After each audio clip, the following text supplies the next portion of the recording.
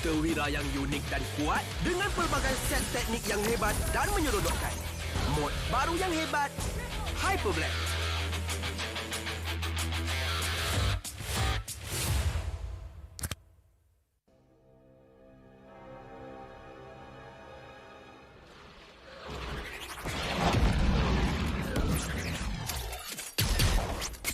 Jet Trooper reporting for duty.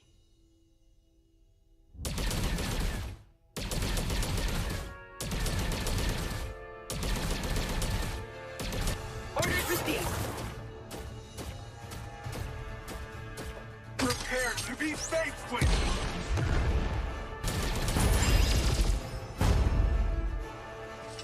Orders received. Time for a high-caliber shot! I've spotted the fugitive. Time for a high-caliber shot!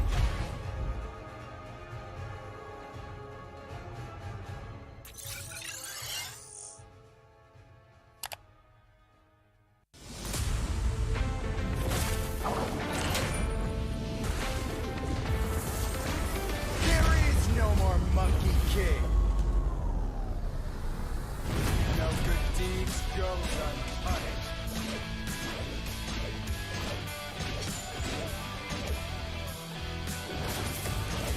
Yeah. Yeah. Cool.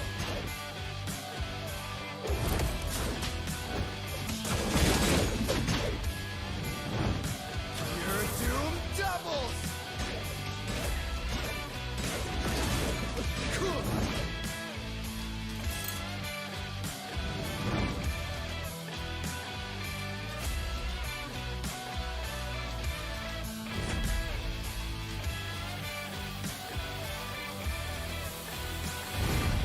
Your doom doubles.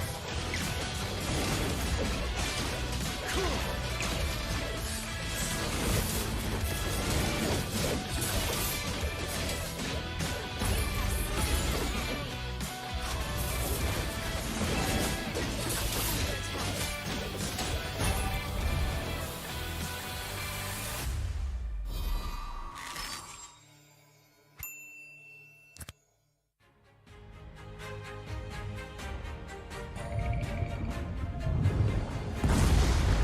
They call me a hero because I saved my nation from falling apart.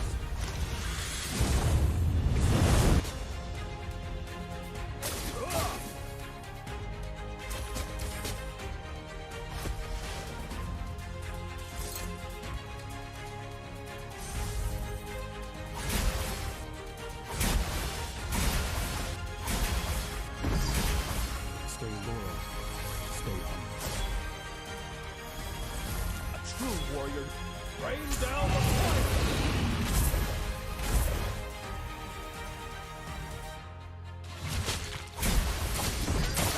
Rain down the fire!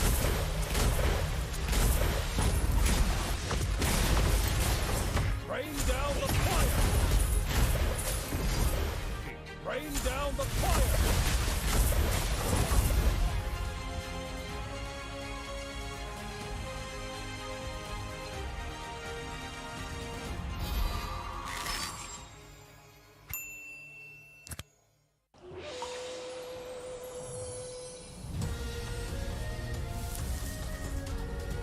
I'm the Dragon Warrior, facing maniacs!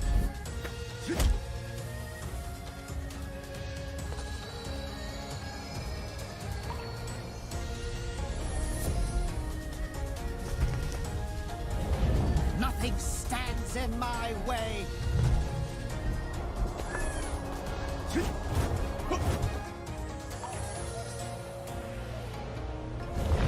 No one can send me back to the spirit realm.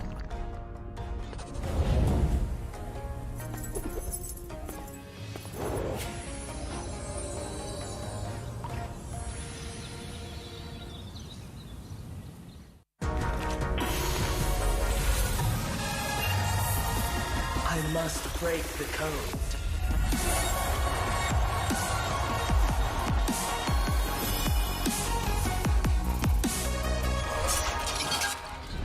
I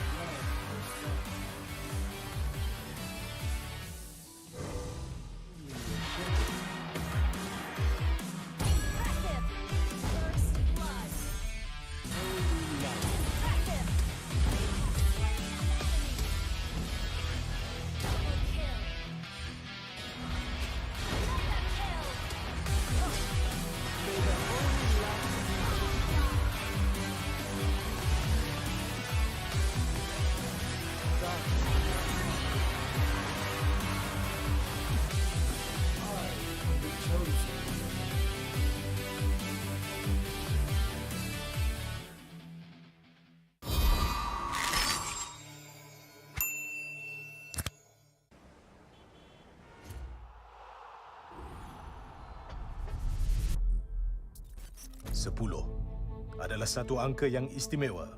Ia sentiasa dianggap sebagai representasi kesempurnaan. Ya, MPL Malaysia sudah sampai musim ke-10. Sama seperti bilangan jari kita.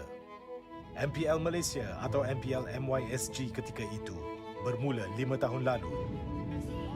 Pada Januari 2018, ia adalah kejohanan utama MLBB rasmi pertama yang dianjurkan oleh Munton untuk Malaysia dan Singapura. Dengan kejayaan musim pertama, MPL MYSG berkembang seterus-terusnya, di mana kami menyaksikan kebangkitan ramai superstars dan legenda.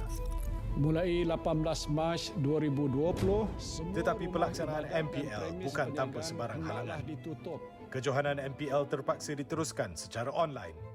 Dan dengan penubuhan, pasti ada perubahan. Musim ke-7 adalah musim pertama MPL MY berpisah dari Singapura. Lebih ramai bakat tempatan dapat menyinar di pentas kompetitif MLBB yang terutama di Malaysia. Sejak permulaan MPL MY, terdapat 9 piala kejohanan yang dimenangi oleh 8 pasukan. Lebih 200 pemain telah melangkah ke pentas MPL MY. Dengan musim yang akan datang ini, terdapat banyak kisah yang menanti untuk ditulis dalam sejarah MPL MY. Mampukah Todak mempertahankan takhta mereka dan menjadi juara MPL MY untuk kali ketiga? Sementara mampukah RSG MY dan Team SMG meningkatkan jumlah piala MPL MY mereka kepada 2? Atau adakah akan ada juara baru untuk musim 10? Dan pasukan manakah yang akan mewakili Malaysia di M4? Inilah musim baru kita, musim ke-10. Ini gaya kita.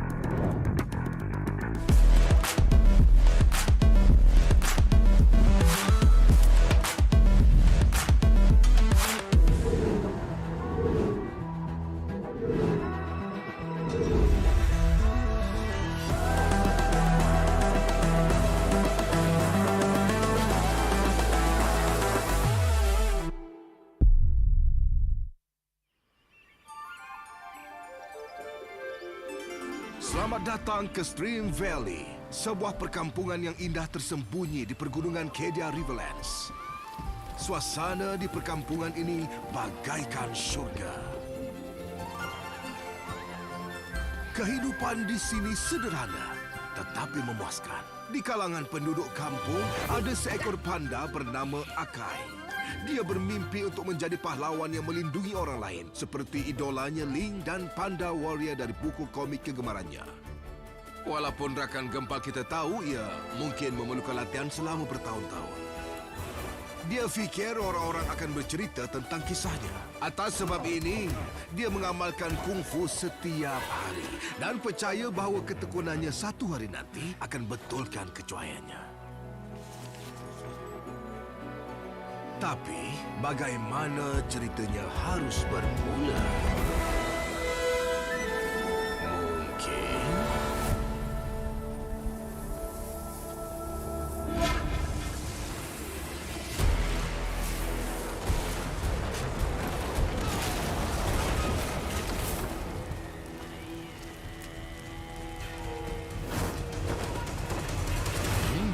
saya tertanya apa yang berlaku pada Ling.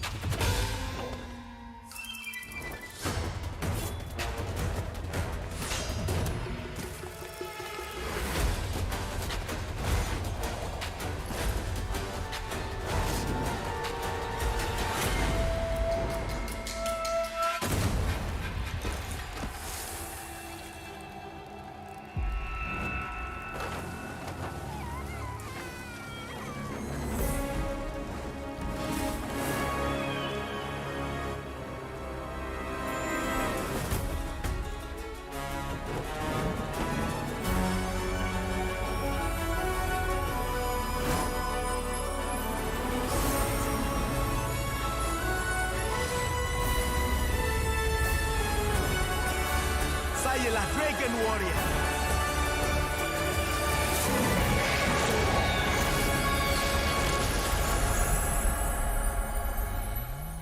Mungkin ia bermula dengan mimpi. Tetapi, adakah ia hanya mimpi? Akai tahu ceritanya bermula sekarang dan perjalanannya adalah seperti ini.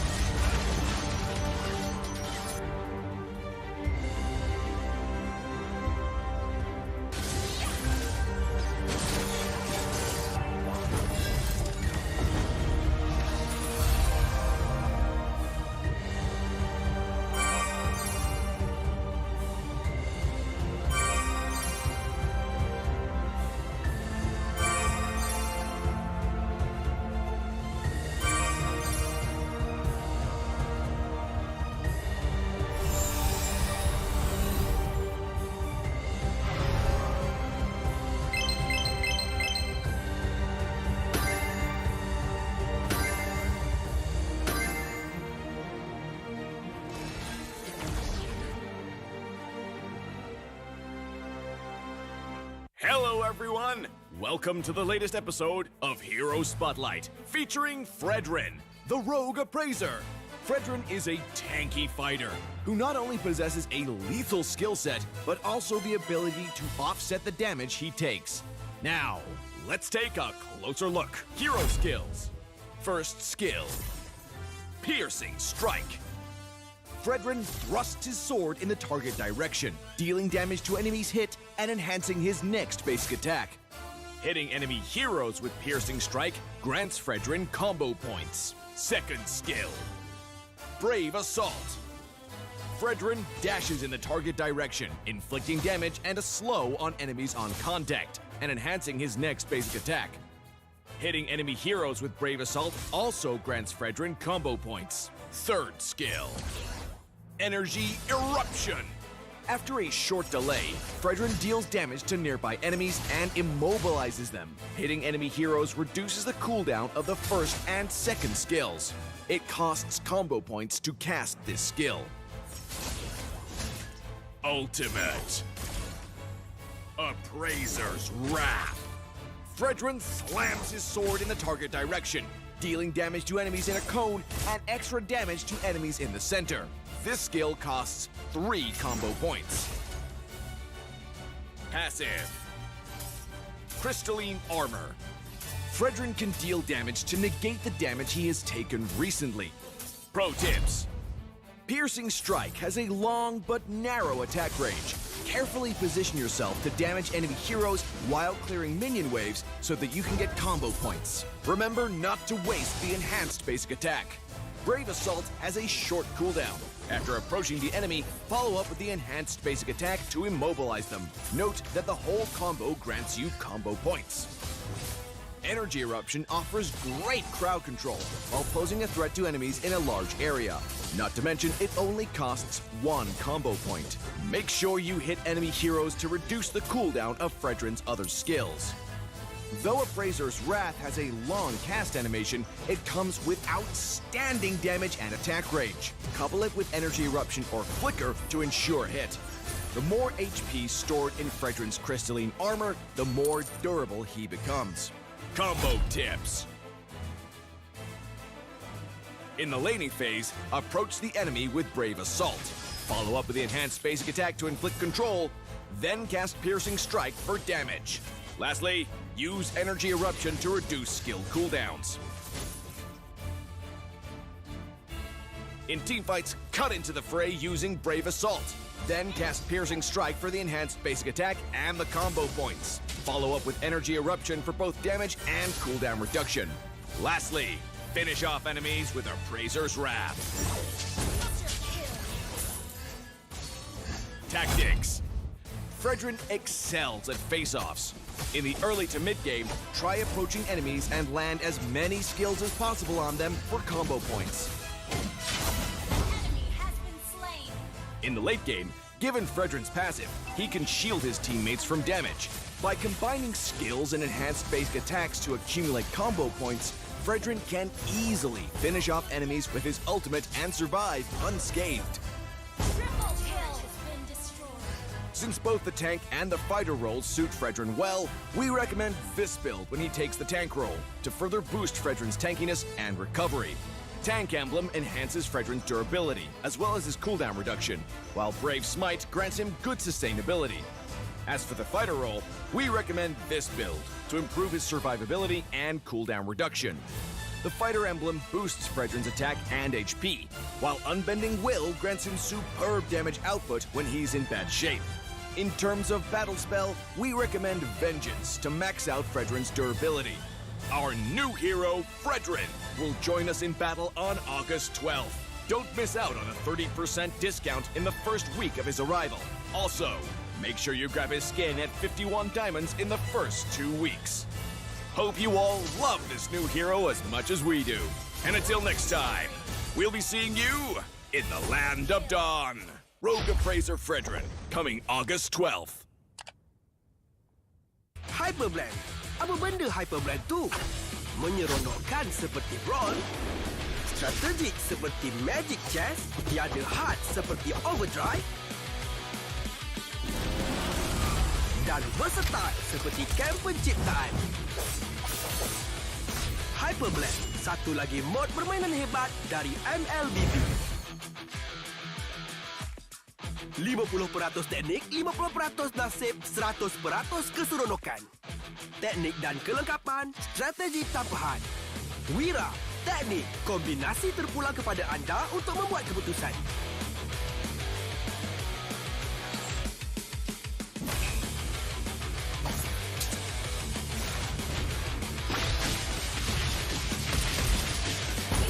Slain an enemy.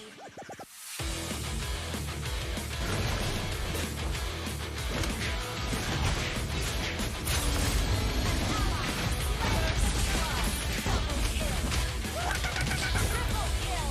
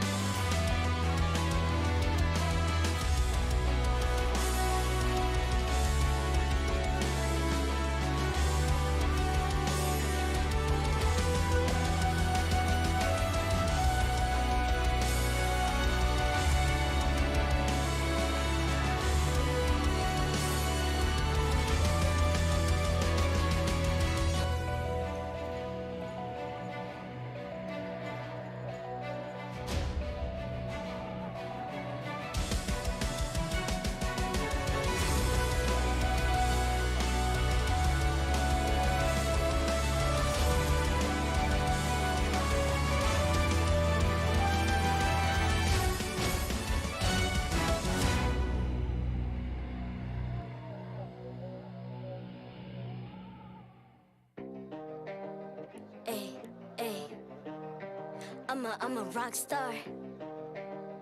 Yeah, Rock star. Ay, ay, ay. I'm a rock star, baby, I'm a rock star. I'm a rock star, I'm a rock star. I'm a rock star, panggil aku rock star. Ini kejohanan kita semua orang rock star. Kita rockstar, kita buat saja gaya kita. Makin panas apinya sudah membara. Macam mana pun kau menempuh segala. Demi negara kau buat semua bangga. Step into my world, you know I'm always in my zone. You know I got my team, no I'm never alone. Bring out my best, buat yang terbaik. Jadi juara perlahan kita naik. Aku nak push, naik-naik jadi lebih bagus. Jadi hero, ku ada skill. Berapa banyak musuh aku dah kill. Ramai cuba mencapai, cause they envy me. Tiap game aku pasti jadi MVP. Easy. I'm a rockstar, baby, I'm a rockstar. I'm a rockstar, I'm a rockstar. I'm a rockstar, panggil aku rockstar. Ini kejohanan kita semua orang rockstar. I'm a rockstar, baby, I'm a rockstar. I'm a rockstar, I'm a rockstar. I'm a rockstar, panggil aku rockstar. Ini kejohanan kita semua orang rockstar. Tengok nanti siapa yang juara. Ni peluang kita bawa pulang piala. This is my game, this is my time. Menang semua, everything will be mine. Kalau jatuh kau pasti kembali. Bangun balik ku tegak berdiri. Kuatkanlah tenaga, ganjaran diperoleh. Ni kejohanan kita, Malaysia memang boleh. Rise up to the top, kita buat bersama. Semangat kita kuat di bawah satu bendera. Ay. I'ma go hard for the win. Win. On the battlefield till the end. I'm trying to beat the greatest anyone has ever seen. Stand by, I'm coming in for I'm the a win. rockstar. I'm a rockstar, baby, I'm a rockstar. I'm a rockstar, I'm a rockstar. I'm a rockstar, panggil aku rockstar. Ini kejohanan kita semua orang rockstar. I'm a rockstar, baby, I'm a rockstar. I'm a rockstar, I'm a rockstar. I'm a rockstar, panggil aku rockstar. Ini kejohanan kita semua orang rockstar.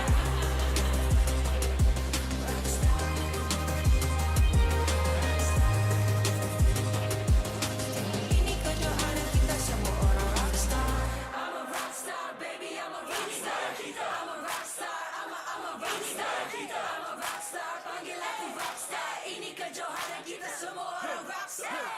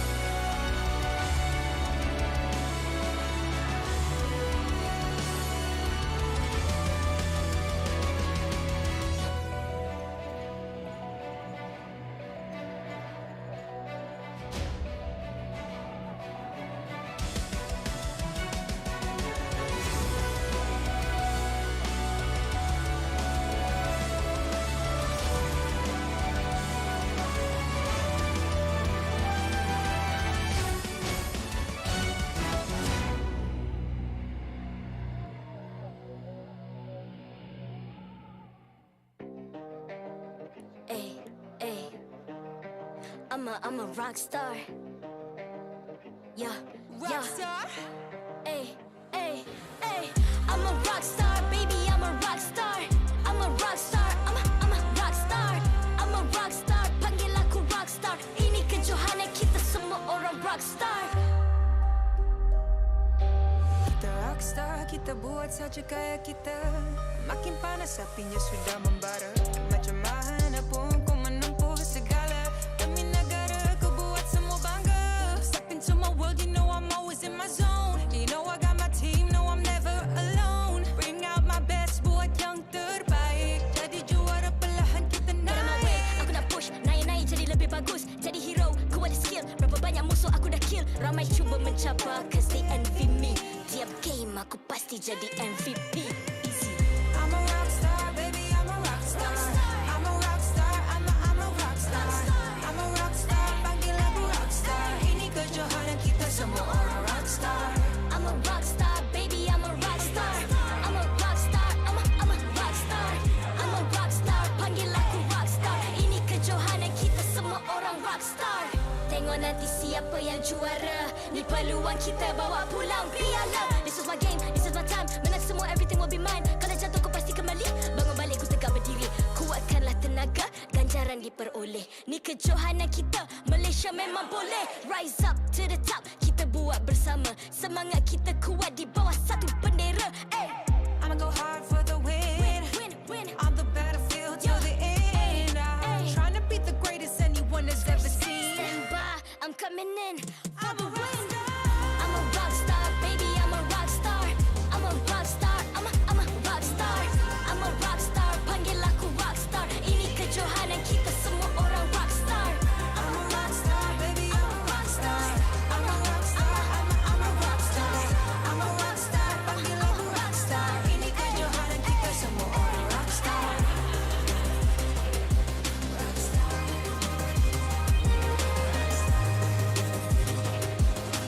Ini kejohanan kita semua orang rock star.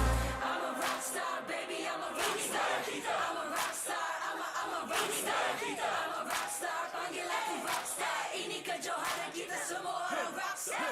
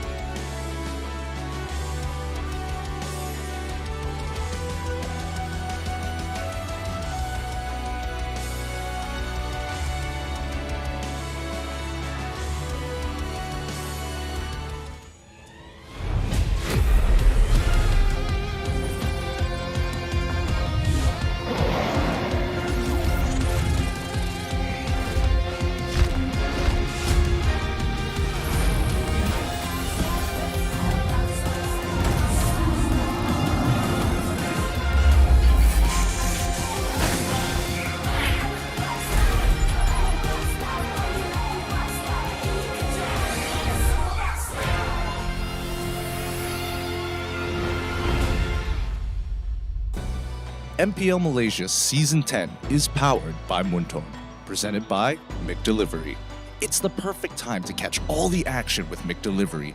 Free 6 pieces of chicken McNuggets for you, and all you gotta do is purchase through the McD's app and enter the promo code MPL10 during checkout. Official smartphone, Samsung Galaxy A series. Immerse yourself into the world of Mobile Legends with the official smartphone of MPL Malaysia Season 10. You'll be sure to experience an epic gaming performance on the Galaxy A53 5G.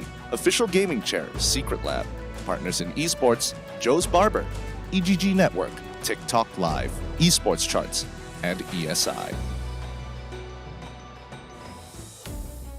Good afternoon, Malaysian viewers and everybody from abroad. Welcome to week 3, day number 1 of the MPL MY. We have Suhaz Esports from Group A going up against Team HAQ. And in our second matchup today, it's going to be the HOMEBOIS from Group B up against CARACAL. Alright, it's going to be a rematch for both of these teams. Game number 1 as well as game number 2. We have one from Group A, one from Group B. It's going to be a very, very interesting day as we might be able to see some new players as well. Yep, it has been an open transfer window for week number 3. And today at the desk here, we have me, Getting Q, and as well as Adine from Popular Demand. It's good to have you back on the desk. Wow, Popular Demand. I just added that in there. The sprinkle Popular Yeah, Demand. gotta- But yeah, gotta sprinkle it. it's glad to be here. I'm very happy to be able to cast with you as well as to watch these games on hand right now, because it's going to be a rematch. I'm pretty sure there's going to be some vengeance of being taken upon both of these teams, especially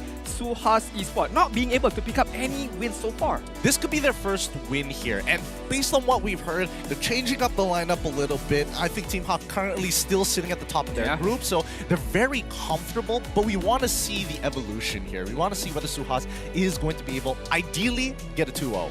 Ideally, that is what they want with the addition of another player. Jenny, if I'm not mistaken, is the name. I mean, we might be able to see him, we might not. We have to see later on. But I do hope some changes is gonna be taken upon from Suhaz Esports. Ryzen, the coach from Philippines, I think he has ample of time to be able to dish out his strategies as well as train the players according to his strategy right now. I know you're giving a lot of these good plus points for Suhaz Esports here, but I know deep down you're going to be leaning towards Team HAQ, obviously. You know, you're being associated with them. So this might be an interesting matchup. But speaking of which, it looks like the teams are ready. They've done their ping test. You can see them here up on stage, but it's time to bring them out. Team HAQ. To kick things off, it's gonna be Team HAQ. Last week, they had a clean sweep against RSG. This team has become a formidable force in their group. Yes, standing tall in their group right now, looking up to further their lead up against Suhaz Esports right now. Will be able to do it or not? We shall see later on. Well, hopefully it's gonna be enough here. The competitiveness of this team, they're looking like champions. They're looking like they want to go to the internationals.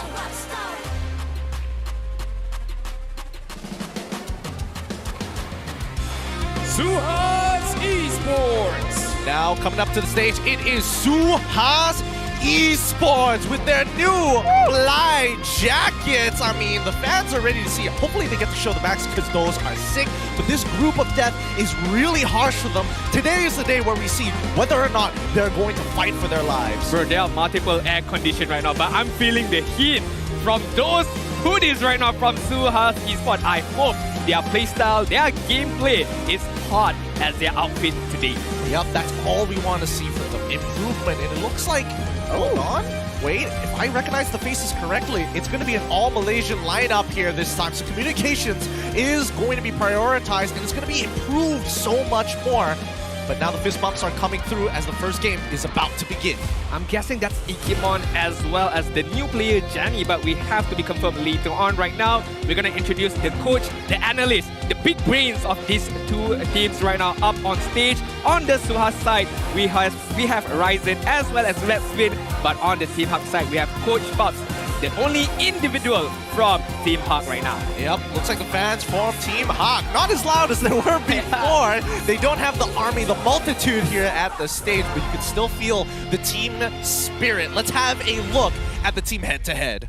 All right. Who do we have here right now from Suhaz Esports as well as Team HAQ? Looking at the damage, well, technically looking at all the criteria right now, is on the side of Team HAQ. 2.5 million total damage dealt. It's only been week number 3. It's only been 5 games if I'm not mistaken, but that is a big amount of damage. 70% win rate, KDA, maybe could be higher, 3.8, it's still good. First tower rate as well as the Lord rate on their side on 60% right now. Yeah, I mean, the stats are definitely in Team HAQ's favor right now. And Suhaz has been struggling in their groups. They've been dealing with, you know, honestly, teams with a lot of their players who had a lot of experience in the MPL. So these are the growing pains for Suhaz Esports. Whether they win or whether they lose today, both have their own separate implications. I'm liking the picks right now from Team HAQ, looking for a more traditional pickup on the Beatrix as well as the Link if they are be able to secure those picks. But on Suhaz side, when Vince Smoke was in the lineup, we are looking at those Sabers, those aggressive roamer, but looking at a different lineup from Suhaz Esports, maybe a different game style we'll be seeing from them today.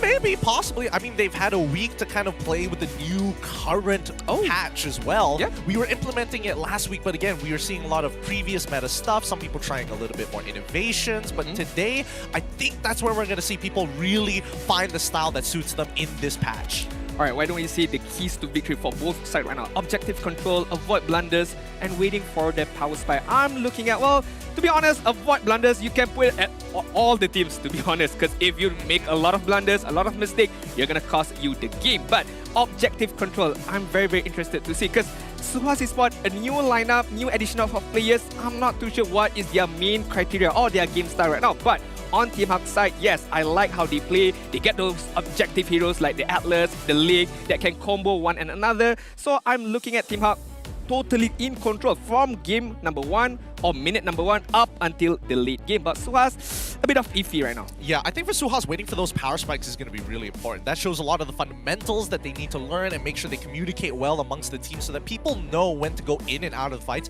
and what conditions that they're looking for. However, I want to go back to avoiding blunders. I think this is particularly interesting for Team HAQ because the losses that they have is because of their impulsiveness. They go a little too far, they overheat, as some people like to call it, and they unfortunately lose the game off of those. The ones that they win, it looks really, really clean. So their enemy is themselves, technically, then? Well, for now, yes, unless Suhaz can show that they can put up a fight. Okay, we shall see. We shall see later on.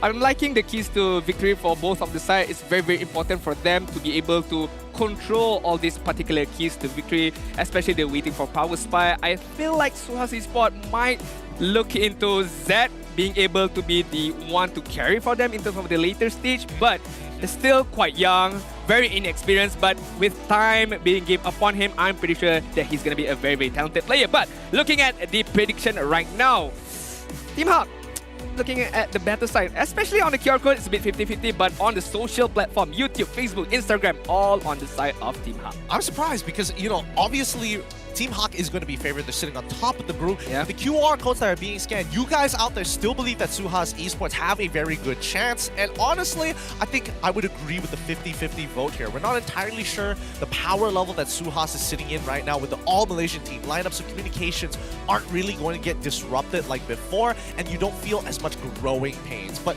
as we mentioned, it's still a fresh team. They're bringing in somebody else from the transfer window of week number 3. Maybe they just haven't had enough time together. Yeah, especially with the all-Malaysian lineup right now, I feel like the comms is going to get a lot more better. The understanding is going to get a lot more better. So it's down to the coach as well, Ryzen. What is he going to do? What kind of draft is going to use for right now? Is it going to be a more marksman and centric? Or for the jungle side, is it going to be a tank jungle? Is it going to be an assassin jungle? Because talking about playstyle, talking about signature playstyle, I'm still not seeing from the side of Suhaz. I hope that I be able to see today what is their main objective, what is their main focus as we dive into the drafting phase right now. I'm ready to see it. The Minimang combo, that 5G networking, also how cute they are, as some of the fans have mentioned. Let's jump into it. Team HAQ is going to be on the blue side and Suhaz Esports on the red. Akai going to be the first ban coming in from Team HAQ. Still following their identity. We saw it earlier, the most banned heroes, Akai, hitting the top of the list. All right, Akai is going to be banned out, focusing on the objective. Is going to be the main focus, the main criteria right now. So the turtle fights, the Lord fight, as well as the Lethal Wanderer is going to be very, very crucial for both of these teams right now. Suhaz Esports, are they going to go for a more traditional ban? The Valentina is still on a play right now, but it's going to be the Ling, prioritizing Gary's hero pool right now. Yeah, Gary has had a phenomenal run with the Ling throughout his games. I mean, even last week, Sunday, we got to see a little bit of exciting. Honestly, it was very close to getting the best plays. Personally, for me, I do think he is an extremely skilled jungler, and he's gaining more experience after MSC. I feel like he realizes that there's a higher ceiling and how much further he could go internationally, not just locally. Yeah, I hope he does continue to push further in terms of potential, while he has that ability to push further, to go forward even more. But right now, going back to the draft, Hamus is going to be the second ban. I feel like this is another respect ban for Siti Norsana, one of the most, not the most, I would say, upcoming talented EXP laner out there, especially on the Tamus. Personally, I've seen him using this 1v4, 1v3. It's not a problem for him. Well, I don't know. Personally, for me, when I see bans going towards the EXP lane side, usually it's either situational matchups. I'm interested to see whether Team HAQ is also going to get rid of Esmeralda. That might open up things like Masha, for an example, but it really will show how deep CT Norsana's pockets are when it comes down to his hero pool. Now, Suhaz have priority. They're going to be banning out the Fanny this time round. Again, a testament to how talented Gary is. Quick question, how old is Gary? If I'm not mistaken, he is 18? Oh my goodness, what am I doing with my life? I feel so old right now. He's got so much more time in this league. He's been to MSC. Right? I mean, grand finals of last season as well. Possibly could go to M4 this season. Ooh, what are we doing with our lives? Not having that much of a repertoire, clearly. What to do? They're on the stage, we're here right now. But it's okay, it's fine. We have to continue. Live moves forward right now, Team HAQ. On the the third ban right now, before we move on to the picking phase, are they still gonna be prioritizing the EXP laner side? As you mentioned before, Esmeralda, is it gonna be banned? But it's gonna be the 1-1 right now. I feel like 1-1 is in a very, very strong stage. I feel like the changes to the weakness stack is a bit too much for me. Yeah. 3 stacks is it's too easy for her to get the stacks as well as the crossbow tank. Turn it back to 4. Yeah. Just turn it back to 4. That's all we ask for. That's all we're hoping for in the 1-1. If you're able to nerf Terizla to the ground, 1-1 deserves the same. I still have a vendetta against it. I'm still very angry about it, but I can't do much. Alright, but we look at Suhaz Esports and their final ban so far. Valentina is still wide open. Masha goes the exact same way. I feel like I'm missing out another pick here. Farmis? Oh yeah, that's it, Farmis. That was another top ban, top pick in last week, and as well as identified by Team HAQ and Suhaz. It's gonna be Masha this time. Farmis wide open here. I don't like this banning coming from Suhaz. Why? Because giving out the Valentina to Team HAQ and Man using it is like one of the best Valentina players out there. Has been showcasing that against SMG in week number 2, if I'm not mistaken. How he prioritized whose ulti he's gonna take. So as we can see right now, they are hovering over the Valentina. I feel like it's a no-brainer pick for Team HAQ right now.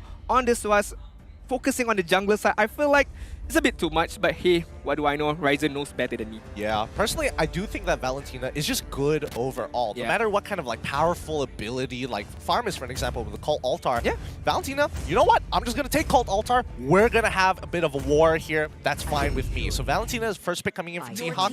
No-brainer here as we jump over to Suhaz Esports. I'm curious to see if they are going to take Farmis. Is there unnecessary pressure picking up the Valentina? 100% win rate still? What do you think? I mean, if you lose, you're going to be the first team to lose with the Valentina. I mean, that's the worst feeling in the world. Yeah. And not to mention that, you know, Team HAQ previously was under Orange Esports. There was a moment where it was very close. It was very close to losing that game. They still won, but I think certain people were sweating in their seats. I mean, it's not even getting any better because since last season, Valentina has been 100% win rate. Yep. Carrying over to this season as well. So that's high stakes right there, picking up the Valentina. But Suhaz Esports right now, Farmis is going to be one of the 2 pickups for them. Still, Valentina might counter it a bit by stealing the Cut Altar as well as the Cloud. So I'm liking the aggression that they have right now, being able to use Cut Altar as well as the Blazing Duet, being able to provide another layer of protection for this Cloud to be able to farm as well as dish out the damage.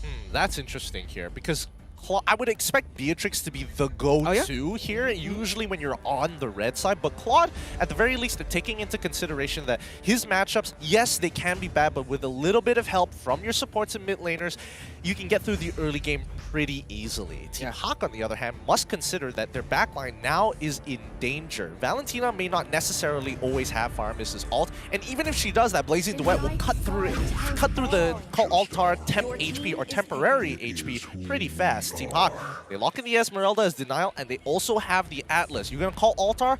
Let's extend the fight. Let's pull you all together. This is game week number 2 all over again. I feel like having the Valentina, being able to steal the Cut Altar, well, technically being able to steal the Blazing Duet as well, combination with the Fatal Link is gonna be a scary combo. Adding up onto that as well, the Falling Star Moon from Esmeralda is gonna be a scary AoE team fight for Team HAQ. And to be honest, I don't know what... Come on guys. I mean, I know exactly this is what fair. he's talking about. This is fair. Yeah. What was it? It was the Kung Fu Panda one. It was Lord. The name's coming up to Shen? me. Lord Shen. Yes. Yeah. Yes, that is the one. Kung Fu Panda fans, if you don't know, well, if you know, you know. But Suhaz Esports, I like this. We haven't seen Dairoth come up too much in the EXP lane, or whenever I'm casting personally. But we now see that there is an opportunity for CT Norsana to actually win out in his lane against Lola and maybe pull attention to himself. I have a curveball to throw to you right now. Okay, give me that curveball. I have a bit of personal info with Team HAQ. I don't know why. I'm not a part of them or anything Not like that. you're their analyst. Yeah, not like that. But they have been trying out this Esmeralda jungle. What do you think about that? I hate the idea. I mean, to avoid up against a matchup with Dira, you know you're gonna lose that matchup. But if you throw her into the jungle, there may be some different dimension right there. Look, I respect it. I respect it if they do try. However, let's keep in mind that like Boxia is still a thing. Okay. I do feel like there is another layer where you can actually look to just counter Esmeralda in general, because her clear speed isn't that fast, which opens like a very big window for Suhaz Esports. And Dairoth doesn't really have that many bad matchups in the 1v1 in EXP, right? Yeah. Most of the time, if it's 1v1, Dairoth usually gets on top unless you're fighting against, like, I don't know, Khalid. I would say it's Rizla pre-patch, but now that he's post-patch, not going to be there, not going to be on that list anymore. What else is there that gains priority? Benedetta. There's a number of things that can actually go around it. Fair enough. We have to see, because I do have this little iffy feeling that they're gonna pull the Esmeralda jungle. I don't know why. Again, not that I'm their analyst or anything like that, but we have to see later on. The DG is gonna be banned out, a very smart ban from them, because the Purify is gonna purify the Fatal Link, as well as if they steal some kind of form of CC, the Falling Star Moon as well is gonna be purified by the DG right now. Suhaz Esports banning out the Beatrix is a good ban as well. You know, the priority picks for the marksman side is always gonna be Cloud, Beatrix. If both are gonna be banned, it's either gonna be something like Iritel or even carry Brody as well. So you know the matchup right now. So a standard ban from Suhaz Esports. I think, you know, getting rid of Beatrix just because Panda's most played hero as of right now is the Beatrix. So I can respect that. Suhaz Esports going to limit down on that jungle role. They're still thinking that this Esmeralda, I'm taking the assumption that the Esmeralda is going into the jungle. Okay. So they're limiting down the possibilities, getting rid of the Paquito. Now, Team HAQ, they have priority. They need to start thinking about other things, other side laners, right? I mean, EXP is still wide open here. They don't have to worry about that. However, if they're talking about supports, they banned out the Diggy so far. Should they consider a mid laner? I feel like yes. Right now, Lilia is still there, Kadita is still there, Kagura, Yif. That's a lot of pickup from the mid laner side right now, especially the Yif. I feel like, because if they let the Yif through, there's not much skill set that can stop the real world manipulation, apart from, you know, sacrificing your Fatal Link, sacrificing maybe your Falling Star Moon. So I think the Yif ban is a bit, is quite smart, to be honest, but we have to see. Oh, okay. I mean, regardless of anything, ban out the roamers. I feel like this is just an assumption. Okay. I'm guessing Ikimon is gonna play the roamer side. Okay. And they're limiting the hero pool, because pretty sure they don't know the hero pool, so why don't we just ban the most standard roamer right now so we can see what Ikimon can play right now? Okay, fair enough. However, I'm of a different opinion, because I've noticed, especially with MPL, MY, whenever a team feels strong, they usually either ban it out or deny it from their opponents. And it reflects very obviously, hey, if we're looking for a big team fight support, what do we look towards? We look towards Atlas, we look towards Kufra, both having really high impact engages and high impact team fight capabilities. So I think that Team HAQ, they've locked in the Atlas. They don't want Suhaz Esports to have that sort of option, so they deny it. Now Suhaz, they're still playing a little bit flexible here. They're going to be locking in the Hayabusa to wait for Team HAQ to finish off their comp. Okay, Hayabusa aggressive, you know, gonna be focusing on the offensive item build. I will say Dairoth as well, and obviously Cloud is gonna be focusing on the damage build. So frontliners side right now, only the Faramis, it's not too strong right now, so I'm guessing a very tanky frontliner for Suhaz as their last pick. But we have to see Team HAQ right now.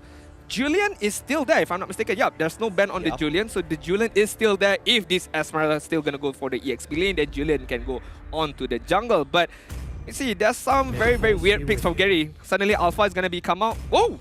Okay. What? Alucard? All right. I mean, the fans are ready. You can hear it in the arena, as well as Clint coming in from Team HAQ. Personally, I was thinking like Yuzong into what's the gold laner's name again? Not Brody, but it was Popo and Koopa. Okay. I was thinking that, or mid Julian, and then they have like. I was thinking Uranus for a second there, but obviously it's not as good. But I think Julian definitely would have been an interesting addition. My guess for the Alucard pick is why, because Suhaz Esports, you look at the lineup right now, there's no hard CC for them right now. Oh, that's a good point. The only thing that you can use is like what, Shadow Stampede? Maybe. But you're gonna pull Alucard near to you, so it's not gonna be good. You're gonna be countering yourself right now. So I'm looking at a big crowd control right now. Ruby, what is that? Is there a Franco? Maybe? I'm not too sure about that.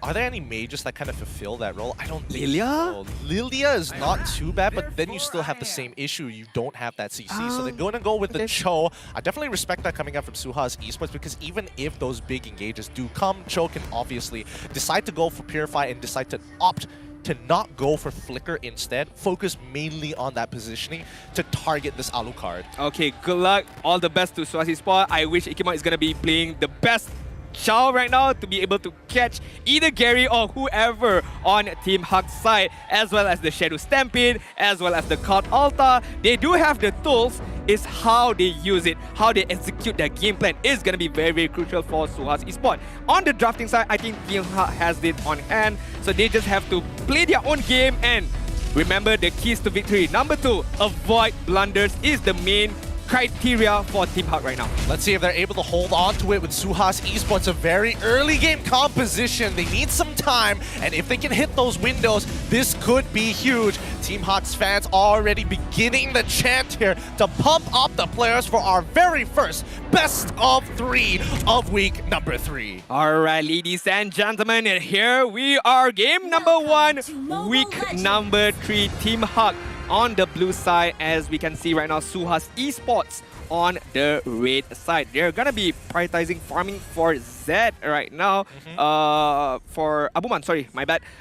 Using the Cloud right now with the Everrise. So I feel like Suhaz gotta be patient a bit. They have to wait for the power spike, they have to wait for the item, and then only can they go on for the team fight. As we have to be patient as well. You know, not all good things come to those who are, you know, passionate.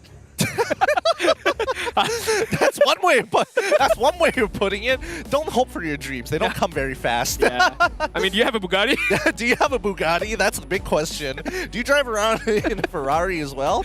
Oh well. Now that we do have some, now that we have time to really talk about it, imagine being an analyst for Team HAQ and not knowing that the Esmeralda is going into the EXP lane. Let's start off from there.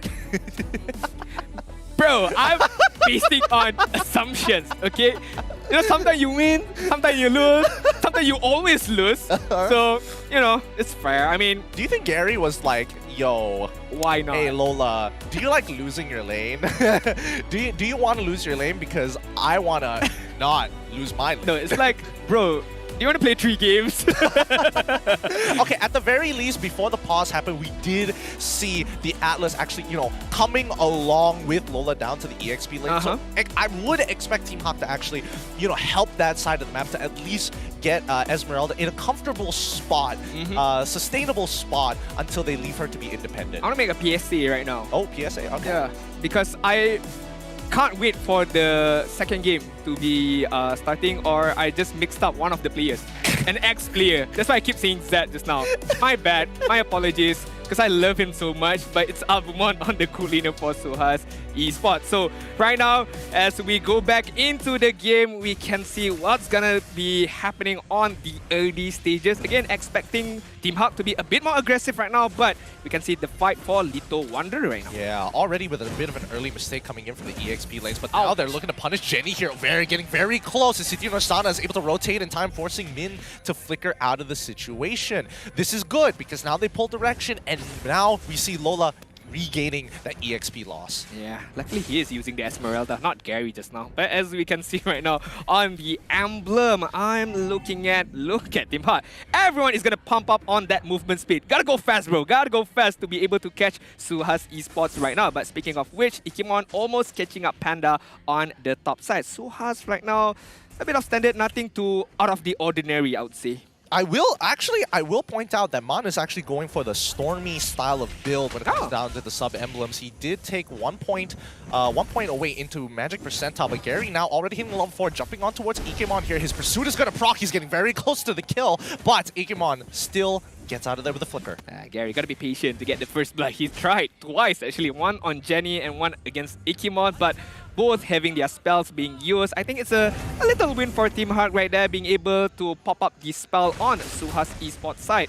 And as we can see right now on the 2-minute mark, nothing much is going on. Both of the teams, Suhaz is going to be focused farming right now. City Norsana, we've been talking about the Dayroth matchup. I feel like it's about 50-50 right now for EXP lane side. Yep, considering what happened in the river, this might... Oh, Min, is he in trouble? Nope, Mon is able to protect him, but now it's going to be the OK Shadow kill on towards as the Cult Altar procs, protecting Min just in time, and the Lord is going to be fight as Dairoth unfortunately loses his Cult Altar. The Alucard has found his way in and will continue to press the advantage, but they've already zoned them off. That means that Team HAQ... Oh, Ikemon, it doesn't make it out! No flicker! It looks like all of Gary's efforts was worth it earlier in the game.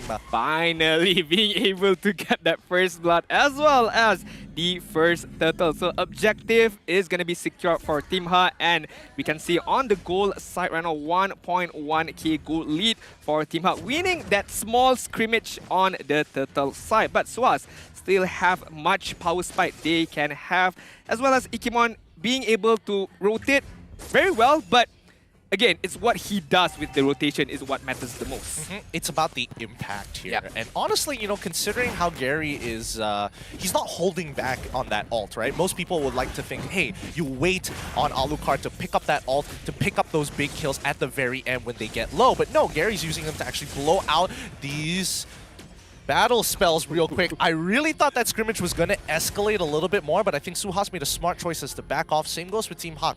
Turtle is coming up in about 50 seconds. They need to make sure they have all their resources. Yeah, the trigger discipline from Lula, not using the falling stammer, but right now, Ikemon. Yep, they find him, and Ikemon unfortunately can't do anything. No! He has his flicker just in time. His reset of the G-Kundo is enough to call Altar to initiate the dive. They want to kill Abumon, as Gary unfortunately isn't able to pick up the kill, but Min is able to find Ikemon at the end of it.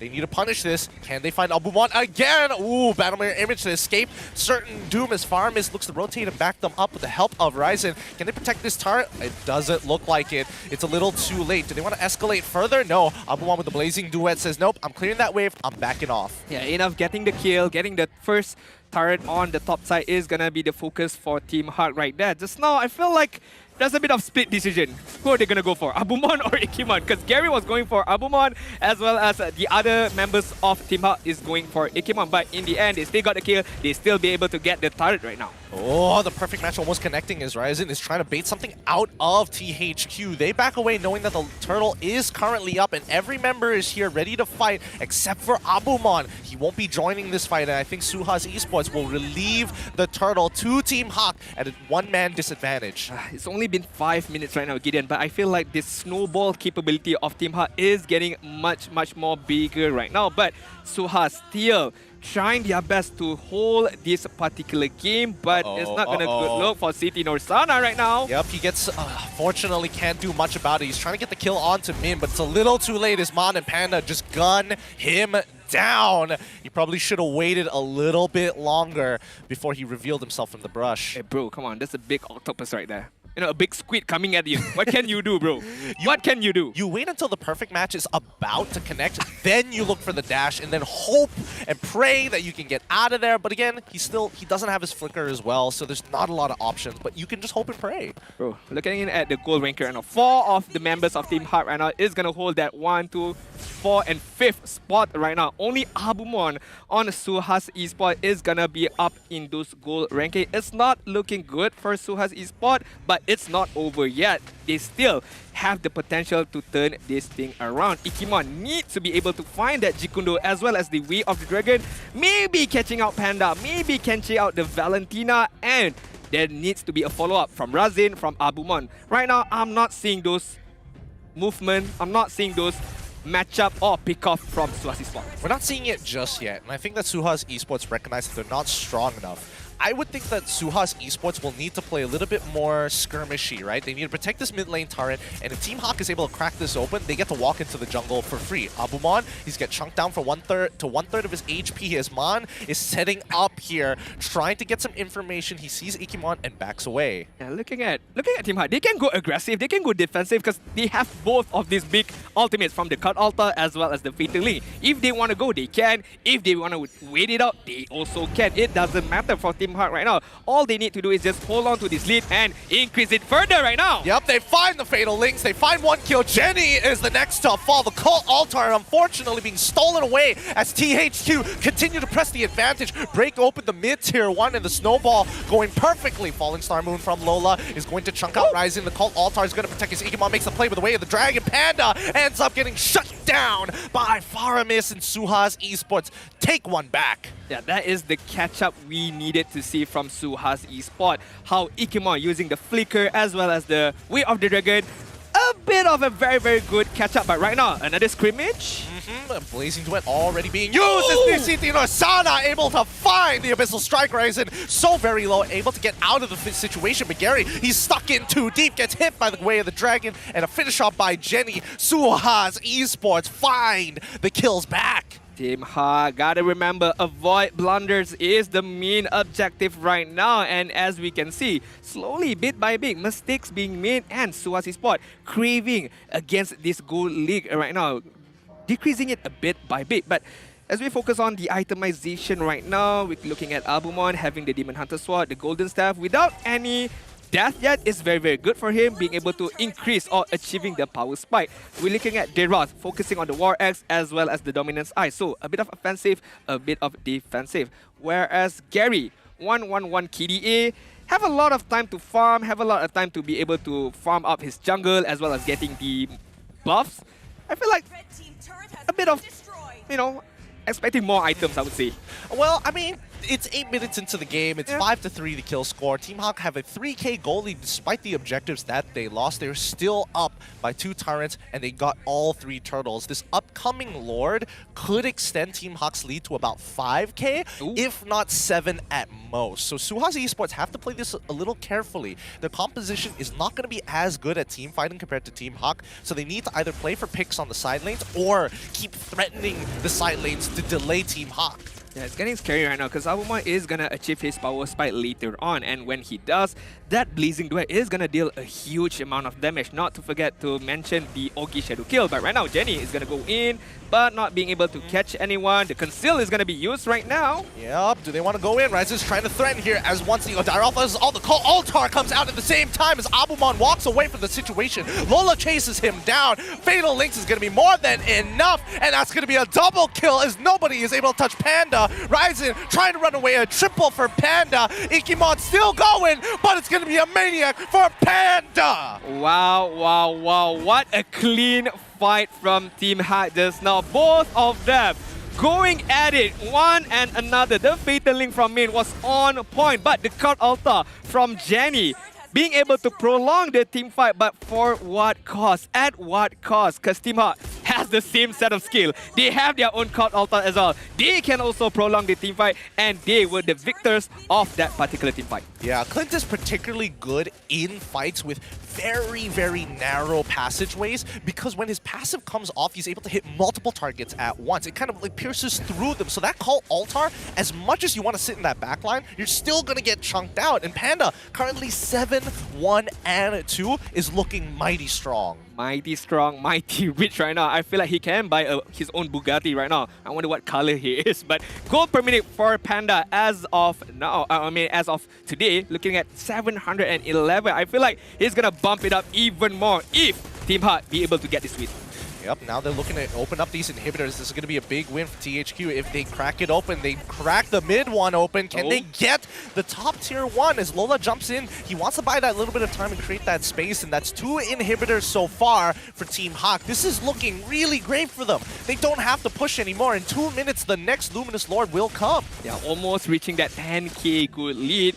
And for me personally, I feel like if your opponent be able to create that much of a gap, I feel like it's very, very hard for you to be able to come back. It requires a lot of perfection execution from them, from Suhaz Esports. And right now, we don't see much of it. Looking at the damage on the top 3 is on the Team HAQ side. Oh, mid fighting the Fatal Links going forward, and the combo is clean. Mon jumps in to clean them up as the backline gets attacked by the Blazing Duet. Abumon finds one for himself, but it's too late. The double kills from both members, a triple even for Lola to end this game. GG, well played for Team HAQ as they achieve checkmate. Bro, that was control, alternate delete for Suhaz Esports. Not just once, but twice. I feel like that game was lost because of drafting. I would say, personal opinion, Suhaz Esports did try their best, did try their hardest, but again, the execution wasn't there. Only one kick was being done by Ikemon. But then, again, the team fight, the execution, the lead, the EXP lead, the goal lead, the damage was all on Team HAQ side. Yeah, I do agree with the drafting mistakes here coming up. I think there was a really good idea coming from the side, coming from the side of Suhaz. But at the end of the day, when you have that Valentina, it really changes things up. And I think it was a very good idea for Team HAQ to deny just team fight aspects. So now you can only focus on pickups. You want to limit you to a composition that wants to split push and wants to look for these smaller trades. But even pick off, you can only do it once because that Way of the Dragon has a big cooldown. And if you cannot execute it perfectly, it's going to be so hard. And even if you do execute it perfectly, can you do it again and again? I think one of the biggest issues with a lot of professional players here at the MPL MY is they feel like they cannot make a play with the Cho without its flicker. Yeah, so it's a really good battle spell to be able to kind of like change the position of where your Way of the Dragon is going to direct them to. Yeah. And I think that, you know, with an experienced team like THQ, they understand that value. That's why you see Alucard pop his ult straight away to try and get those flickers out as soon as they can before major objectives. But if you look at the items here, it's just a landslide all across the board. Yeah, looking at, how about we look at jungle versus jungle right now. Blade of Despair, Endless Battle, as well as Hunter Strike for Gary. Having that mobility from the Hunter Strike, having that more damage from the Blade of Despair, not comparing to Razin right now. Only have the Hunter Strike as well as the Blade of Despair. So down by one item is pretty big, I'm not gonna lie. And looking at the landslide of gold earned, Panda, 105k gold lead. Sorry, 10,000 gold lead. My bad. Almost, I'm pretty sure almost reaching about a very high goal per minute right now. Having the Endless Battle, Bit of Despair, Malefic Roar, he doesn't even need the Wind of Nature right now. Honestly, I don't, he was probably going to go into a Hunter Strike because he knew he was so far ahead. And you can tell by the confidence when he flickered unnecessarily for a Maniac. It's just, honestly, just to look cool. Style points. Style points, definitely. And that could have been punished later on into the game. But unfortunately for Suhaz Esports, they had good opportunities, but I felt like they gave THQ too much of the initiative, right? If THQ is playing on one side of the map, Suhaz Esports are looking to kind of maintain that gold lead against them. They could have been playing on the opposite side of the map. They could have been looking for other plays in the enemy jungle. I feel like for Suhaz, what they should have done, just focus on one lane, let's say gold lead, and Ikemon just constantly rotate on that gold lane, trying to find that pickoff. Would be a better gameplay for them. Just win one side. Because they're going to lose a lot of side, to be honest. Or maybe double down on that EXP lane. You know Derath is going to have a good time against Esmeralda, so just double down on EXP lane and try to win and further the lead for City Norsana. Honestly, I think I would agree with that. And I think a lot of teams, a lot of players don't like to play for the EXP lane because they don't see, well, I wouldn't say that they don't see the value, but it's just not there. The payoff compared to our MVP of the game coming in from Team HAQ, it's Panda. The payoff was huge. They made sure they helped out Lola, and eventually Panda did his own thing in lane. And with one or two dives, that's all he needed. He snowballed off of that first dive. Yeah, ooh, that first dive. I feel like, I like how Panda plays. He understands the games really well. He knows that he's in a huge lead, so he doesn't need to go for a more defensive item. He just pumps it up a more aggression, and that's why I feel like the damage is there. The positioning is very good. He knows that Man is gonna steal the Cut Altar, is gonna save him. He knows that the Fatal Link as well gonna help him to dish out the damage. So all he needs to do is just maintain the positioning, maybe a bit of style points using the flicker very aggressively. But I mean, when you're ahead, why not, I would say. And very nice gold per minute. Just above 900.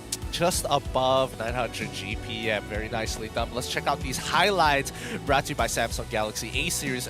As we watch this again, this interaction down on bot side already allowed Lola to get back ahead, allowing Team HAQ to set up for this dive up top side. And it's the same story every single time. We should expect Suhaz to be playing on the opposite side of this map, but when Team HAQ decided, you know what? We're going to open up mid. We're going to see what we can do with that. Suhaz punished them real hard for that tier 1. I feel like Suhaz just needs to avoid team fight in the early stages because the team fight is going to be won by Team HAQ. Looking at having the Fatal Link, looking at Man being able to steal the cut altar. So focusing on one side and being able to win that one particular side, I would guess the EXP lane would be much more better. But you know, Team HAQ, they understand their gameplay, they understand their chemistry as well as their objective. But they just go on, just rack hammers right now. Yeah, I mean, unfortunately for Suhaz Esports, their power spike window is really, really awkward, right? It's not super early game. It's between the early game and mid game where they actually get strong. And if we look at their lineup, right, Claude, when does he get strong? At 2 items, when he has Demon Hunter Sword, when he has Golden Staff. True. We look over at Dairoth. He basically wins Esmeralda throughout that matchup just by having a little bit more EXP. That's all he needs. However, Hayabusa, he needs 2 items minimum before you really start to feel his impact. True. And he needs levels on top of those items. If he was playing something like Lancelot, I think we would see a little bit more confidence in Suhaz to take these fights. But then again, I mean, like, Abuman managed to get his 2 items, the Demon Hunter Sword as well as the Golden Staff. But in comparison to Panda, I feel like... Look, I mean, if Panda wanted to completely shut him out, he would have gotten no Winds of Nature. He was just like, I don't care. Please duet me. I don't care. Okay, should have killed me as well. Yeah, do it. Do it, bro. Fight me, bro. That's why I feel like the lead was too far, even though Cloud managed to get his item, even though Hayabusa managed to get his item, but the lead was very, very big for Team HAQ right now, and they just carry on the momentum, carry on the snowball lead, and again, it's very, very hard for Suhaz Esports to come back, but I feel like they can because the support from you guys right now, we have achieved 500 share milestone. The code is right there. Go to am.mobilelegends.com/en/code exchange to redeem your gift. Thank you so much for the support. Coming back to the game, however, in number 2, how are they going to readjust? I think Suhaz Esports, I do think that Team HAQ, they did a phenomenal draft there. There's not a lot of outs that you actually have. If you look at the pick order, right? Okay. We immediately see they're looking for those counter matchups. The Hayabusa was the unfortunate one for me because if we're talking about, well, was Cho the most optimal pick there? I don't think there was really any other options other than Ruby, arguably, as you mentioned before. I think that was like, they both have their perks, but they're not really going to change the game so drastically. I would say maybe a Ruby would be a better pick, but they were afraid that if, let's say, Man is going to steal that the hook, not the hook, what's it called? Franco? I'm offended. Oh, I'm offended. So they Valentina. might afraid of giving more tools for Team HAQ could be the reason why they did not pick up the Ruby. But I want to focus on the ban, to be honest. I would say banning out the Fanny, I feel like it's a must. Gary is very, very good with his Fanny. Banning out the Link, I know that last week's performance is super, super well for Gary, but change out the Link, banning out the Valentina would be better for me because, again, statistically speaking, Valentina is 100% win rate, and overall, she's such a good hero. I feel like people are disrespecting it. Yeah, to be honest.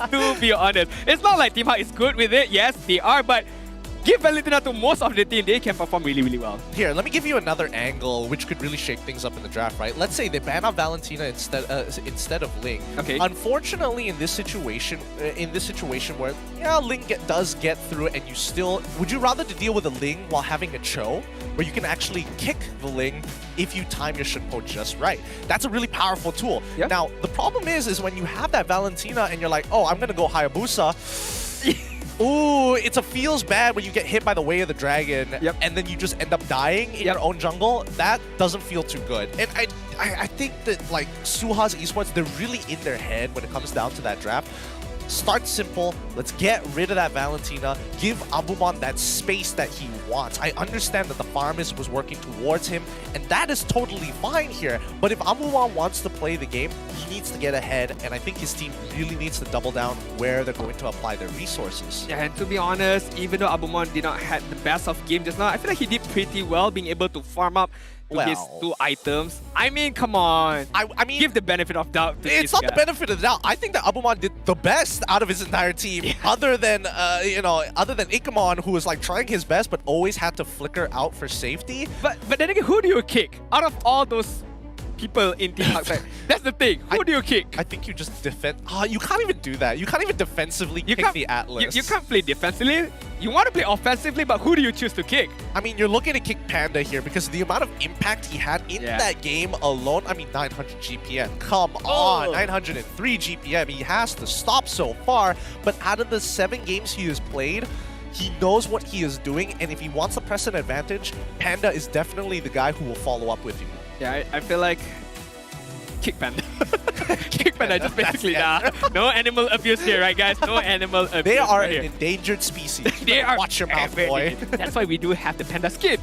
That's a good point. To That's give a respect, to give a bit of appreciation to the endangered species right there. But as we move on right now, the drafting phase for game number 2. Will Suhaz Esports be able to bounce back in week number 3, game number 2? Right now, Suhaz Esports is going to have the benefit of the first pick, and the first ban is going to be the Masha, right? Let's see how Team HAQ is going to change things up, right? Are they going to have different priorities being on the red side, or is Suhaz Esports really going to ask the questions? Because I've noticed a lot of the time that teams that aren't sure where they want to go with the draft, when they are on the red side, they're looking to ban those big picks. But then when they go over to those to the blue side, they still do the same thing. They ban out the Valentina for themselves, when honestly, that should be a question for Team HAQ, and you should be looking for 1-1 if you want to open that option. There you go. As you mentioned before, Valentina is going to be banned out from Team HAQ on being able to use this particular hero. 100% win rate is super strong. Suhaz Esports right now, they have the benefit of first pick, so they can prioritize maybe 1-1. What else is there? Farmist, if they want to go for it as well. I think Farmist is a good ban. Beatrix as well. They can prioritize for Beatrix, what I mean. I think they should hold on to that ban until Team HAQ reveal what they want to do. Because again, Suhaz Esports is the first to ban here. They could ban out 1-1 at the very end and then look to first pick Farmist. Yeah. Unless Team HAQ don't ban it in the second round. But looking at the camera right now, Ling is going to be prioritized, and Ling is going to be banned out for game number 2. So Gary, I feel like I have to give a personal message to him. You're not gonna get your you're not gonna get your Gary. I mean, you're not gonna get your Lings, your Fanny, I would say. Maybe try for M4. Maybe you will be able to get that. Maybe some international team will let you play that hero. But in Malaysia, I don't think so. Hey, I don't know. When I looked at MSC, and, like the number of jungle bans that came out, like I mean, we know what happened in that game. So there is respect and prestige that Gary is getting throughout the international scene. But for now, let's focus on the locals. Let's see if they even qualify for it here. It's Team HAQ on the second ban. They're looking to get rid of the Thamos. So I like where Team HAQ's head is right now. Instead of saying, let's narrow down these OP must-pick, must-ban heroes, but instead actually opening it up. Because on the red side, you get those 2 picks. Suhaz, they only get 1. I feel like going back to what you say, I feel like Team HAQ is asking this question right now. Are you going to ban out the 1-1? If you're not going to ban it out, are you going to pick it? If you're not, we're going to pick it for ourselves. Are you going to ban out the Julian? Are you going to ban out the Beatrix right now? So supposedly Suhaz Esports is supposed to ask the question as the first pick, but right now Team HAQ is playing a bit of a mental game for them. Yeah, I think, these are just generally good bans. Is it a must-pick, must-ban situation? Not just yet. The Valentina, definitely understandable. The Masha, it depends on what team. But Suhaz here, do they want to let Ling go? Do they want to... Sorry, not Ling. Do they want 1-1 or Farmist? There we go. Farmist gets banned out here. Team HAQ, are they going to leave 1-1? 1-1, Fanny's still there. That's the thing. And Gary played Alucard the last game. I feel like he got his moment. So he's probably looking at his coach just like, come on, give me Fanny. Yeah. Like, screw Lola. He doesn't need to play. He doesn't need a good matchup. We helped He him can out. still win. He can still win. We just send Min there again. Yeah. Like, come on, just give it to me. Why not? So I feel like opening up the 1-1, opening up the Fanny would be good right now. So you oppose the question or you throw the question to Suhas right now. For Fanny or 1, which one are you going to pick? And I feel like that is the main strategy right now because we see right there, Akai is being hovered. Is Akai is going to be banned out from Team HAQ? I feel like just press it. Come on, you know you want to. Come on. I feel bad for Lola, to be honest with you. I feel like that's Why? because EXP laners are abused in pro play. They're like, oh, you have a bad matchup? Too bad. Everybody else gets priority except for you. Good luck. Good luck. Enjoy your boring matchup or something like And that. imagine if they lose, they're going to blame you on yeah, exactly. It's like, why didn't we have side lane pressure? Like, I feel that happens all the time as an EXP laner, and it's such like, it doesn't feel as good as it used to be. But Suhaz Esports actually taking the Fanny this time round. 3 picks, despite it being banned out 37 times throughout the league so far with a 100% win rate. Suhaz here. Let's see if they can etch out a win against Team HAQ. I talked with Gary. I feel like, was it 2 days ago or 3 days ago? He complains about not being able to get the Fanny. The Fanny is there, but still not on his side. Again, like I say, Gary, stay longer. I would say stay longer. Maybe stay strong a bit. Try to qualify for M4. Again, I feel like that's the only place you might be able to play that. But right now, 1-1 and Kufra. I feel like that's a very, very interesting combination. Normally, we would see 1-1 and Atlas is going to be picked up from Team HAQ, but they're changing up a bit, picking up the Kufra. You know, a bit of counter as well to the Fanny. Yeah, they just want space denial. The bouncing ball is really, really good because it forces Suhas to think of different angles to get in on a fight. And I think that's extremely important for Razin here because if he goes in straight forward, the bouncing ball is going to deny him that space. But if he looks to kind of play around the angles, that might buy a little bit more time for Team HAQ to either engage or disengage. But now we see the Beatrix getting picked in. Let's see what the last is going to be to finish up this first phase. It's going to be, ooh, Lolita.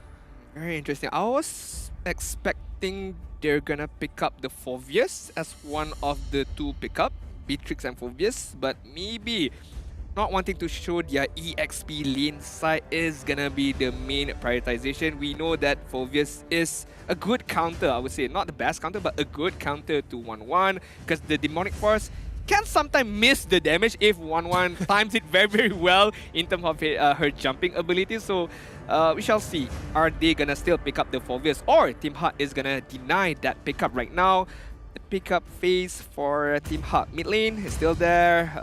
Jungler is still there. Julian is still there. A lot of heroes. Yip is also still there. Okay, I mean, they're hovering over to Paquito here. I think that's a good option for Team HAQ, and they're probably going to look to ban out the Phoveus more likely now that there are 2 people who can actually trigger that. Suhaz Esports. Currently, we have their support locked in, gold laner, as well as jungler. So EXP and mid laner are the 2 options that they want. Team HAQ. See? What did I mention? Gary can't even commit to. You can see him like chuckle a little bit on the side. Bro, I'm dying over here, please. I need my Fanny dose, please. Please, man. Please. I'm itching all over here, man. I can use that steel cable, bro. Come on. He's addicted to steel cables. Just addicted to it right now. But yeah, I feel like the Phoveus ban is very, very smart right now. As you mentioned, there are 2 heroes that can activate those Demonic Force. And as we can see, Phoveus is gonna be banned out. Suhaz Esports, for mage side, is Yiv good over here right now? Because she can be cancelled by 1 Tyrant's Revenge or Tyrant's Rage from Kufra. So I feel like picking up a more mobile mage, I would say, Lilia, maybe? Actually, I would agree with Lilia here. Team HAQ, however, have the option because if wait, no, wow. The Lolita has already been locked in, but Lilia, yeah, definitely something they should consider. But Suhaz Esports looks to ban out the Lilia for themselves. Bro, I'm always talking about picking it up, not banning it out. But maybe they're afraid of the not card control, but I would say the burst, as well as how Lilia can slow down the composition. Maybe.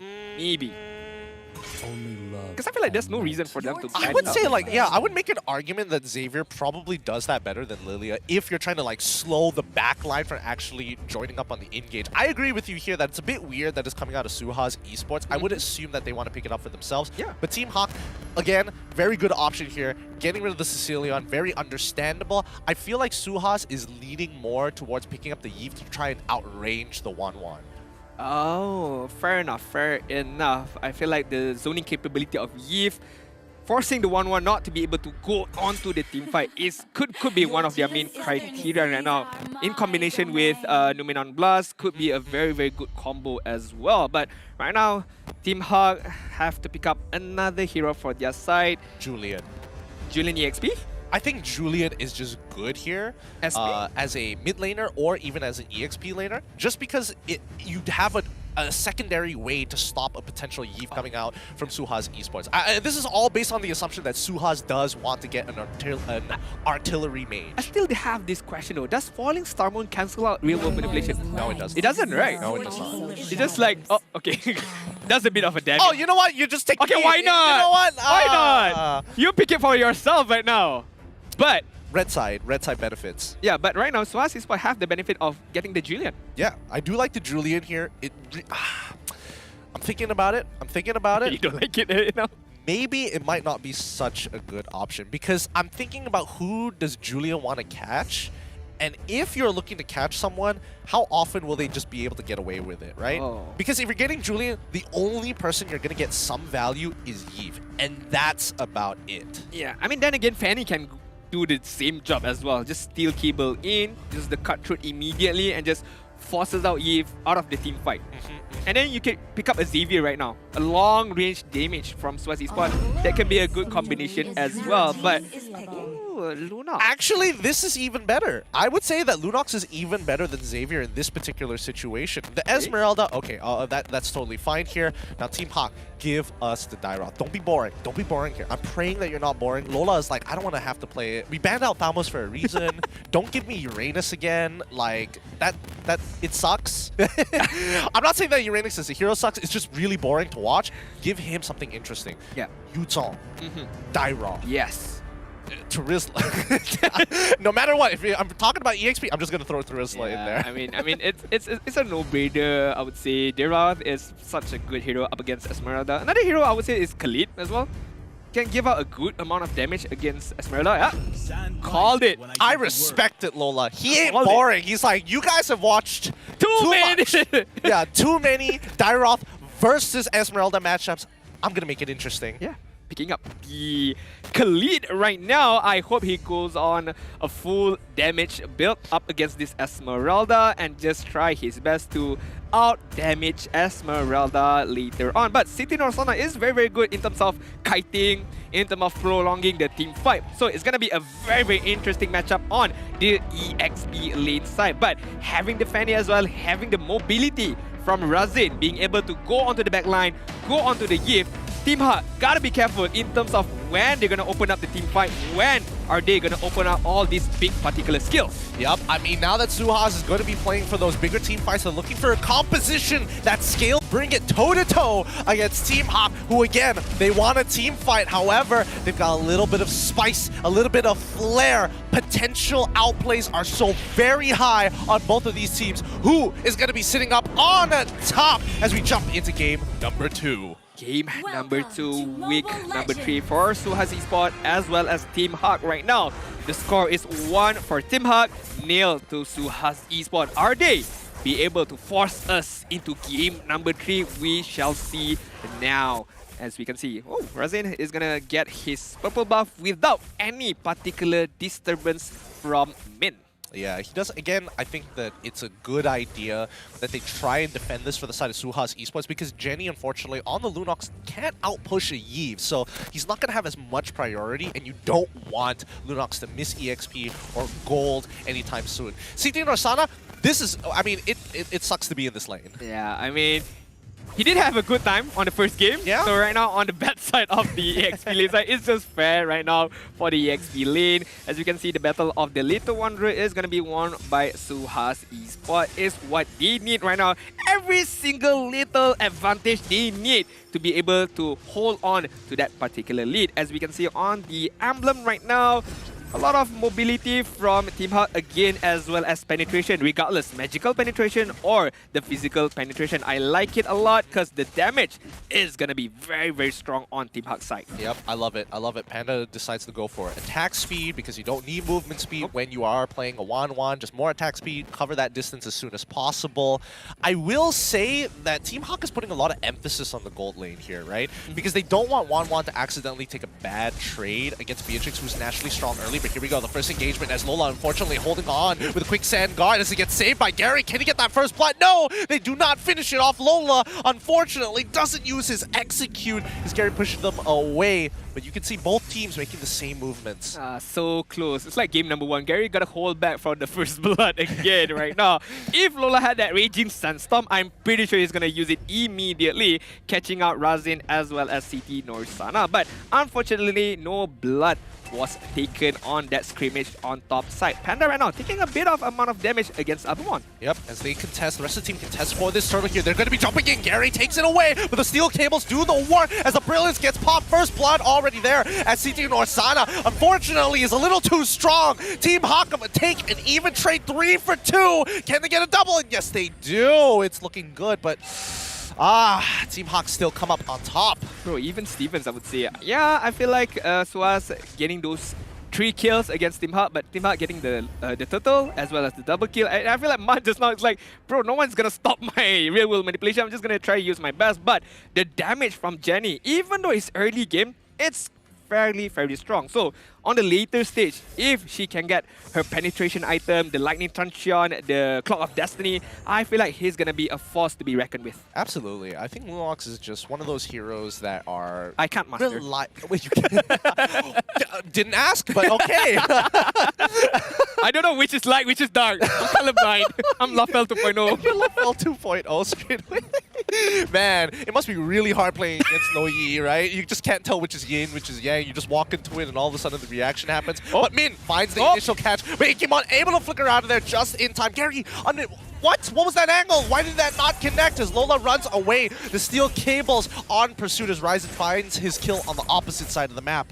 Nice pick off right there from Razin and CT Norsana being able to catch Lola out. And CT Norsana is going to immediately cut the lane and try his best to get all the gold plating armor on the top side. Probably going to give out to Razin in terms of goal lead right now. Is even Steven is going to go both side bouncing from Team HAQ as well as Suhaz Esports. But Team HAQ right now is going to be focusing on the gold side. Ikemon and Abumon is going to be scouted out immediately. Yep, real world manipulation already coming out as Abumon flickers away. Gary trying to finish him off, and yes, he finds one, able to get that second to help the real world manipulation, but it's too late as Lunox tries to save the day, doesn't find the trade. Team HAQ walk away with 3 kills and a possible bot tier 1. Bro, I don't know what this guy is on. Gary, on like 1 bar of HP, not even 1 bar, 1 pixel of HP right there.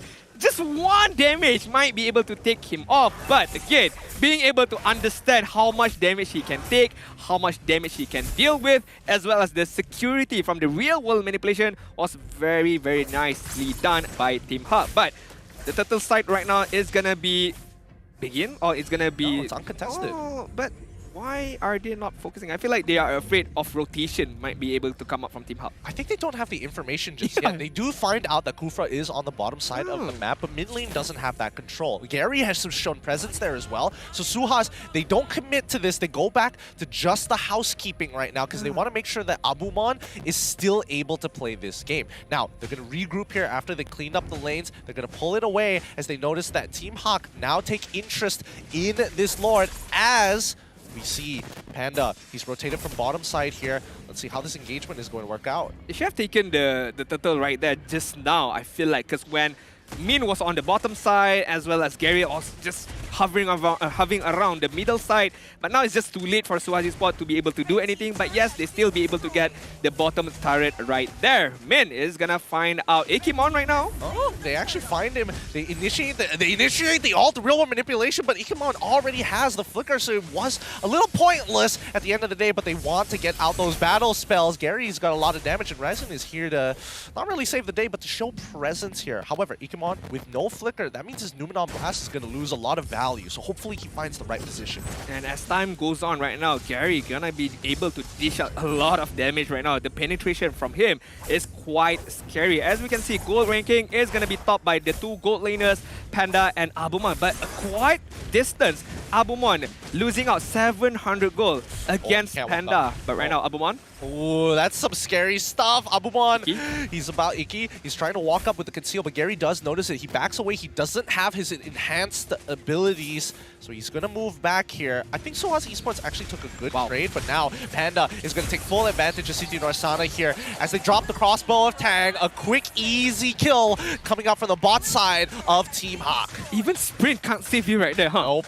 You can't outrun it. You can't outrun it. Oh, Numenon Blast coming out the low. Raging Sandstorm, but Abumon is able to rotate out of the way as Ryzen with the cutthroat is going to take out Lola from Team HAQ. Yeah, I feel like the buy time Jenny. from Jenny. Oh Jenny. no, he's in trouble. He's dead as Min tries to make the flicker of a lifetime. I like the prediction. Didn't go in the right direction, but it sure looked cool. It looked cool.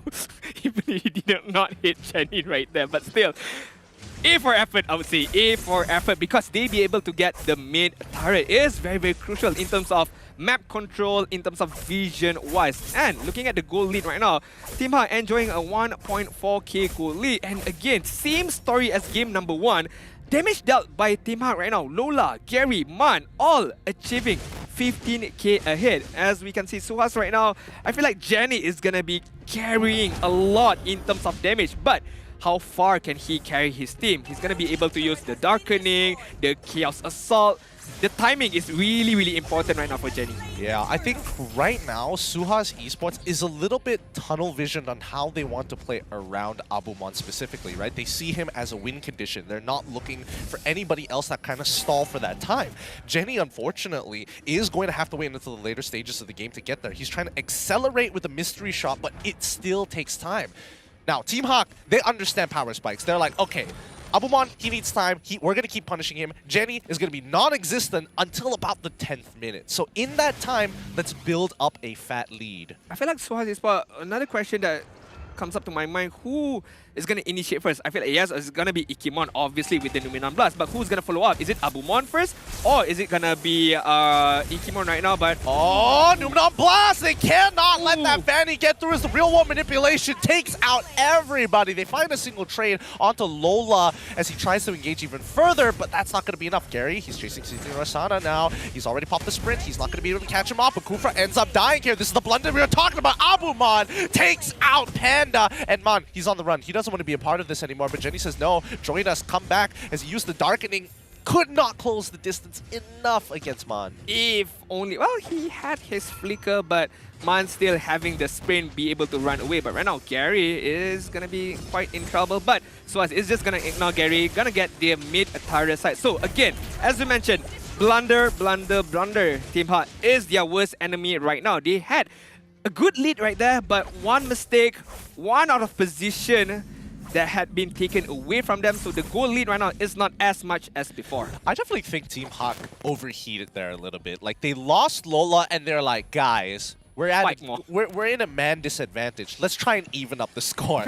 That didn't work out. I feel like, okay guys, we lost one guy. I mean, the ideal thing we do is back off. But for Team HAQ now, we fight. We fight. We're alpha males. We're Chads. We're all collectively just Chad alpha energy. Alright, right now you can see on the 10-minute mark, Suhaz Esports be able to at least, you know, try to pull a good comeback, but still the goal is going to be on Team HAQ side, but it's going to be in terms of damage right now. I'm focusing on Abumon as well as Jenny. They are achieving the power spike and it's going to grow a lot more further. So Team HAQ must be able to capture these two main damage dealer, especially Jenny. The Chaos Assault, the Brilliance is gonna deal tons of damage if they don't be able to catch out Jenny, if they don't know where Jenny is gonna come from. Yeah, the way that they're kind of arranging themselves across the map, it's all about this neutral objective control. However, Suhaz, they have a lot less map control to actually work with. This Team HAQ is playing a little bit more secretively. They know that Man, he's 5-0-3 with Mystery Shop, so he really hurts when he drops that real-world manipulation, something that Suhaz is keeping in mind. I feel like Razin, as well, we don't talk much about him. I feel like there's a Fanny in this game right now. I feel like the amount of damage that he can do is a lot, but how can he go in terms of how he be able to use his steel cable without being able to get hit by the bouncing ball or even the Tyrant's revenge right now is going to be the main question. But 2-2-2 KDA is not the best, but it's still be able to contribute a lot in terms of team fight, in terms of mobility, as well as some map awareness. But right now, Team HAQ, I feel like they're just gonna bait out Suhaz Esports, just gonna bait out, and if they be able to counter initiate, is gonna be the main criteria or main focus right now. Because see, they're just not gonna fully commit up against this lot. Yeah, I think this is a good idea, but Suhaz need to take advantage of this somehow. And now Siti Rorsana getting hit by literally everything, walks away as he has been chunked out for 3/4 of his HP. Ikemon in the middle of it all, sees all 4 members. Ryzen trying to get on out of there to open up an opportunity for Abumon, who flickers forward, takes out Wanwan. The real world manipulation is too late. Gary finds his own trade, but Ikemon stops it all. This was a fight that Suhaz Esports was looking to take, a 50-50 in their favor. Gary looking for some more, but unfortunately it's going to be the Tyrant's revenge to stop them in their tracks. A double kill from Gary Ryzen. Get out of there. It's over. Gary, without any weapons, just a fist, sheer willpower right there. Double kill is going to be able to get from him just now. I feel like the team fight was, I wouldn't say messy, but it was all over the place. But right now, Razin trying to go back in.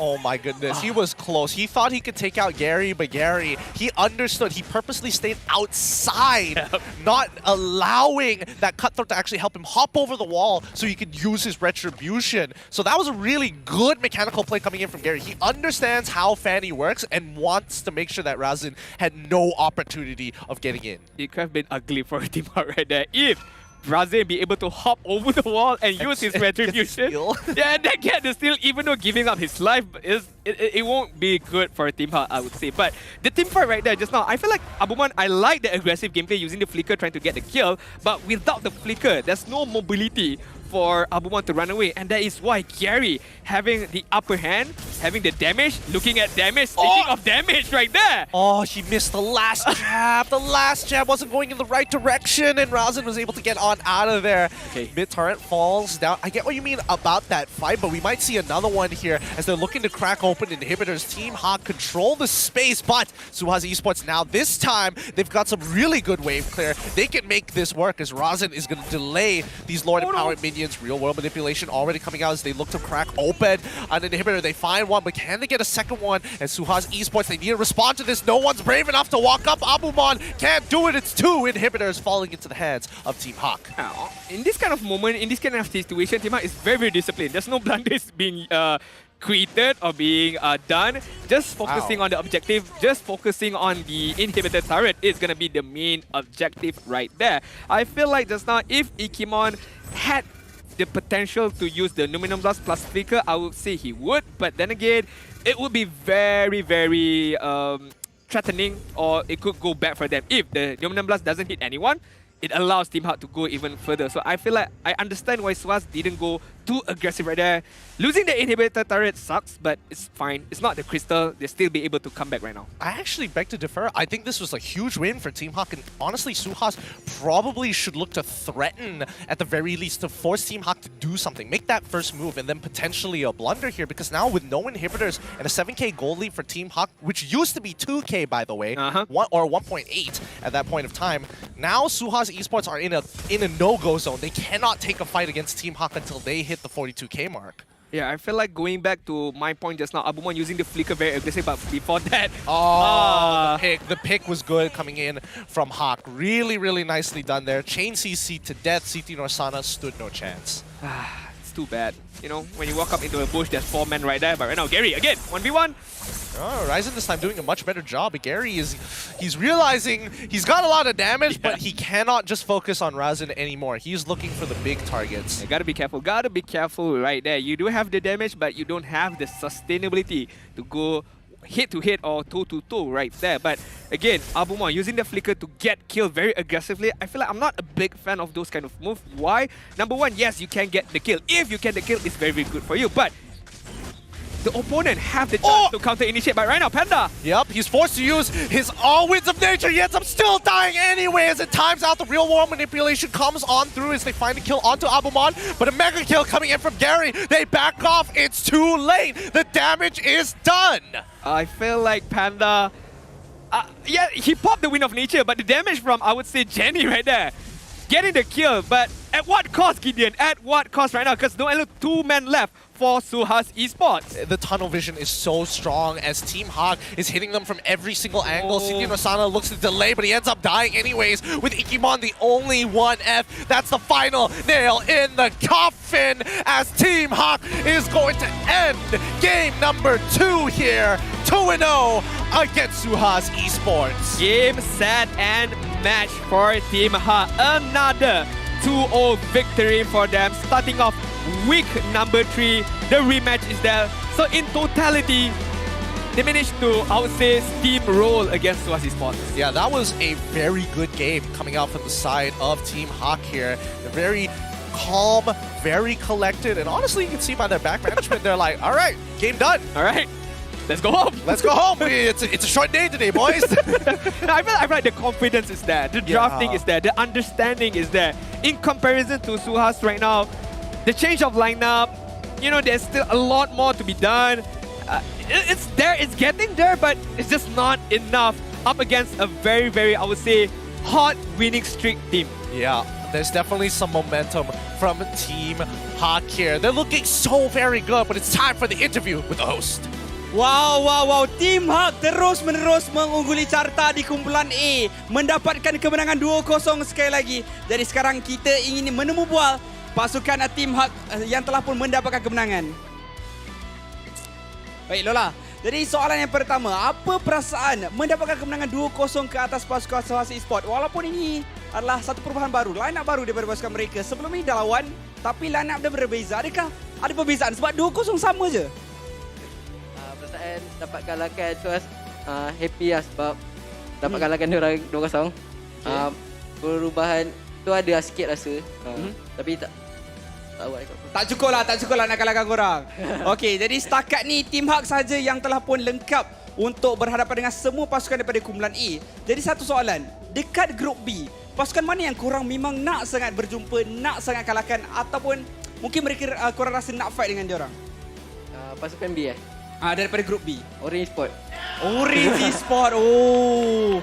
Baik. Mungkin ada serba sedikit cerita dia. Tapi sekarang ni kita ingin berikan ruang kepada Lola untuk berikan serba sedikit kata-kata buat penyokong pasukan Team HAQ. Pada fan-fan Team HAQ, terima kasih kerana support Team HAQ. Terima kasih sebab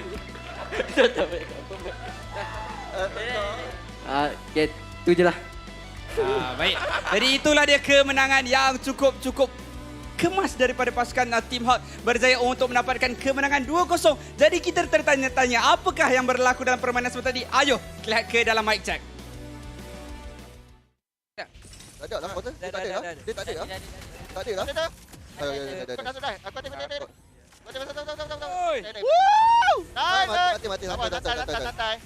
Santai. Kita declare. Dapat tahu. Lo tu. Pernah. Go. Dapat dah. Nice. Boleh. Go. Mana mau lari bang? Lari bang. Way out di bang. Dah nak. Okay, super.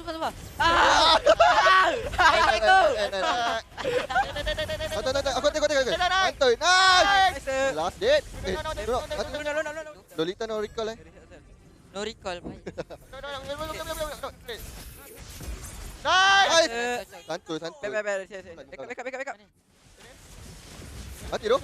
Nice. No flick. No Ruby Didi. No flick ke?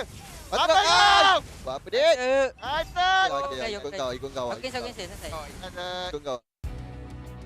Bro, you know your game is going good when you say no recall. No recall. Honestly, I didn't catch that last one. Did he just go straight up like Ruby DD? I think so. I'm not entirely sure there, but fun and games always as Team HAQ cleanly take this 2-0 against Suhaz Esports, and it's looking good so far. You can see that their experience, and especially, I don't want to say comfortability because I know it's not a word, but that's the best way to describe this. I have to agree. You're my sensei right here. Whatever you say, I agree. Even though it's wrong or right, it doesn't matter. I'm just gonna agree with whatever you say. But He's my yes man. yes, boss. No, but I feel like the confidence level of Team HAQ is increasing day by day, week by week, and it being showed how they managed to be able to get the win as we dive into the itemization for Team HAQ. Who are we going to focus on? I want to focus on Man right now. 6-0-12, bro. I mean, being able to keep the positioning really, really well, and not much of a full-on offensive item, but more of a utility. Having that Necklace of Endurance, cutting out the regen, the shield being gained by Suhaz Esports, the Ice Queen one to slow down. I mean, real-world manipulation is going to slow you down. Put Ice Queen one on top of that is going to slow you a lot. Glowing one, more continuous damage, and Enchanted Talisman for being able to spam out more skills. Man, I almost forgot what Necklace of Durance looked like. I mean, it's been so long since people actually decided to build the item on mages, because generally mages, you want to be kind of greedy with it because you are the secondary carry. But in this particular case, Team HAQ, they knew that their side laners, Panda in particular, super huge, a lot of damage. Mid-game, Lola was looking very good. Gary, 3 items ahead, and he was just taking people out, just popping them, like slapping them around. Honestly, I hope to see in the highlights Abumon just dying to a single enhanced KO strike, and it was like a pixel away. If he was just standing a little bit further back, he would have been fine. Like, truly, that was very, very unfortunate. But Team HAQ at the end of the day, 19 kills to 10, it shows the experience that they have garnered.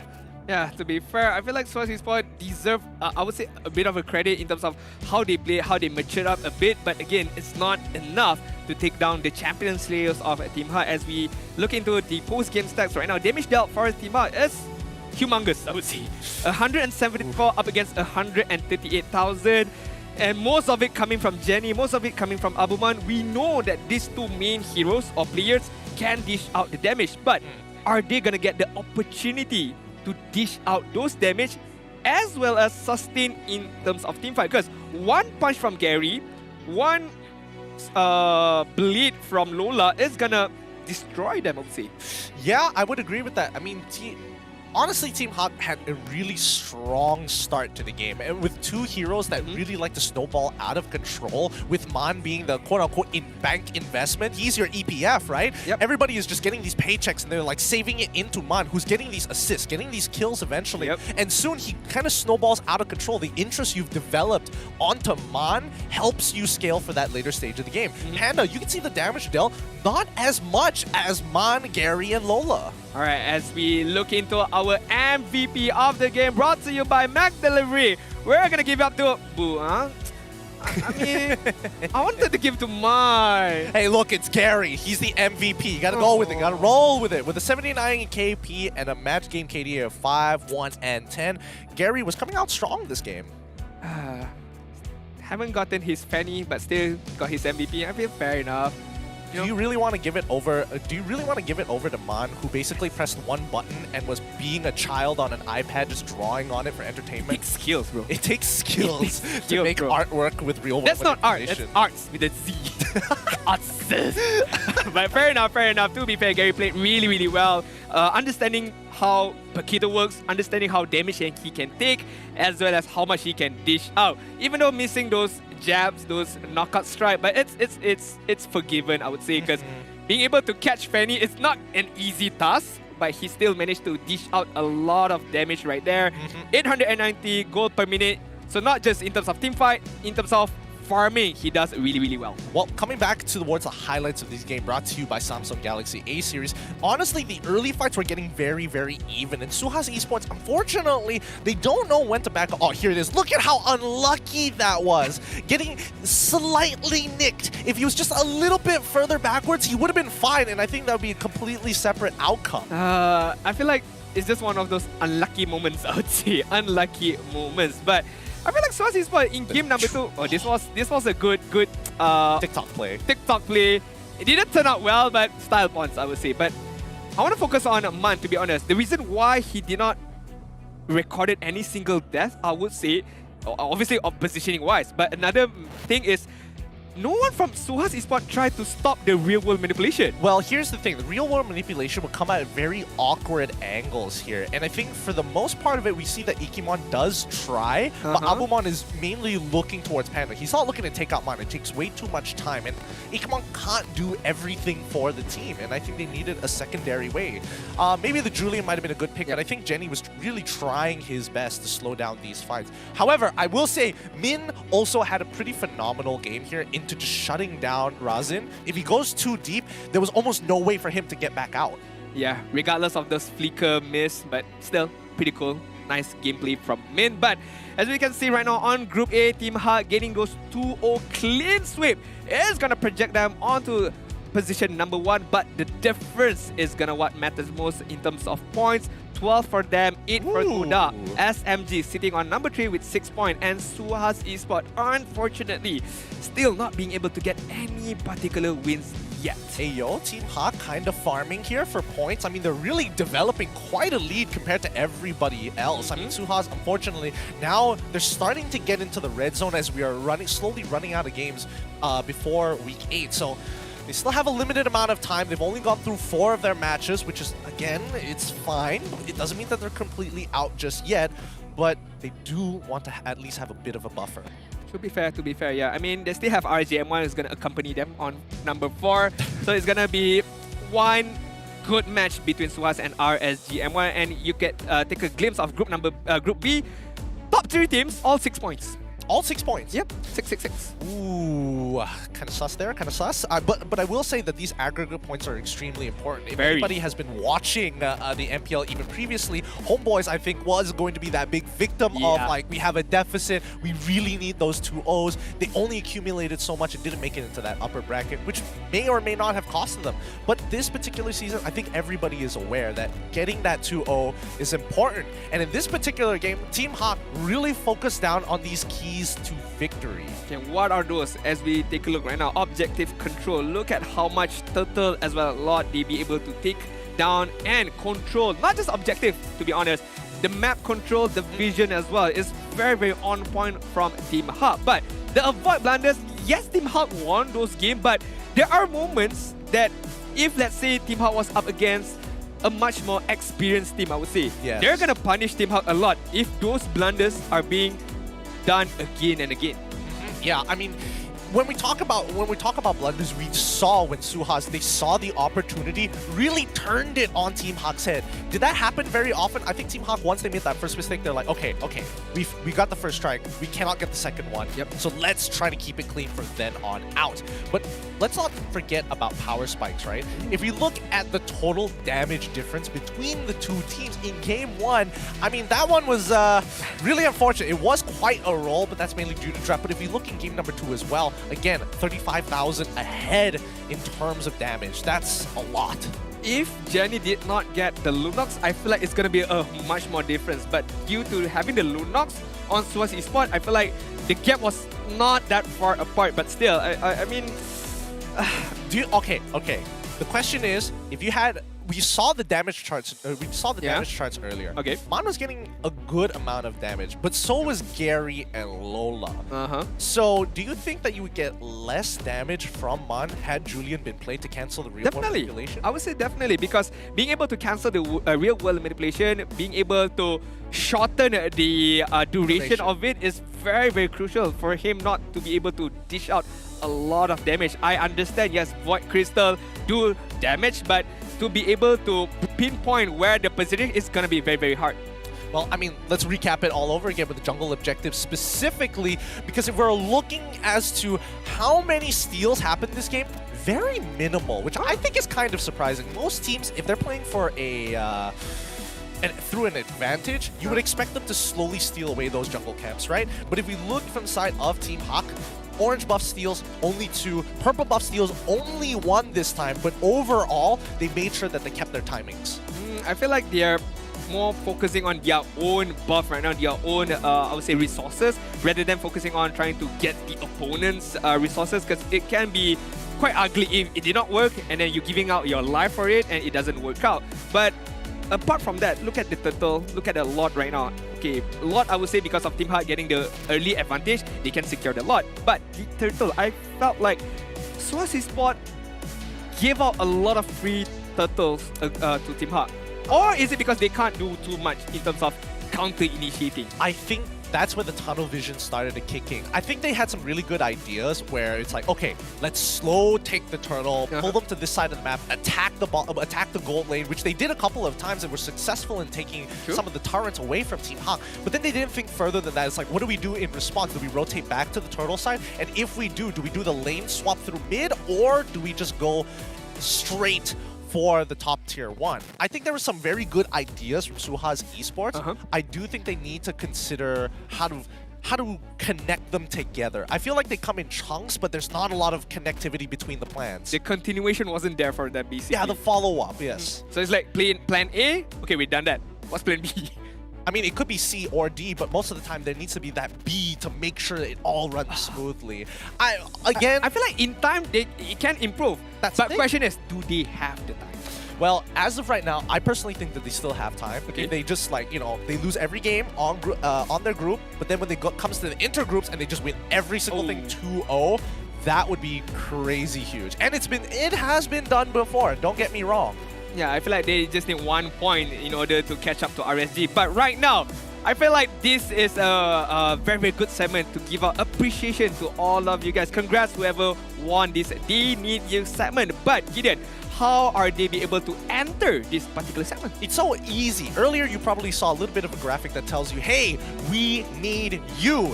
Show your support to your favorite teams. All you got to do is make sure you have a little comment that supports your favorite team.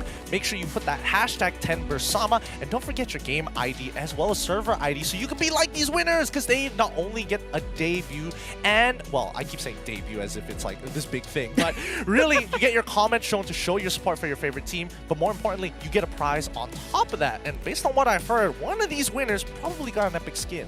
Ooh, an epic skin just by supporting, just by giving out positive comments. And it's gonna be credited into your account as well. You don't need even to do anything. You can just sit on the comfort of your home and comment and get those rewards. And why don't we double down on that reward as well, as we just hit 800 shares. Thank you very much for your support. But do remember, we do still have 2 more tiers. And again, as you mentioned, skins. The 1,200 share milestone, or the tier S, gonna give out a skin as well. Oh, really? Okay. I mean, gives you guys more goals throughout today. And remember, this is Friday. This is the very first day of the week. We only have 2 best of 3, so time is running short. But now, I don't know whether the games are going to go that long, considering that Team HAQ, that was a very clean 2-0. One that we haven't seen in quite a while. A lot of these games from these teams, well, I would say draggy, but then that's Team SMB. You know how they are. They like to kind of drag things out even if they get a 2-0. But I would say that getting a 2-0 isn't as easy as it was before previously. I would agree, to be honest, because this particular season, a lot of changes in terms of roster lineup, in terms of teams, patches as well. So I feel like back then, 2-0 is like, if you have the momentum, you'll be able to carry forward. But right now, it's a bit of 50-50, I would say. Well, with that being said, it's time for our favorite segment here at the MPL. For the casters, personally, I don't know about you guys. Hopefully, you enjoyed as much as we do. Who? Guess who? Hobbies and trivia. It's playing sports. Featured heroes Claude Atlas and Franco. Birthplace Kuala Lumpur. You want another hint? What's another hint? I'm trying to think right now. I don't know. I'm looking at the mosaic and I'm like, has some kind of white hair? Associated with me. Associated with you. That's got all. it. That's all. I think I got it. You should. I know. I know that he threw it off with those 2 heroes. I would agree. He threw it off. It's between Abumon and Panda, right? Yes, I would say so. Because I haven't seen Amski play yet. So I'm not too sure about that. Maybe that's why it is Amski at the end of it. It's just a big throw all along. I'm guessing you're leaning towards Panda, right? Yeah, I feel like it's Panda because the cloud is there. But why don't we reveal the answer? Do you know who it is? Do we know who it is? But right now, the answer is gonna be Panda. Where did they get this photo? Man looks like he had a rough night. Man looks like he woke up the next morning not knowing where he was. This is the pure definition of a losing lane. A losing matchup, bro. What it feels like to lose in lane. Just give me the helmet. I'll close my eyes, hope for the best. Bro, please, I want to sleep. I want to forget about this game, bro. Gosh. In the meantime, quickly grab the code while it's still up on screen. We've already given to some prize winners earlier, but 2 codes already have dropped, including this one. So quickly grab it while you still can. There's going to be one more Guess Who segment happening towards the end of the show. That is a definition as well for the caster point of view if we have to go game number 3. Just hinting it out. Nah, we're kidding. We're kidding. We love Mobile Legends Batman. We want more games. Why Friday gotta be 2 best of 3? Why cannot it be 4 best of 3? You can stop right there. I can see our producers looking at us too. But coming up next for your viewing pleasure, it's going to be some interesting games here as we are possibly going to see some new changes coming in as Homeboys bring in a new roamer to join the lineup up against Team CARACAL, who they have some changes. Ooh. Is it Zorn? Is it Zorn? Is it Zorn? You say roamer, right? Roamer, right? Is it Zorn? It's gonna be a different roamer for probably Homeboys, and this is Zed right now. I keep mentioning about his name, but next he's gonna be playing up against Homeboys. I feel like CARACAL, I wouldn't say a bad starting. First game, yes, because they lost 2-0, but slowly getting that momentum, losing 2-1 to 1, so picking up points here, point there. I feel like they have a bit of potential to qualify for the playoffs. Well, currently, we'll just have to wait and see. It's too early in the season to tell yet. We'll get a very, very good look and insight into them once we hit week number 4. So that's the time where we give some hard opinions. But with that being said, hopefully you guys have been enjoying the MPL MY as much as we have here so far at Season 10. But we're going to go on a short break before we jump into our next Best 3.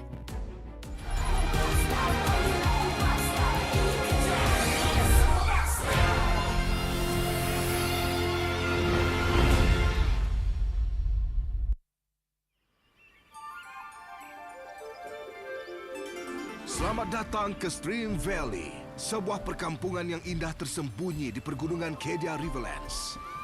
Suasana di perkampungan ini bagaikan syurga. Kehidupan di sini sederhana tetapi memuaskan. Di kalangan penduduk kampung ada seekor panda bernama Akai. Dia bermimpi untuk menjadi pahlawan yang melindungi orang lain seperti idolanya Ling dan panda warrior dari buku komik kegemarannya. Walaupun rakan gempal kita tahu ia mungkin memerlukan latihan selama bertahun-tahun. Dia fikir orang-orang akan bercerita tentang kisahnya. Atas sebab ini, dia mengamalkan kungfu setiap hari dan percaya bahawa ketekunannya satu hari nanti akan betulkan kejuayaannya. Tapi, bagaimana ceritanya harus bermula? Mungkin...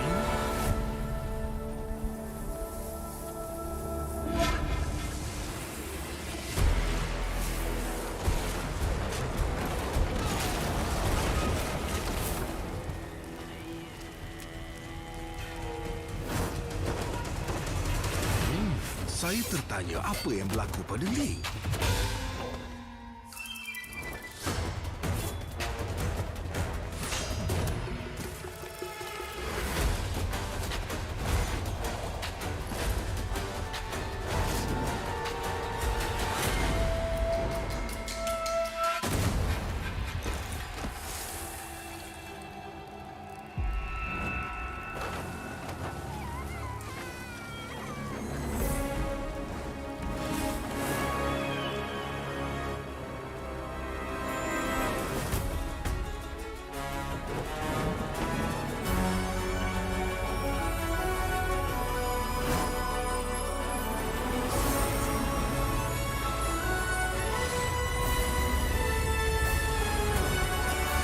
Sayalah Dragon Warrior.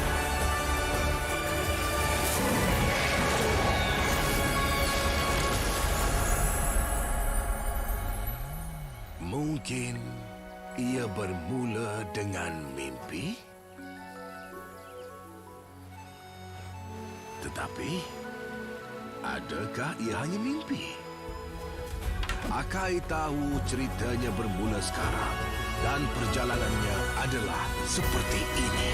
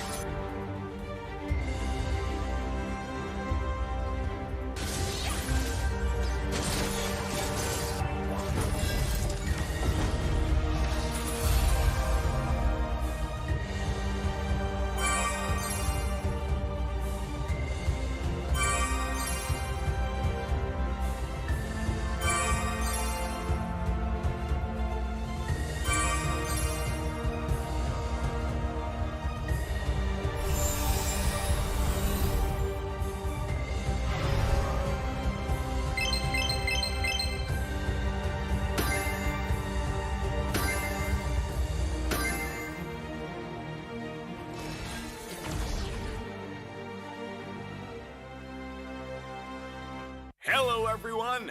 Welcome to the latest episode of Hero Spotlight, featuring Fredrin, the rogue appraiser. Fredrin is a tanky fighter who not only possesses a lethal skill set, but also the ability to offset the damage he takes. Now, let's take a closer look. Hero skills. First skill, Piercing Strike. Fredrin thrusts his sword in the target direction, dealing damage to enemies hit and enhancing his next basic attack. Hitting enemy heroes with Piercing Strike grants Fredrin combo points. Second skill, Brave Assault. Fredrin dashes in the target direction, inflicting damage and a slow on enemies on contact, and enhancing his next basic attack. Hitting enemy heroes with Brave Assault also grants Fredrin combo points. Third skill, Energy Eruption. After a short delay, Fredrin deals damage to nearby enemies and immobilizes them. Hitting enemy heroes reduces the cooldown of the first and second skills. It costs combo points to cast this skill. Ultimate, Appraiser's Wrath. Fredrin slams his sword in the target direction, dealing damage to enemies in a cone and extra damage to enemies in the center. This skill costs 3 combo points.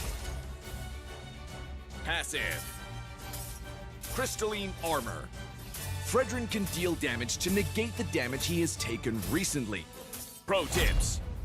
Piercing Strike has a long but narrow attack range. Carefully position yourself to damage enemy heroes while clearing minion waves so that you can get combo points. Remember not to waste the enhanced basic attack. Brave Assault has a short cooldown. After approaching the enemy, follow up with the enhanced basic attack to immobilize them. Note that the whole combo grants you combo points. Energy Eruption offers great crowd control while posing a threat to enemies in a large area. Not to mention, it only costs 1 combo point. Make sure you hit enemy heroes to reduce the cooldown of Fredrin's other skills. Though Appraiser's Wrath has a long cast animation, it comes with outstanding damage and attack range. Couple it with Energy Eruption or Flicker to ensure hit. The more HP stored in Fredrin's crystalline armor, the more durable he becomes. Combo tips. In the laning phase, approach the enemy with Brave Assault. Follow up with the enhanced basic attack to inflict control, then cast Piercing Strike for damage. Lastly, use Energy Eruption to reduce skill cooldowns. In teamfights, cut into the fray using Brave Assault. Then cast Piercing Strike for the enhanced basic attack and the combo points. Follow up with Energy Eruption for both damage and cooldown reduction. Lastly, finish off enemies with Appraiser's Wrath. Tactics. Fredrin excels at face-offs. In the early to mid-game, try approaching enemies and land as many skills as possible on them for combo points. In the late game, given Fredrin's passive, he can shield his teammates from damage. By combining skills and enhanced basic attacks to accumulate combo points, Fredrin can easily finish off enemies with his ultimate and survive unscathed. Since both the tank and the fighter roles suit Fredrin well, we recommend this build when he takes the tank role to further boost Fredrin's tankiness and recovery. Tank Emblem enhances Fredrin's durability, as well as his cooldown reduction, while Brave Smite grants him good sustainability. As for the fighter role, we recommend this build to improve his survivability and cooldown reduction. The Fighter Emblem boosts Fredrin's attack and HP, while Unbending Will grants him superb damage output when he's in bad shape. In terms of battle spell, we recommend Vengeance to max out Fredrin's durability. Our new hero, Fredrin, will join us in battle on August 12th. Don't miss out on a 30% discount in the first week of his arrival. Also, make sure you grab his skin at 51 diamonds in the first 2 weeks. Hope you all love this new hero as much as we do. And until next time, we'll be seeing you in the Land of Dawn. Rogue Appraiser Fredrin, coming August 12th. Hyperblend. Apa benda Hyperblend tu?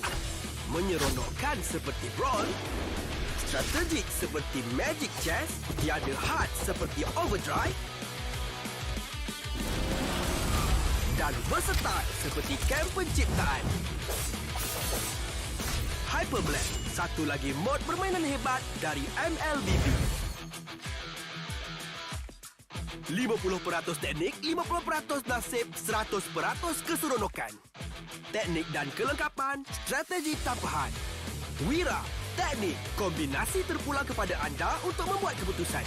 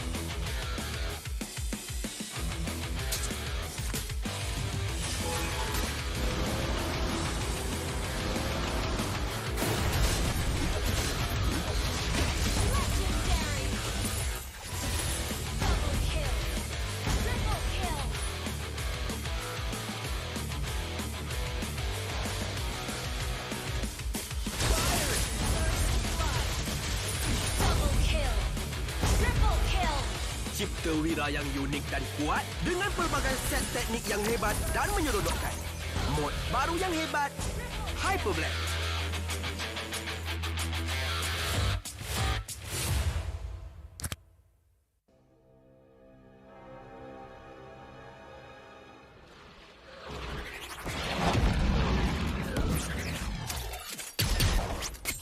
Jet Trooper reporting for duty.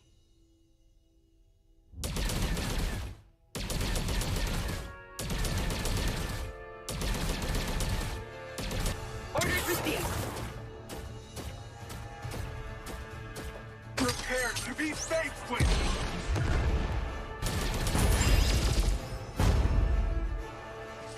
Orders received. Time for a high caliber shot. I've spotted the fugitive. Time for a high caliber shot.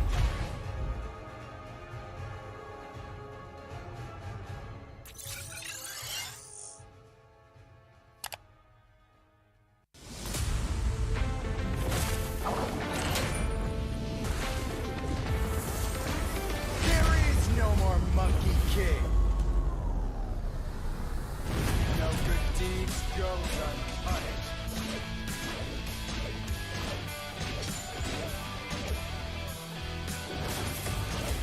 Yeah. Yeah. Cool.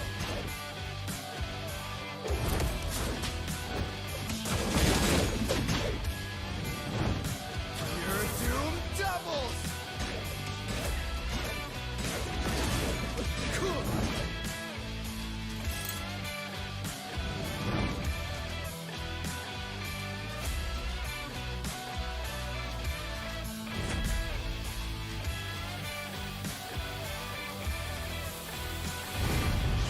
Your doom doubles. Cool.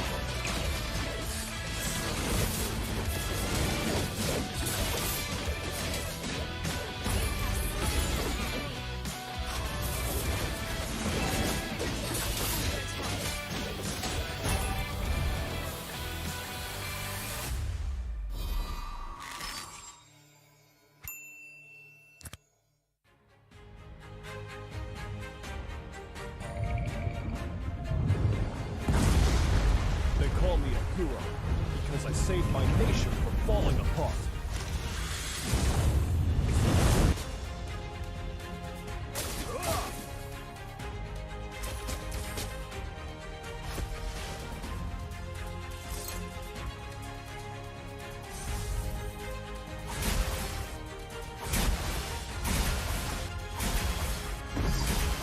Stay loyal. Stay humble. A true warrior. Rain down the fire!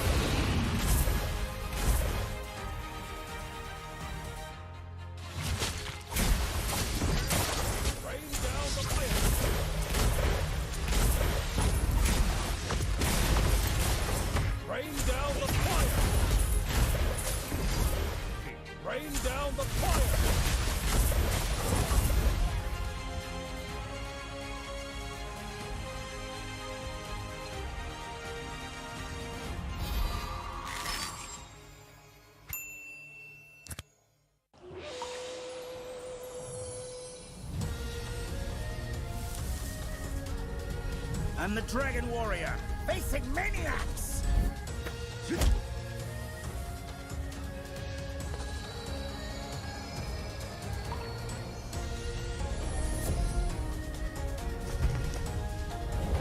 Nothing stands in my way!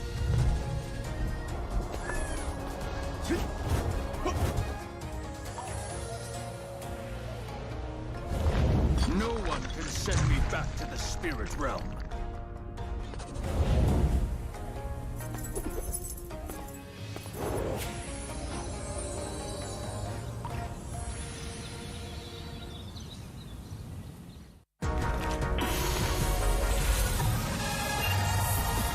I must break the code.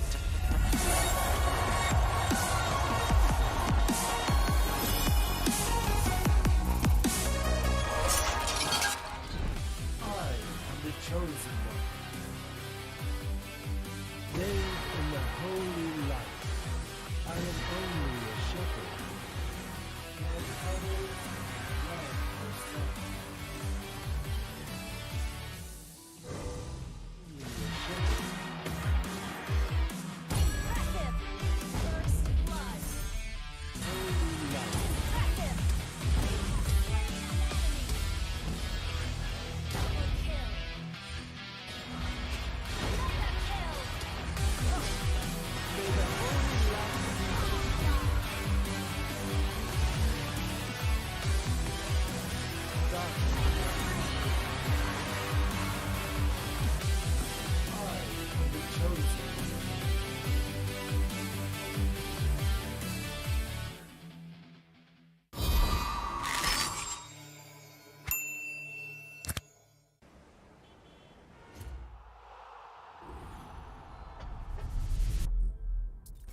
Sepuluh adalah satu angka yang istimewa. Ia sentiasa dianggap sebagai representasi kesempurnaan. Ya, MPL Malaysia sudah sampai musim ke-10. Sama seperti bilangan jari kita. MPL Malaysia atau MPL MYSG ketika itu bermula 5 tahun lalu. Pada Januari 2018, ia adalah kejohanan utama MLBB rasmi pertama yang dianjurkan oleh Munton untuk Malaysia dan Singapura. Dengan kejayaan musim pertama, MPL MYSG berkembang seterus-terusnya, di mana kami menyaksikan kebangkitan ramai superstars dan legenda. Mulai 18 Mac 2020, tetapi pelaksanaan MPL bukan tanpa sebarang halangan. Kejohanan MPL terpaksa diteruskan secara online. Dan dengan penubuhan, pasti ada perubahan. Musim ke-7 adalah musim pertama MPL MY berpisah dari Singapura. Lebih ramai bakat tempatan dapat menyinar di pentas kompetitif MLBB yang terutama di Malaysia. Sejak permulaan MPL MY, terdapat 9 piala kejohanan yang dimenangi oleh 8 pasukan. Lebih 200 pemain telah melangkah ke pentas MPL MY. Dengan musim yang akan datang ini, terdapat banyak kisah yang menanti untuk ditulis dalam sejarah MPL MY. Mampukah Todak mempertahankan takhta mereka dan menjadi juara MPL MY untuk kali ketiga? Sementara mampukah RSG MY dan Team SMG meningkatkan jumlah piala MPL MY mereka kepada 2? Atau adakah akan ada juara baru untuk musim 10? Dan pasukan manakah yang akan mewakili Malaysia di M4? Inilah musim baru kita, musim ke-10. Ini gaya kita.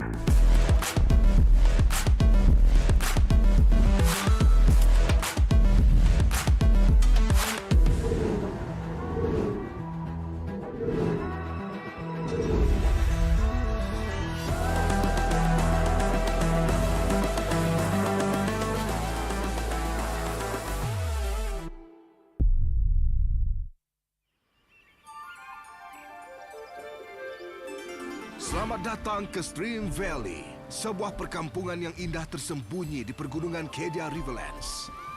Suasana di perkampungan ini bagaikan syurga. Kehidupan di sini sederhana tetapi memuaskan. Di kalangan penduduk kampung ada seekor panda bernama Akai. Dia bermimpi untuk menjadi pahlawan yang melindungi orang lain seperti idolanya Ling dan panda warrior dari buku komik kegemarannya. Walaupun rakan gempal kita tahu ia mungkin memerlukan latihan selama bertahun-tahun. Dia fikir orang-orang akan bercerita tentang kisahnya. Atas sebab ini, dia mengamalkan kungfu setiap hari dan percaya bahawa ketekunannya satu hari nanti akan betulkan kecuaiannya. Tapi, bagaimana ceritanya harus bermula? Mungkin...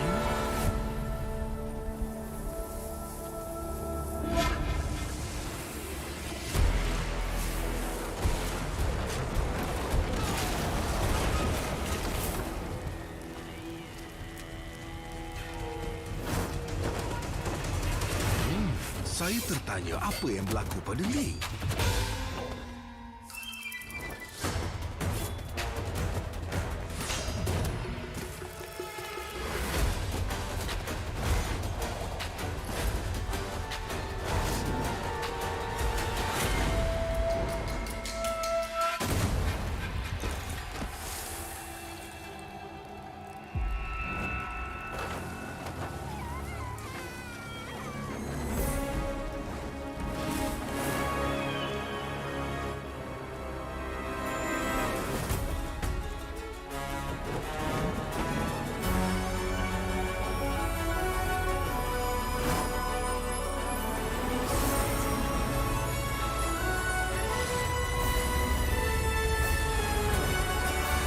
Sayalah Dragon Warrior.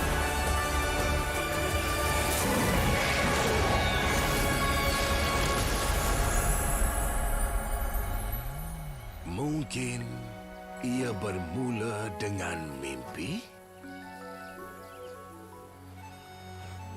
Tetapi, adakah ia hanya mimpi? Akai tahu ceritanya bermula sekarang dan perjalanannya adalah seperti ini.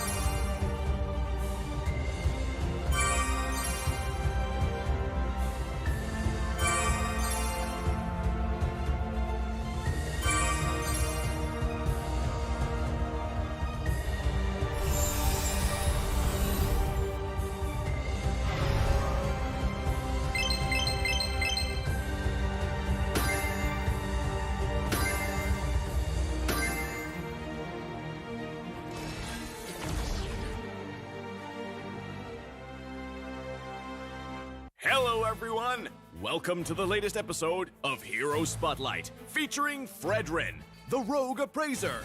Fredrin is a tanky fighter who not only possesses a lethal skill set, but also the ability to offset the damage he takes. Now, let's take a closer look. Hero skills. First skill, Piercing Strike. Fredrin thrusts his sword in the target direction, dealing damage to enemies hit and enhancing his next basic attack. Hitting enemy heroes with Piercing Strike grants Fredrin combo points. Second skill, Brave Assault. Fredrin dashes in the target direction, inflicting damage and a slow on enemies on contact, and enhancing his next basic attack. Hitting enemy heroes with Brave Assault also grants Fredrin combo points. Third skill, Energy Eruption. After a short delay, Fredrin deals damage to nearby enemies and immobilizes them. Hitting enemy heroes reduces the cooldown of the first and second skills. It costs combo points to cast this skill. Ultimate, Appraiser's Wrath. Fredrin slams his sword in the target direction, dealing damage to enemies in a cone and extra damage to enemies in the center. This skill costs 3 combo points. Passive, Crystalline Armor. Fredrin can deal damage to negate the damage he has taken recently.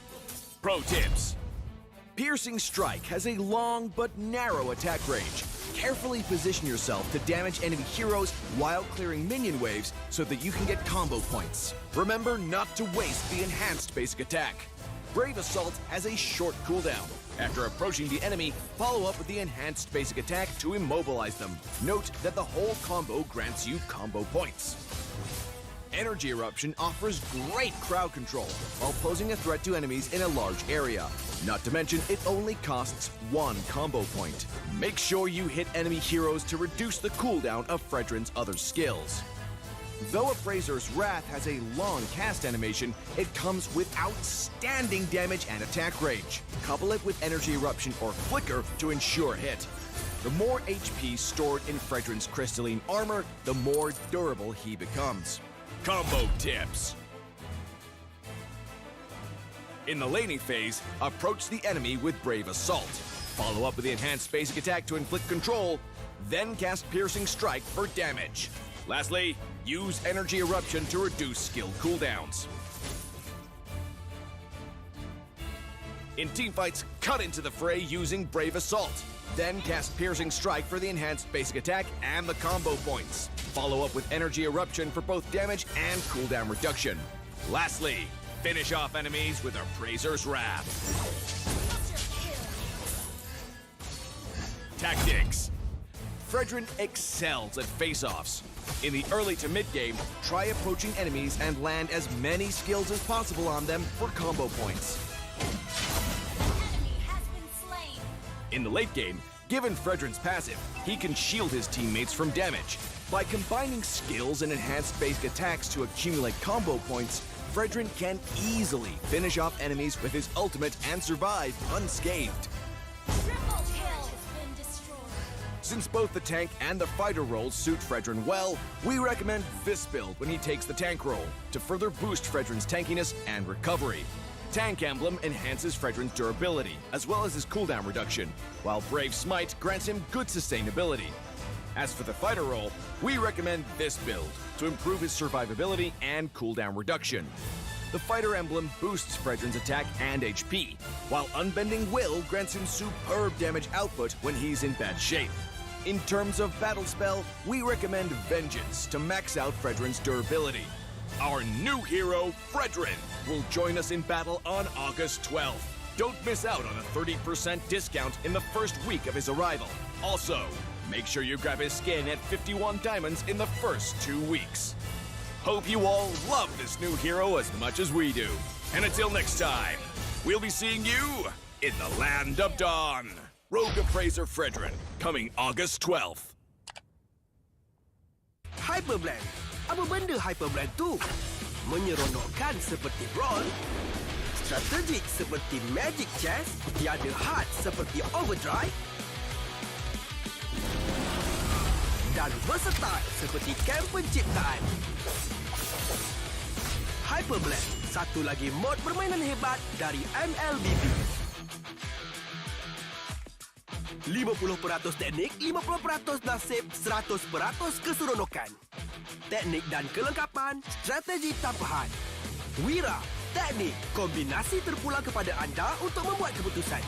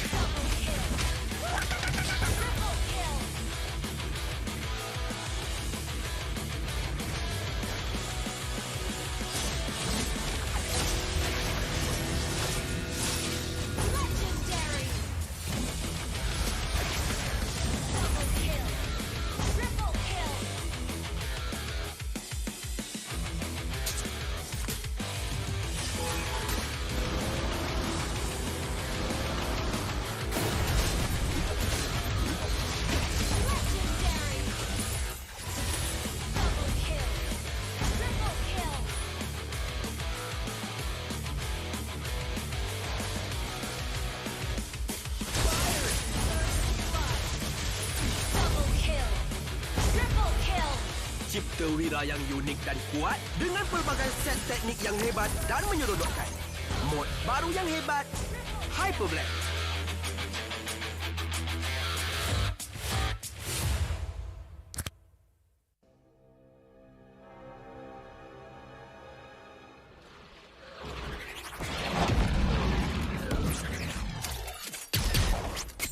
Jet Trooper reporting for duty.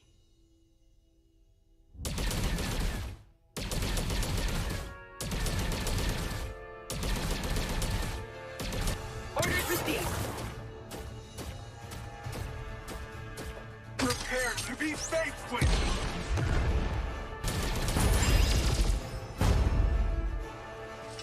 Orders received. Time for a high caliber shot. I've spotted the fugitive. Time for a high caliber shot.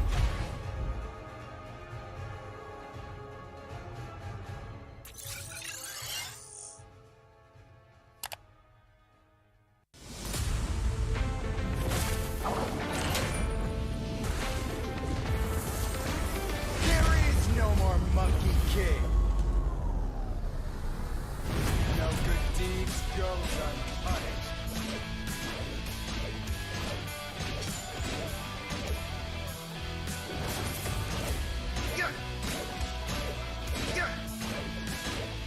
Cool.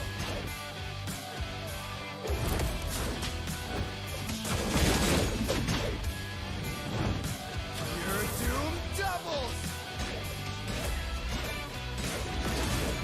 Cool.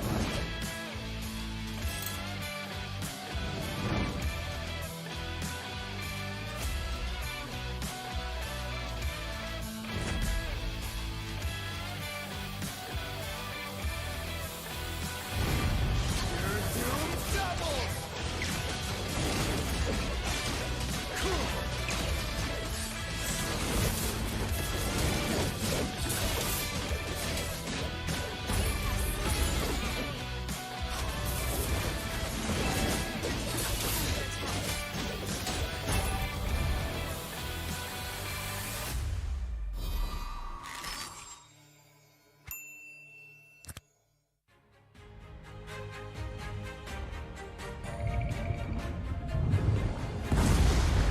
They call me a hero because I saved my nation from falling apart.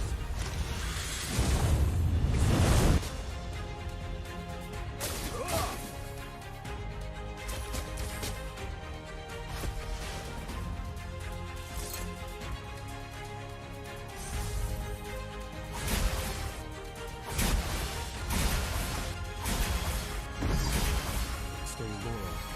Stay humble. A true warrior. Rain down the fire!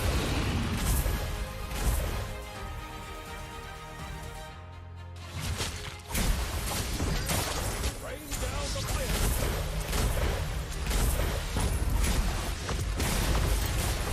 Rain down the fire! Rain down the fire!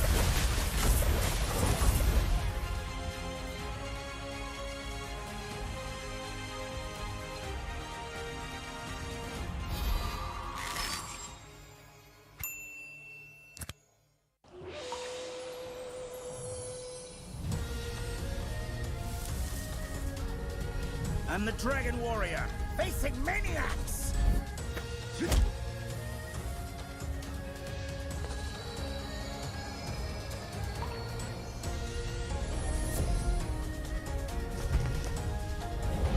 Nothing stands in my way!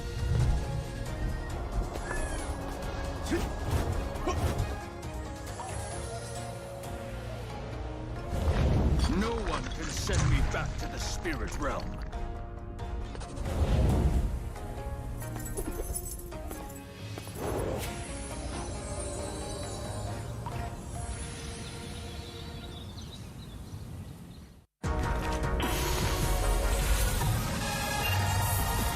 I must break the code.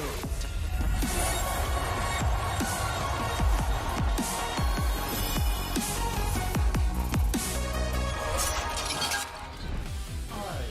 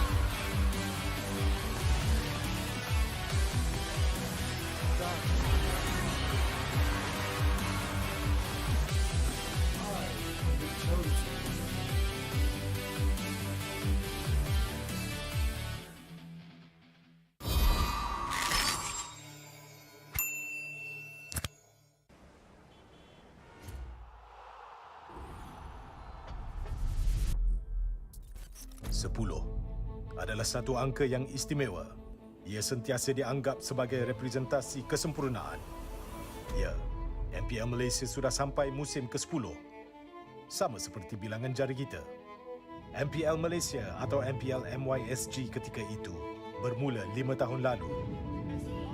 Pada Januari 2018, ia adalah kejohanan utama MLBB rasmi pertama yang dianjurkan oleh Munton untuk Malaysia dan Singapura. Dengan kejayaan musim pertama, MPL MYSG berkembang seterus-terusnya, di mana kami menyaksikan kebangkitan ramai superstars dan legenda. Mulai 18 Mac 2020, Tetapi pelaksanaan MPL bukan tanpa sebarang halangan. Kejohanan MPL terpaksa diteruskan secara online. Dan dengan penubuhan, pasti ada perubahan. Musim ke-7 adalah musim pertama MPL MY berpisah dari Singapura. Lebih ramai bakat tempatan dapat menyinar di pentas kompetitif MLBB yang terutama di Malaysia. Sejak permulaan MPL MY, terdapat 9 piala kejohanan yang dimenangi oleh 8 pasukan. Lebih 200 pemain telah melangkah ke pentas MPL MY. Dengan musim yang akan datang ini, terdapat banyak kisah yang menanti untuk ditulis dalam sejarah MPL MY. Mampukah Todak mempertahankan takhta mereka dan menjadi juara MPL MY untuk kali ketiga? Sementara mampukah RSG MY dan Team SMG meningkatkan jumlah piala MPL MY mereka kepada 2? Atau adakah akan ada juara baru untuk musim 10? Dan pasukan manakah yang akan mewakili Malaysia di M4? Inilah musim baru kita, musim ke-10. Ini gaya kita.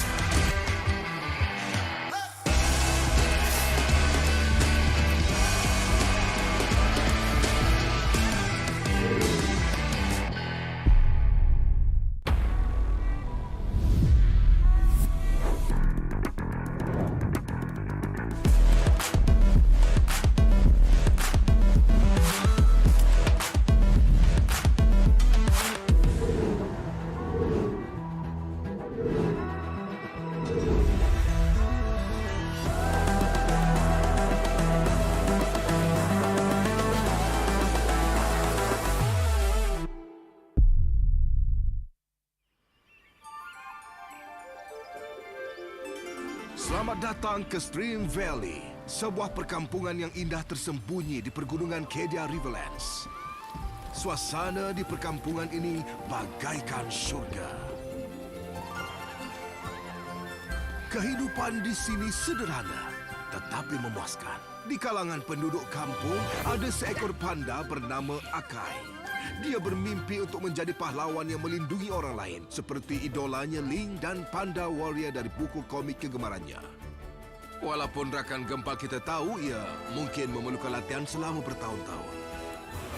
Dia fikir orang-orang akan bercerita tentang kisahnya. Atas sebab ini, dia mengamalkan kungfu setiap hari dan percaya bahawa ketekunannya satu hari nanti akan betulkan kejuayaannya. Tapi, bagaimana ceritanya harus bermula? Mungkin...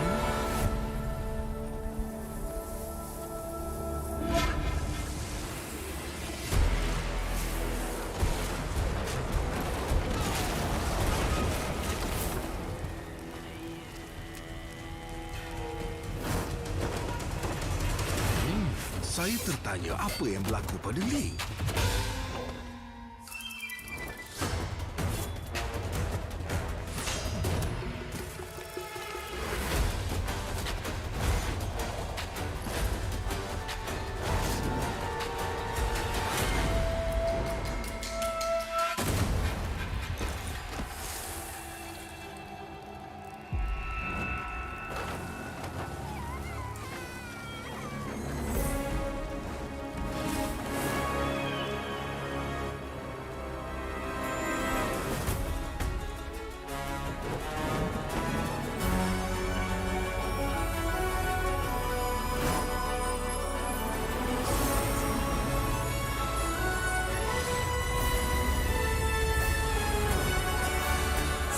Dragon Warrior.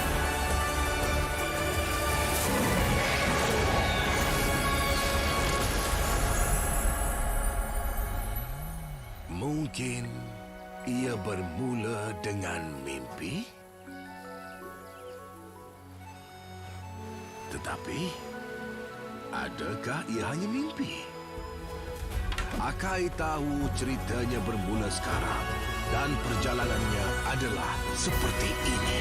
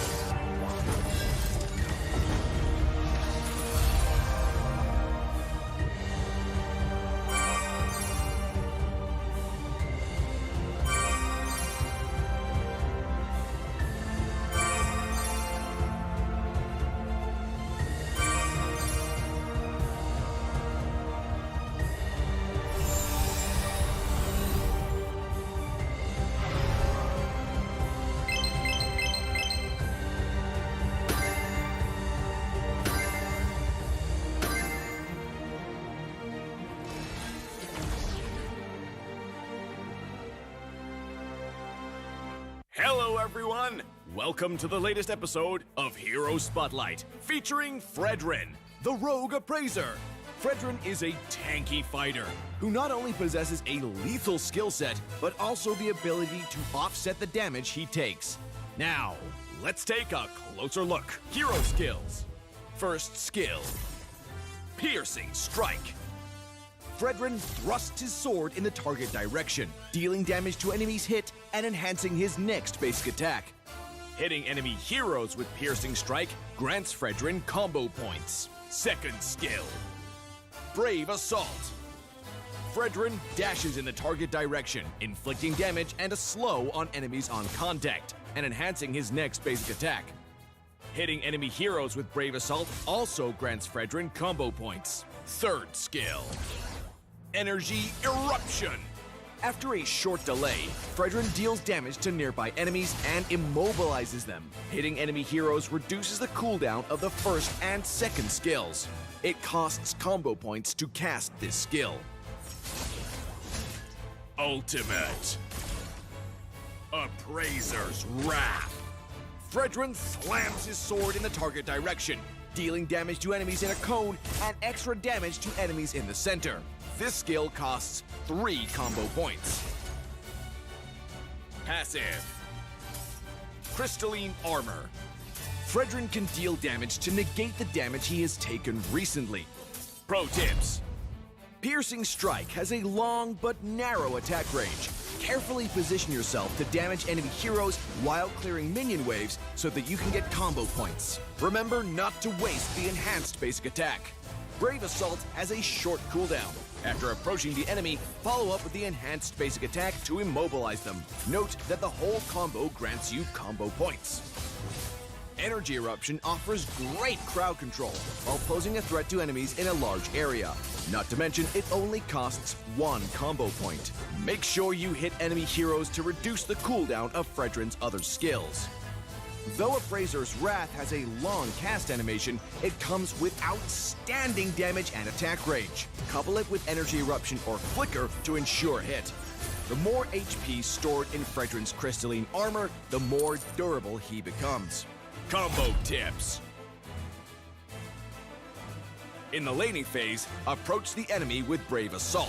Follow up with the enhanced basic attack to inflict control, then cast Piercing Strike for damage.